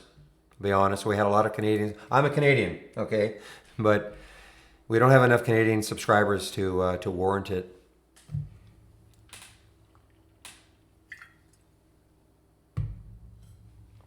Good afternoon, Serini.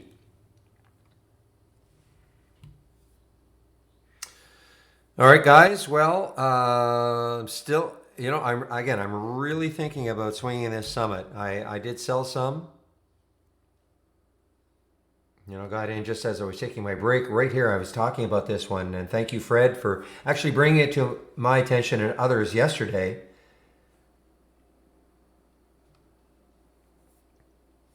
But just look at that. Look at that monthly.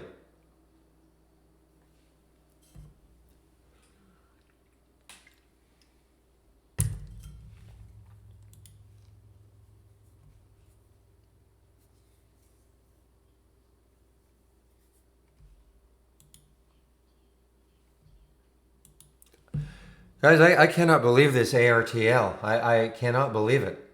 Sleepy all day. Look at this. I mean, terrible looking 5-minute chart.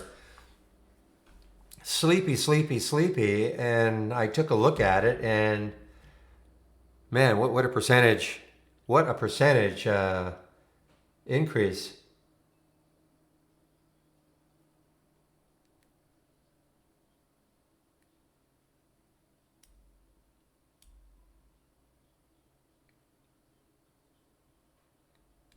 Yeah, if you're talking about for the SMMT, what I'm doing with it is I have sold. I may add back. I mean, I'm still in my head. I'm not a swing trader. Okay, so I sold some. I mean, I would have loved for it not to have done that. Okay, I wish it didn't have to keep rocketing higher, but just rest a bit. Inch rest, a little bit up, rest, a little bit up. So when that happened, I thought, okay, I better get rid of some. But that, I play it by ear.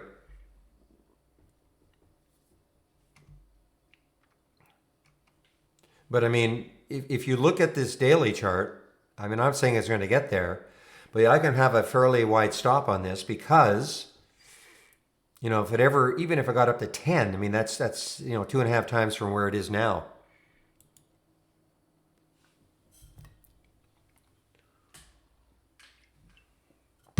I don't trust that pop at all. I may be wrong. I don't trust it, but I mean, there. If you look, and now the volume is now starting to pick up. It had no volume really.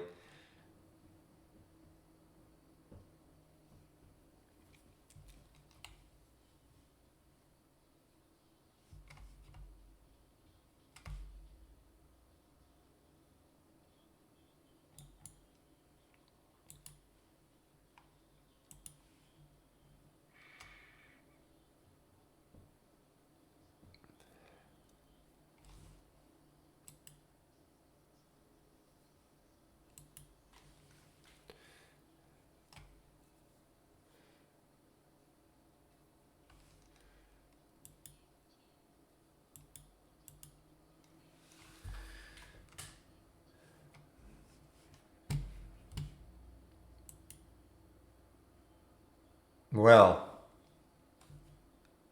I mean, where is this going? It's an earnings play. Slept all day. I mean, look at this. That's an awful looking 5-minute chart. It's little gap, little gappy things on the 5-minute. You don't normally see that. Where is this out of? It's out of La Jolla.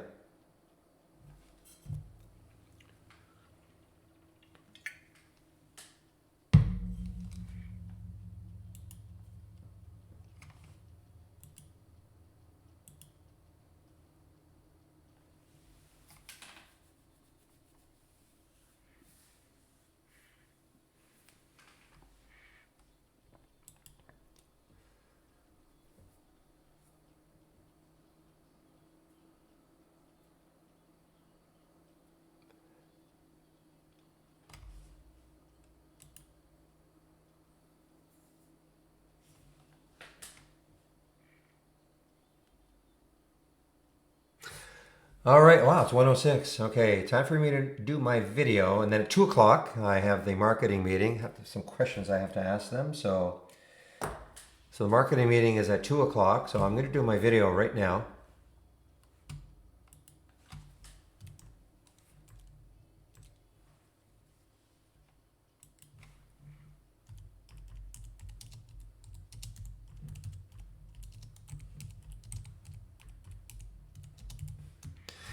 I'm going to put 1:40, but I should be back earlier than that. But just in case, again, I always say I may not, I may have some technical difficulties doing it. So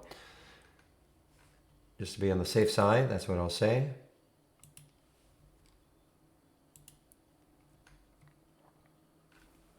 Okay, guys, we'll see you at around 1:40.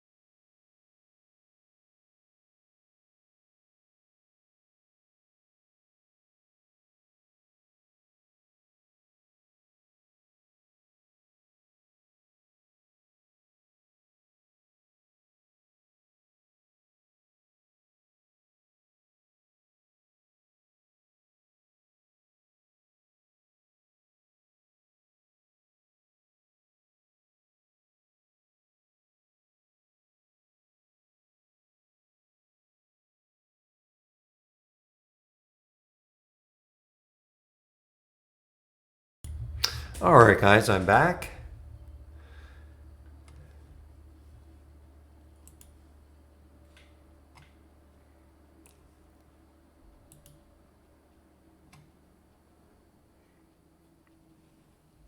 Yeah, I'd leave that one alone for a while anyway.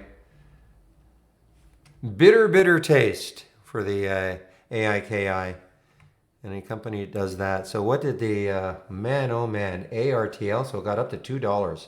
Unbelievable. This is what I'm talking about, guys. I mean, I just have this little, this will get full next week, or probably not next week, but the week after. I was just looking at, oh yeah, con, nothing. Remember I mentioned Fastenal doing kind of nothing. I looked at ARTL. It was right here doing nothing. And then all of a sudden, kaboom.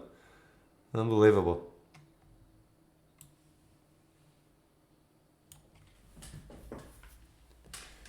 No. No need to. No.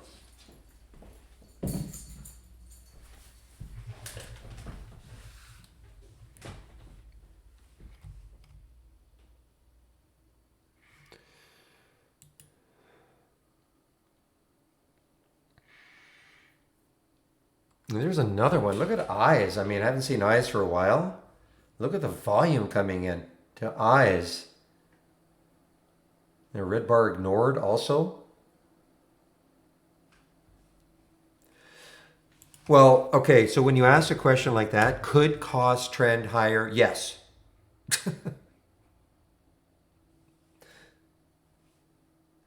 Will it?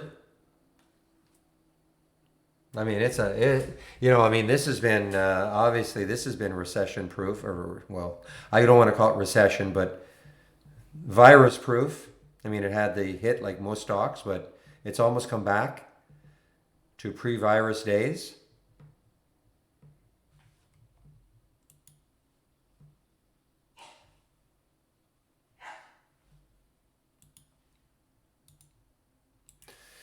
All right, well, making more of a believer in me to swing this one. It can start coming back again.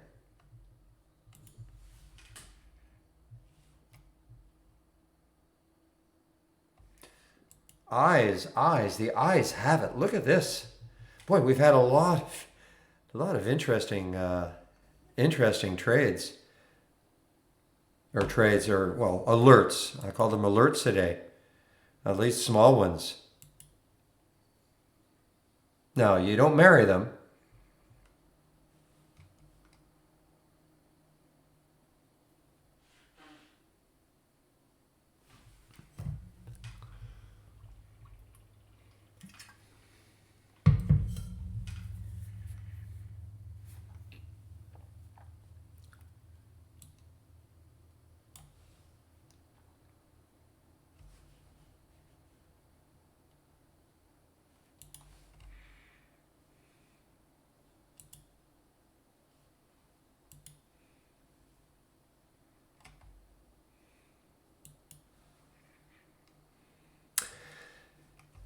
All right, guys, I'm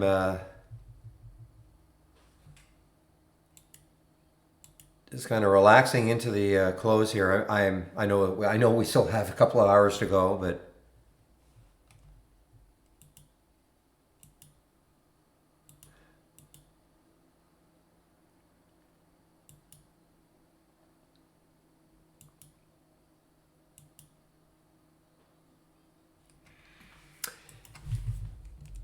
oh yeah, but I mean, you can say that for a lot of them. You know, it would have been great to be on the trade list right there and write it up here. I mean, yeah, but you can say that for so many of these little ones. I don't have any. If it didn't, you see, what I don't like are the ones that go up, down, up, down, up, down in 15 minutes. You know, at least this one had a decent trend. You know, from 224 all the way up to 391 before it finally fell. You know, I mean, look at, I don't even know how this one is doing. What is it? MRNN? MRNM? No. What's that one? That's the virus stock, the big one. Has done some testing in Seattle. mRNA, maybe mRNA Moderna. I think that's one. See, I find this one harder to trade.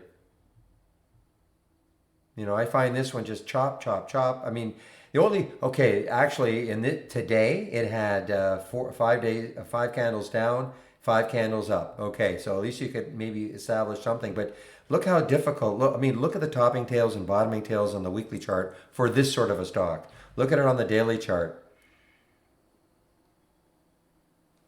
and yet this is sort of a name stock.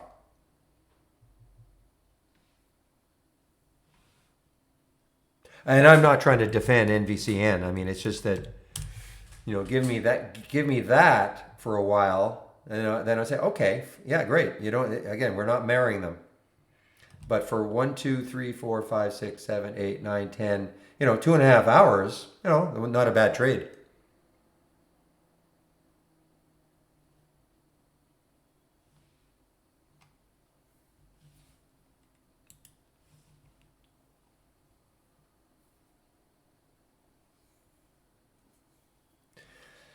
And look where this one stalled. Not that that happens all the time, but look where it stalled. Right at the high looking left, right to the penny, I think.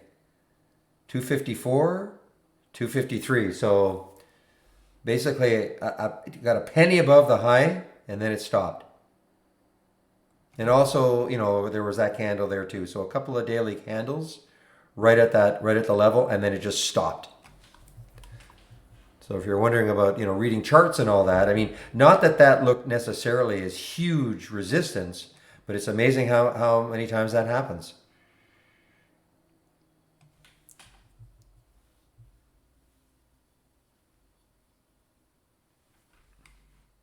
Meanwhile, core continues down. No shorts for me though. Oh, well, there were shorts now. Well, maybe this was always shortable. Let's see. Yeah, this might have been always shortable, but core.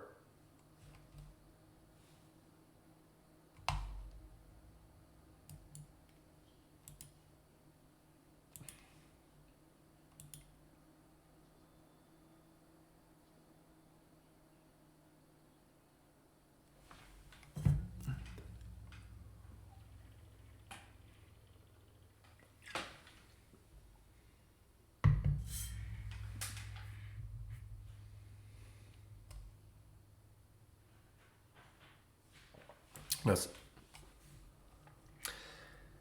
okay, just give me a moment here.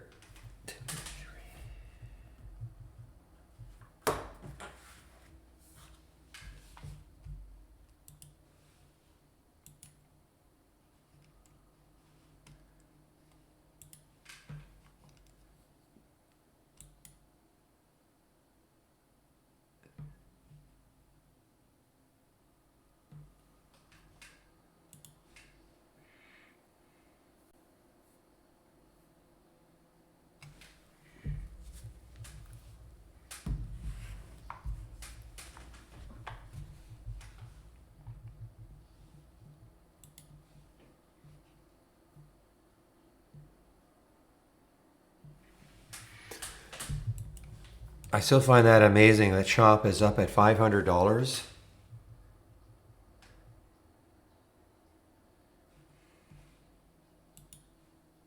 Remember when, who was it? Was it Street Sweeper or Citron or one of those guys who were just all over them? This would have been back probably, oh, it would have been back, I don't know, maybe in these months. Quite a while ago, a few years ago.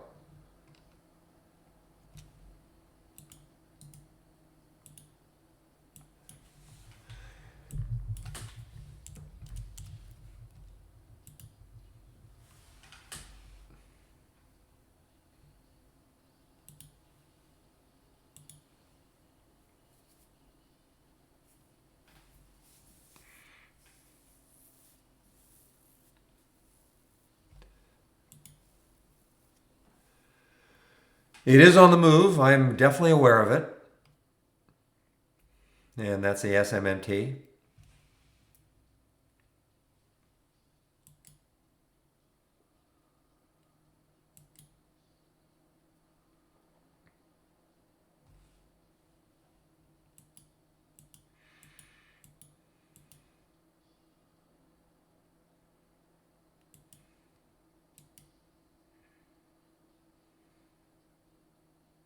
Keep an eye on this one, guys. You never know. Out of nowhere, if it gets some volume, if VTIQ, get some volume, like one of those volume bars right there.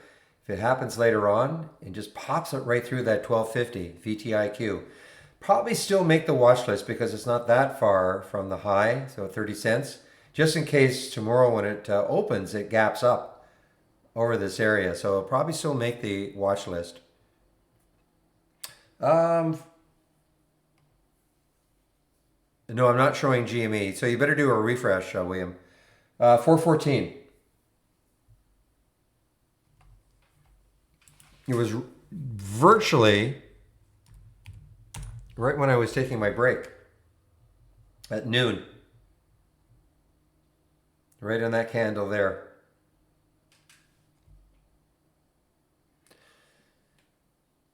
Yeah, I've traded some out, obviously. You know how I trade. I mean, I would never let all this happen. Get right back to where I bought it. But who knows? I may add back. I don't know. Somebody has to teach me how to swing trade.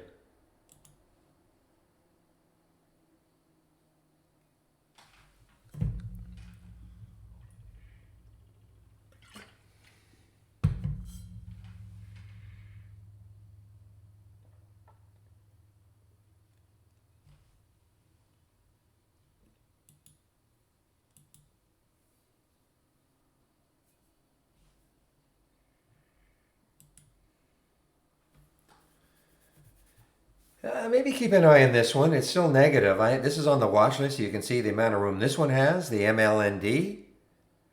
It's not at yesterday's high. Yesterday's high was $1.88. Not that far away though. Takes out $1.88. Probably will still be on the watch list tomorrow, even if it doesn't really do anything. Just in case it takes out that high. Because if it does, I mean, look at the room it's got.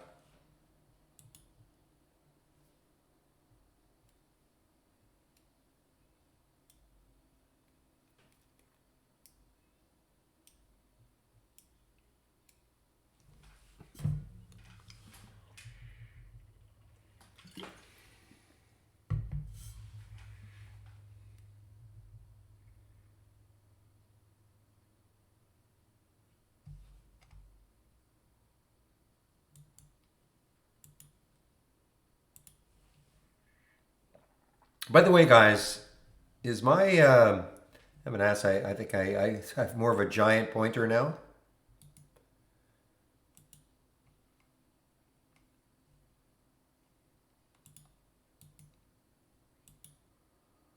And is it visible?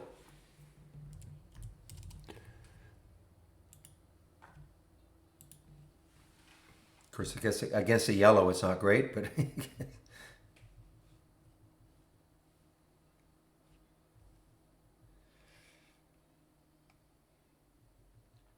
and no problem seeing my screen, right? I haven't had to ask that question. Nobody's having problems with the bottom third of the screen like they used to. I haven't had to ask this question this week after we had the Chrome upgrade to whatever it is, 81 point whatever. That seems to have solved all the issues. The only issue that some people might have is if they're not on their latest version of the browser. So make sure, no matter what browser you're using, should just be on the latest version. That's the only thing I can think of if you are still having an issue.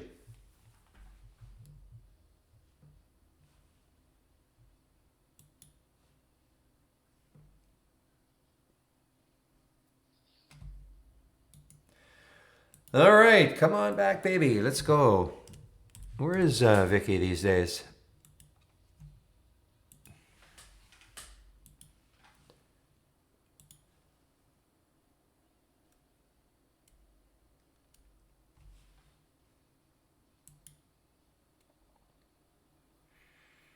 Yeah, actually, it was shortable too for me. Not many shares, 2,000 shares right now. I'm not 100% sure it was shortable before. Maybe my guess is that it wasn't. But now there's some covering, so shorts are becoming available. This is in Interactive Brokers. I should always say that. Well, guys, we've got we had eyes, and now we have ears. We had eyes, now we have ears. Eyes has collapsed, and ears have taken over.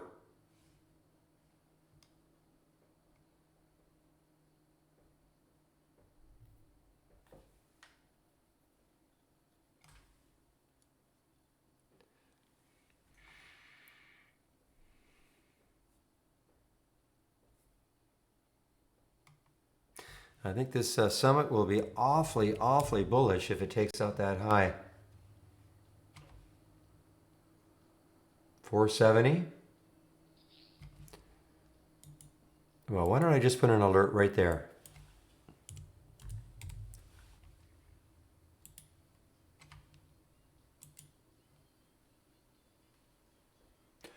All I really want for this to do is just settle down. You don't have to keep going up. I mean, I'm glad it's moved from 4 up to here, but just settle down now. Just base a little bit.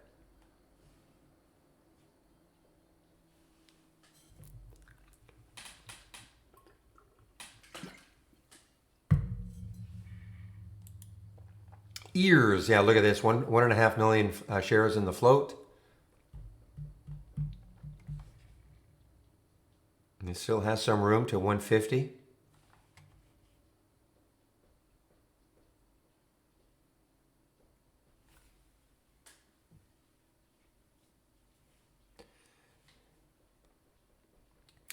Okay, guys, somebody has to remind me. I have my marketing meeting at 2.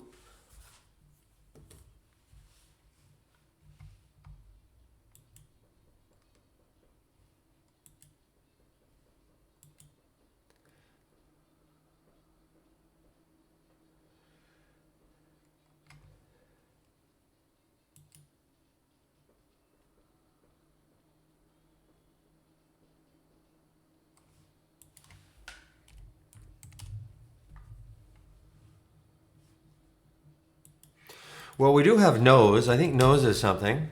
Oh, I thought nose was a I thought it was a symbol.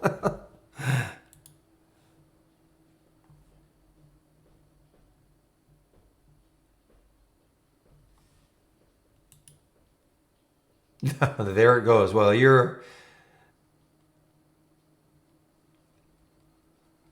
there it goes where?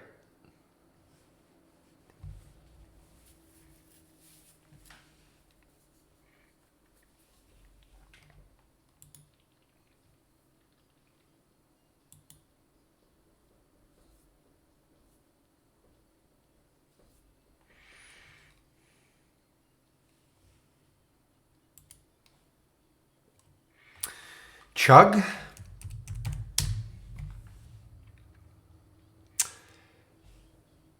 This is a China education stock, isn't it? Oh, I keep thinking it's China. I don't know why. I keep thinking it's China. Maybe. Okay, so Santa Clara. So California. Okay, so, well, obviously it has room on the weekly chart to about 43. Getting close to the whole number. Looking left on that weekly chart, what do we see? 40 is the next high looking left. It's a big float, 114 million in the float. I don't know, it's sort of out of the price range that I like. That's for me personally. But I mean, obviously, it still has room. I mean, there is the big support or resistance area around 43. So I guess in theory, it still has $4 left before it hits there, approximately.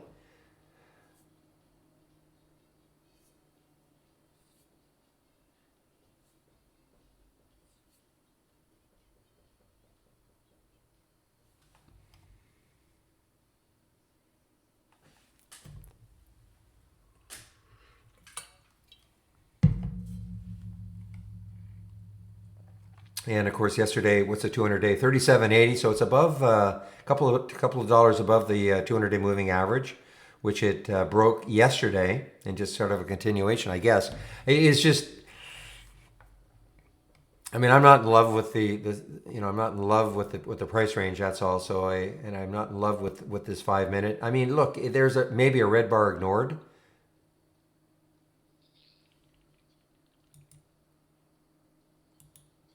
All right.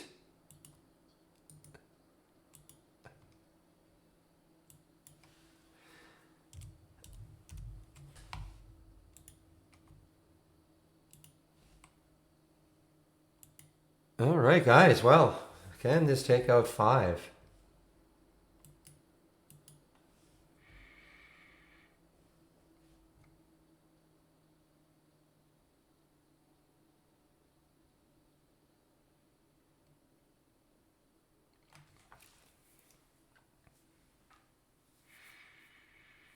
How many do I add from after the work I've done in the previous evening? It really depends. If I see something new, for instance, look, all the cruisers, all the airlines were gapping up this morning. Okay, I just refuse to put them in. I mean, they're they're just up and down too much. So I'm not interested in putting those in. So how many today? Let's see if I can see which ones I.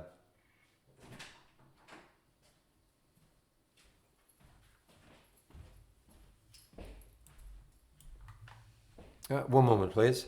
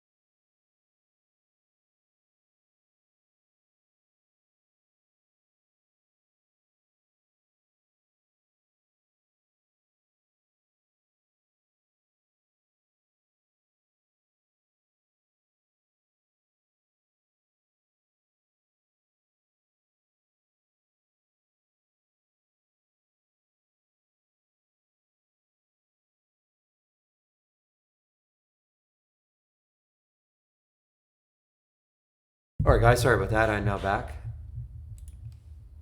So how many do I add? I mean, I don't know if there's a specific. I think I added one, two.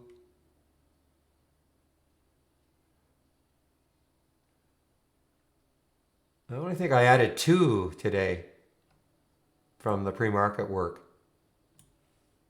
But tomorrow could be 4.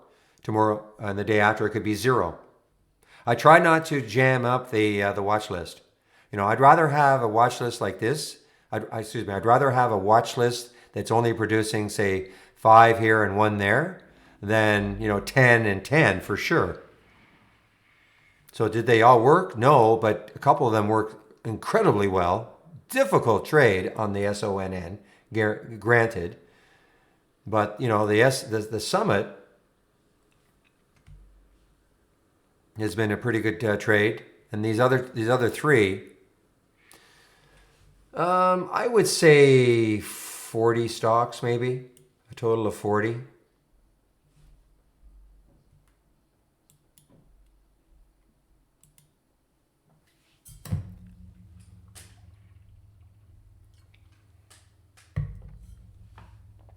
And these are the only ones that triggered.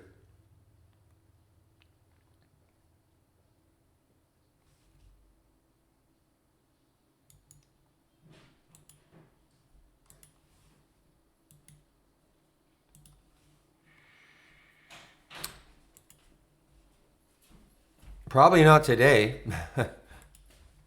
for the SONN. I mean, look, it's trying to hold here. I mean, it's still up 84%. I mean, it is up 84%. I'm sure it's yeah. So it's a virus play. Incredible, like very, very low float, 1.5 million in the float. So anything can happen. I mean, if all of a sudden traders say, okay, we want to pile in and a few start, I mean, sure. I mean, with 1.5 million shares in the float, but that's a big pullback. From high as 16 to 9, that's a pretty big pullback. But could it trend all the way back? I doubt today it could possibly get back up there. But I mean, if you're looking to trade it, I mean, look, it's holding 9 fairly well. Well, maybe not. It's at 890, so.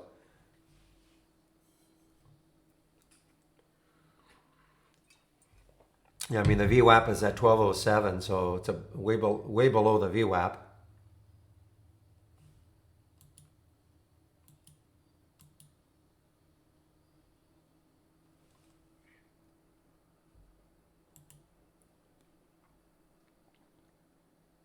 See, for me, these sort of the pullback for me anyway is quite severe. You'll hear me talking about some of the stocks in the say pre-market that pop, and then they start drifting a little bit. But they don't. But if they don't drift that much, let's just say for argument's sake, this had drifted down to the 12, 13 level and sat there. Then there's really a good chance that all of a sudden, if people got interested again and the volume picked up, sure, that could easily have a lift. We talk about that all the time. Not so much, this is a little more expensive, but some of the stocks, say the under $5 stocks that have big surges and then they pull back, but just not quite, I'm not talking about 60, 70% pullbacks, but they just kind of do nothing all of a sudden. It's like they go to sleep and then all of a sudden, in the last, say, hour and a half or so, all of a sudden some volume comes in and boom, it can happen again and take out the highs.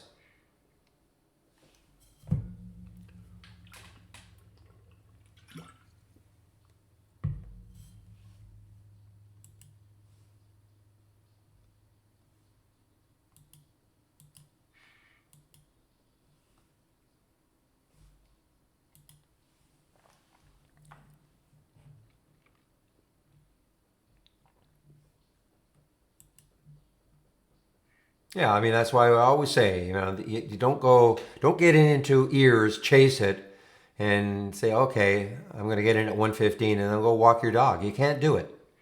Low, low, low, low float. 1.5 million in the float. Anything can happen.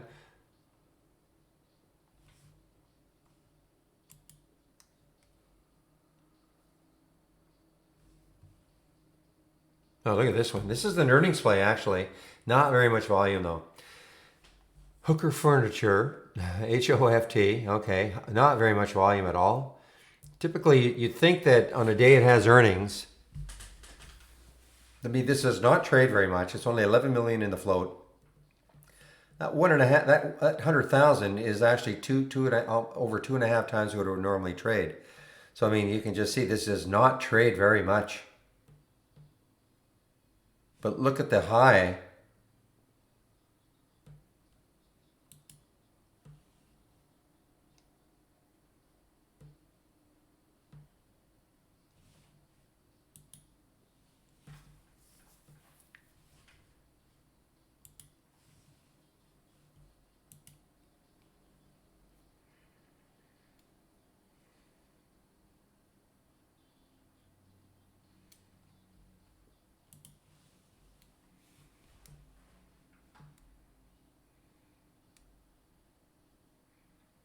No, actually, Rob, you can have that. Okay, you just need the latest version of Trade Idea, the latest beta, Rob. So if you go to the subscriptions tab, and then where it says download TI Pro or Beta, click on that link. When you click on that link, there's the top. There's scroll down until you see the beta. Oop, I'm gonna pass it, I guess. Yeah, just and download the beta. Then you'll have that similar tab. And it is a very cool tab.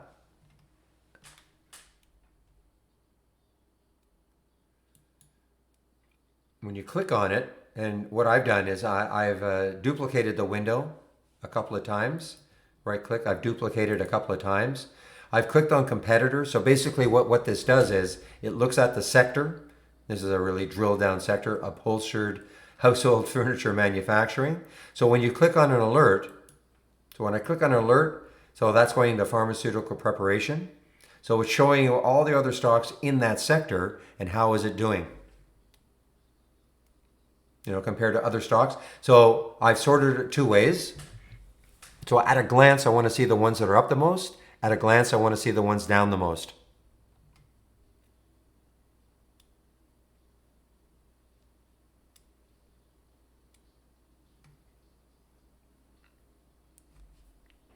And the only issue I have is that not so bad right now. Not so bad right now. I'm just going to try to see if I can find one because we're later on in the day. But you're looking at it at the beginning of the day, and sometimes you'll see some stocks with no volume at all, and I'm talking no volume. So I want them to put and they're aware of it, a 100,000 minimum.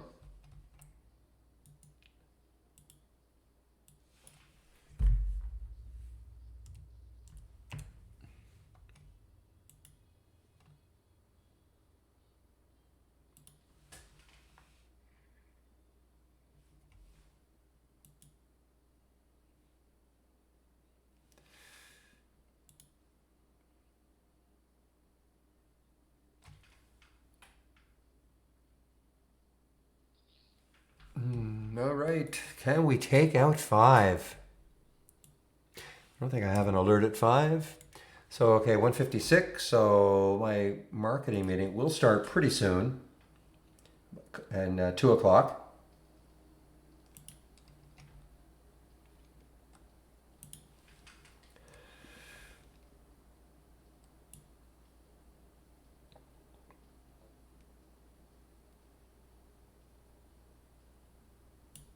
So when you say you're talking about my watch list here?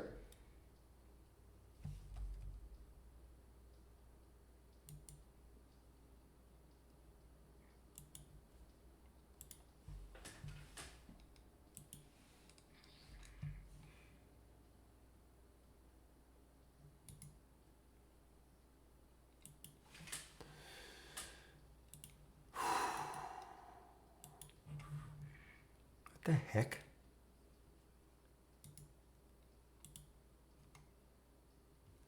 There's a bug.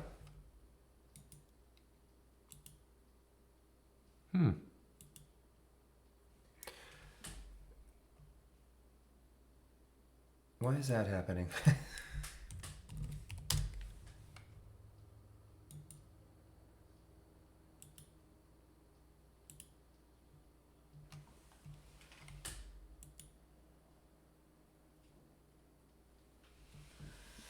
Thank you, Paradox.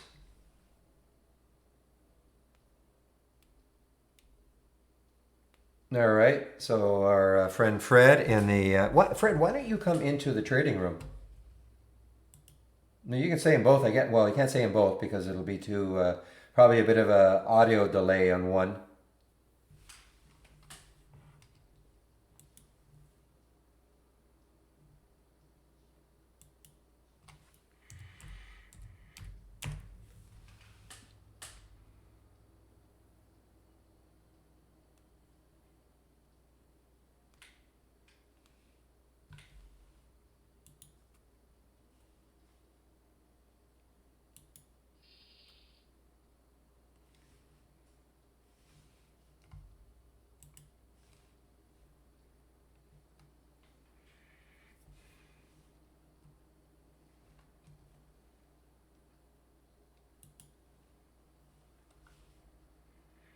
So Fred in the YouTube room is talking about APVO. I guess they did it recently. It did a reverse split. So a lot of times, if they do a reverse split, I don't know when they did it or what the price was, but when they do a reverse split, and if they can come up with some news relatively soon, these things can have a mind of their own.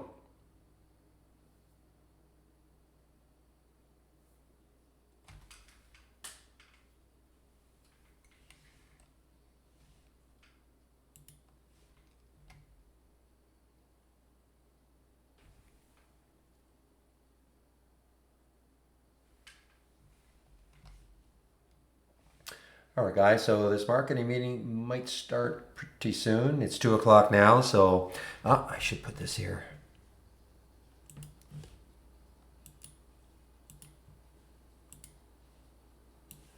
So when it starts,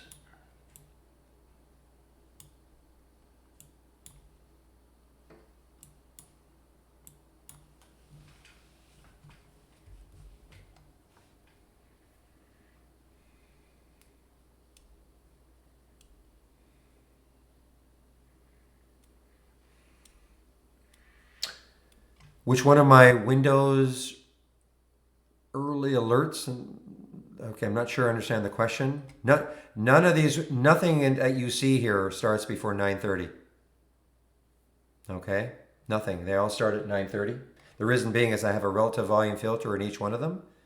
The relative volume filter, if you use the relative volume filter, you try to use it in the pre-market, you'll get no alerts. So, nothing triggers until at least 9:30. And of course, these two, just because I have a timer set, nothing will trigger here until 9:45. But if you use, if you go to scans and you go to my gap, I'm looking gap down and gap up. These trigger in the pre-market. Gap up and down shared. They trigger in the pre-market.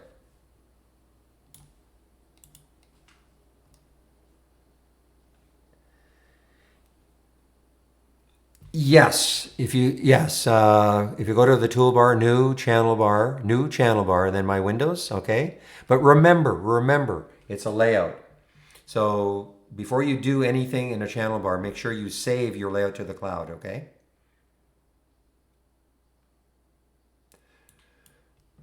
When you say how to catch early, I don't understand what you mean exactly. I'm not taking the trade. For me, the pre-market is just to identify stocks that might be active during the day. That's all it is for me. I mean, I rarely trade the pre-market.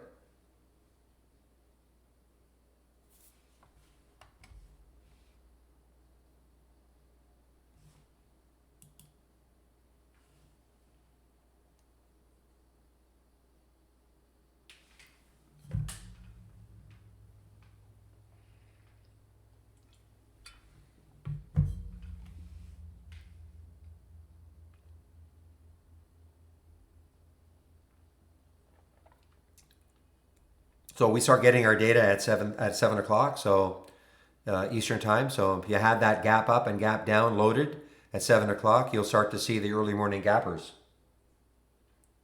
If that answers your question.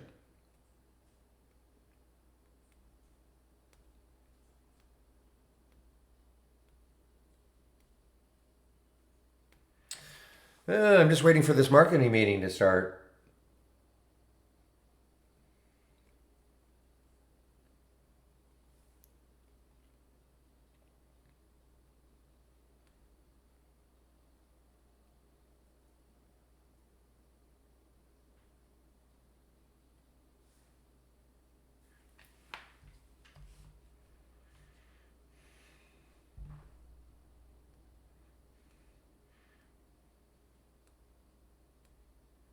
Well, I mean, I don't have a crystal ball for that, American. I'm sorry.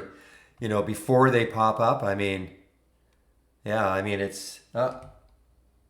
okay. Meeting just started, guys, so I'm putting myself on mute.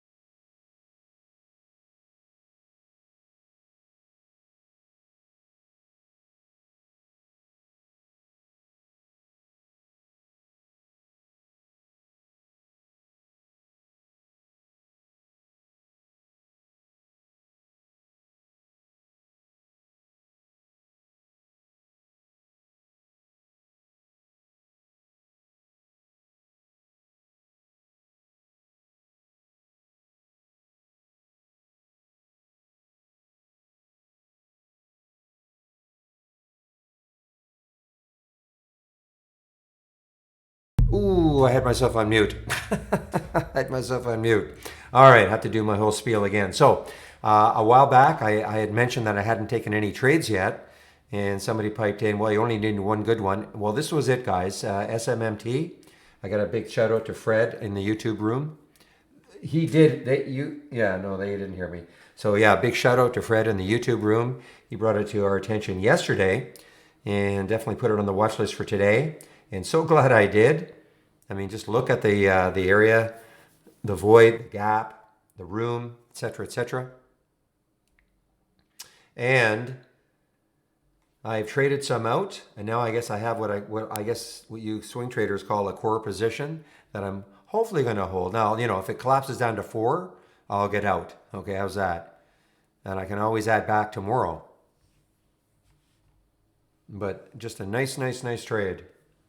And again, the original alert was at 358, and it almost got $2, almost $2 above that.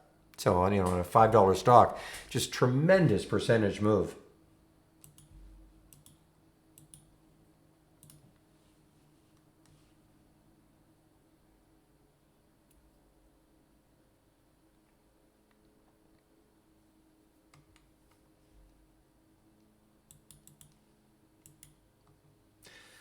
So guys, I'll shut the room down very soon now, about 3 o'clock. So if there are any questions,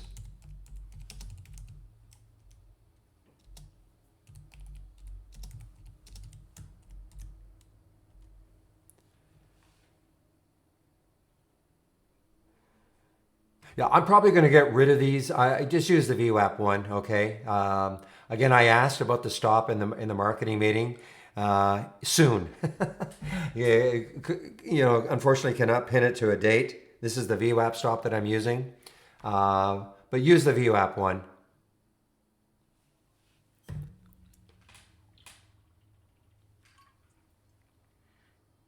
Well, in in an intro, yeah, just, I mean, you look, I don't know how to use the other ones, okay? So just use one, VWAP one. That's what virtually everybody uses. This VWAP stop is sort of a bit of a combination of them all, but just use the VWAP one. I don't know how to use the other ones. I mean, I know they were added, but I don't really pay attention to them, to be honest. Sizing the trades, well, this is what if it's an intraday trade, which is typically all, what I do,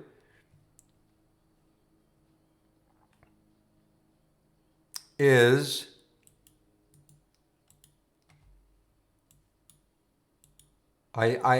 in tandem, the order details. So in this simulator that you see right here in the simulator, this is my paper trading simulator that you see here, excuse me.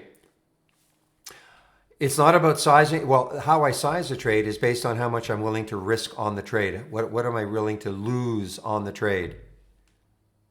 Yeah, I see the summit. No, I do see it. But it's done that before. But we'll see. I mean, I'll have to just watch it. But I mean, listen, I've already taken money out, so I'm very happy with it. So you have to determine how much you are willing to risk per trade. The trade goes against you. What are you trying to, you don't want to lose more than X.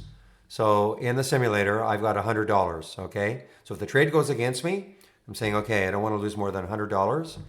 And then coupled with risk management, with this VWAP stop, you don't have to use the VWAP stop, but we have a smart stop as an example in dollars. But when I use a stop and I have a risk amount that I'm willing to risk for the trade, that's automatically going to size my trade. So it'll change. It will obviously it'll change the size will change every trade because the stop changes every trade. The only thing that's consistent is how much I'm willing to lose. And Real is, he's pasting the information also in the off topic. It's the same principle. So I always use the example that if a stock is $10 and I look at the chart and there's a lot of support at 9.90, so that's where a stop could be. So that's 10 cents away, and I'm willing to risk $100 on the trade, then I can take 1,000 shares as an example. 1,000 times 10 is $100. Okay?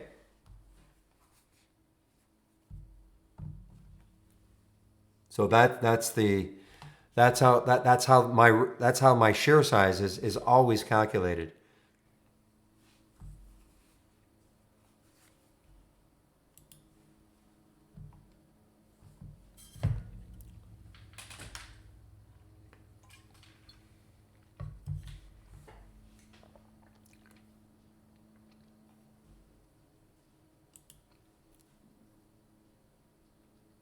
Meanwhile, what is the market doing? Man, the market has just been flattening out for the last hour. 1, 2, 3, 4. Yeah. Another 10 minutes to go for that candle, basically flattened out. It's been actually, instead of a day in which we've had 400, 500, 600 point swings, it's been, it's been pretty, it's been pretty flat. We had a rest there. Little pop up here, and now another rest. Instead of the wild, 4 or 5 candles down, 4 or 5 candles up, which could mean 300, 400, or 500 point swings.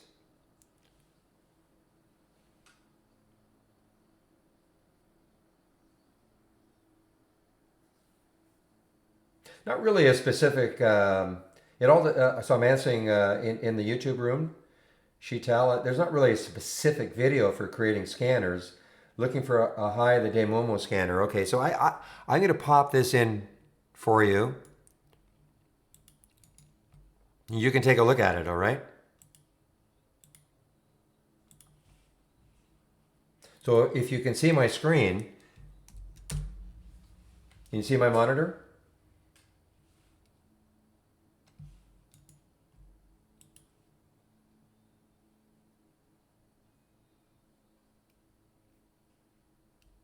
So I'm just asking you the question. Can you see my monitor, Sheetal, from the YouTube YouTube feed. Okay, so when you look at that, so if you load it, and then if you right click, configure. So these are the filters that I'm using. Is there anything now you can always, adjust. You may want a different price range as an example. You might want a different change from the close. You might want a different volume. You see what I'm saying? Like you can kind of take this and you can kind of customize it a little bit. I've got 1500% of normal in the last minute. So that's, pretty high momentum. 400% in the last 5 minutes. So these are generating high momentum stocks, making a new high for the day. But you may want to adjust these filters. This is what I use, but again, there's nothing written in stone that this is the be all and the end all.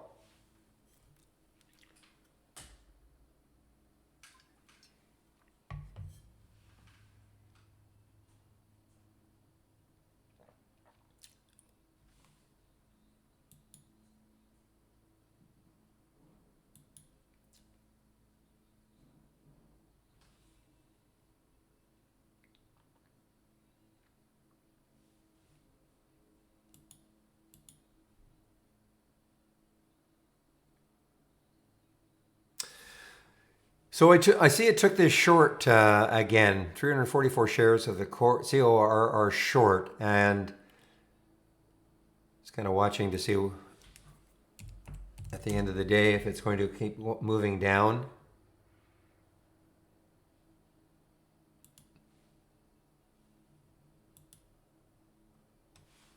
OBLN is halted. Okay, let's take a look at this. Wow, another crazy little move.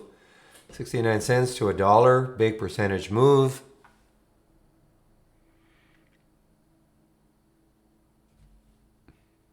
We've had some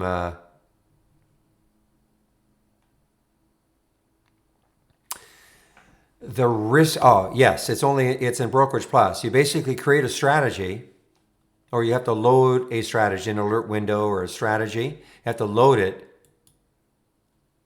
or create it from scratch. Right click. So it's in Brokerage Plus. Yes, it's only for Brokerage Plus. Yes.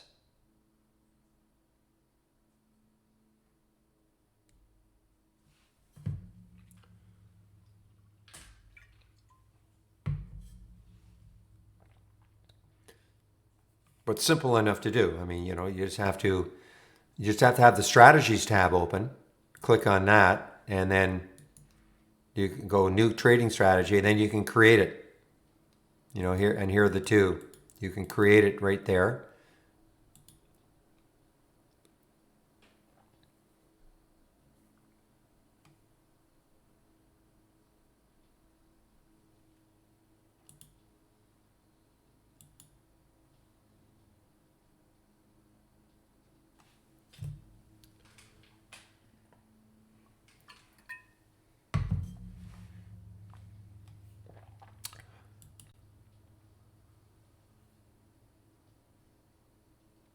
Now, this is me, yes.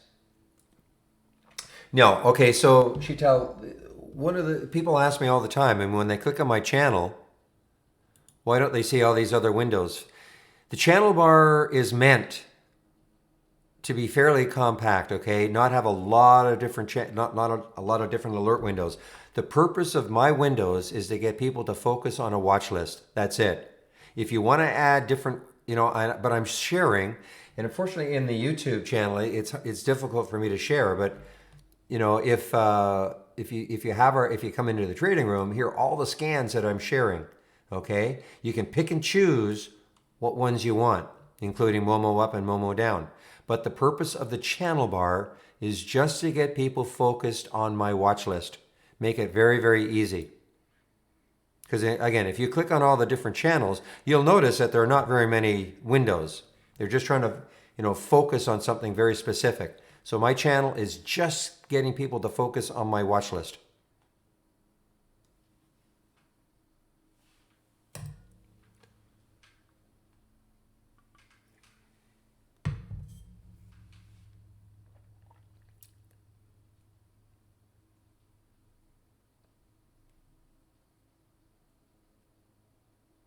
Okay, does that make sense, Sheetal?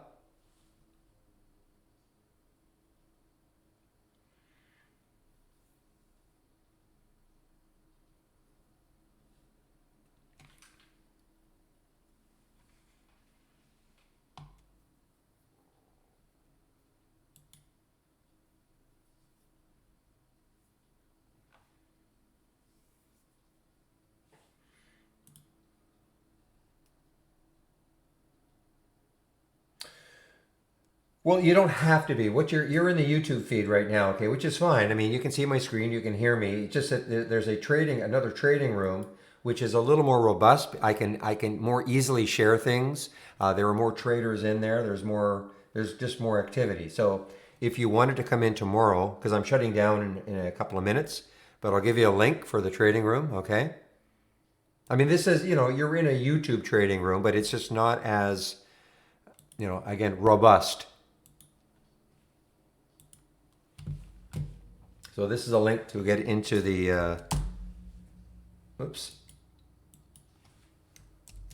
Okay, there's a link so you can join us tomorrow if you want.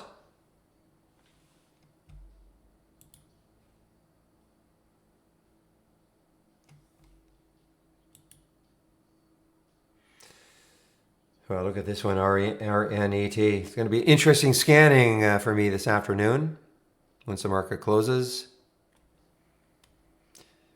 A lot of really interesting looks today, and everything will be on the long side. So the problem I have is when I create my watch list, it's going to be loaded basically with long plays because there's just nothing showing up on the short side today. What if the market's down 500 points tomorrow? So that kind of it's a fine line I have to tread because I try to get some short plays because I don't know what the market's going to do tomorrow, but I can't manufacture them.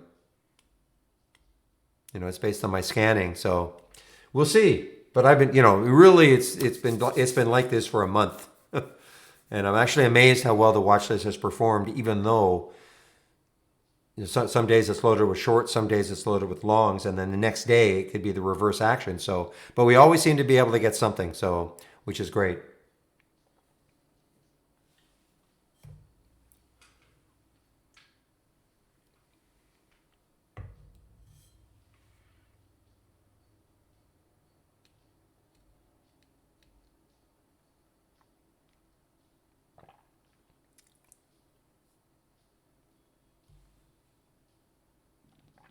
All right, guys, are there any other questions? And now 3 o'clock. If there are questions, I'll always stick around. But if there are no more questions, I'll pack it in, and then we'll do all this again tomorrow at 9 o'clock Eastern time.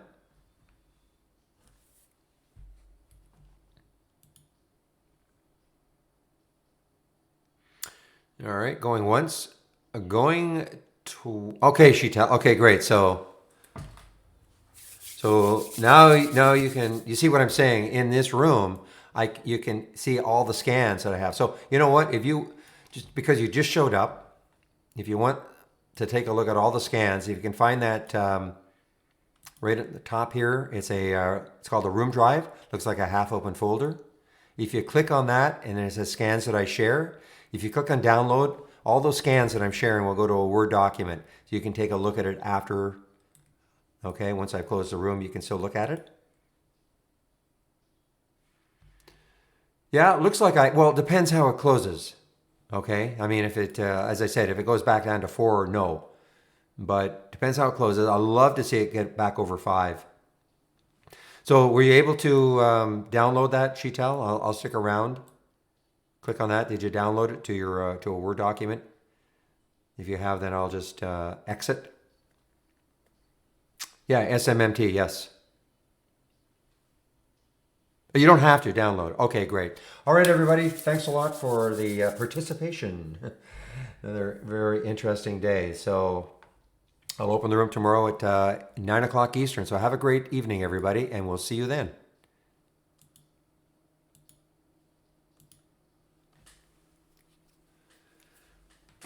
Whew.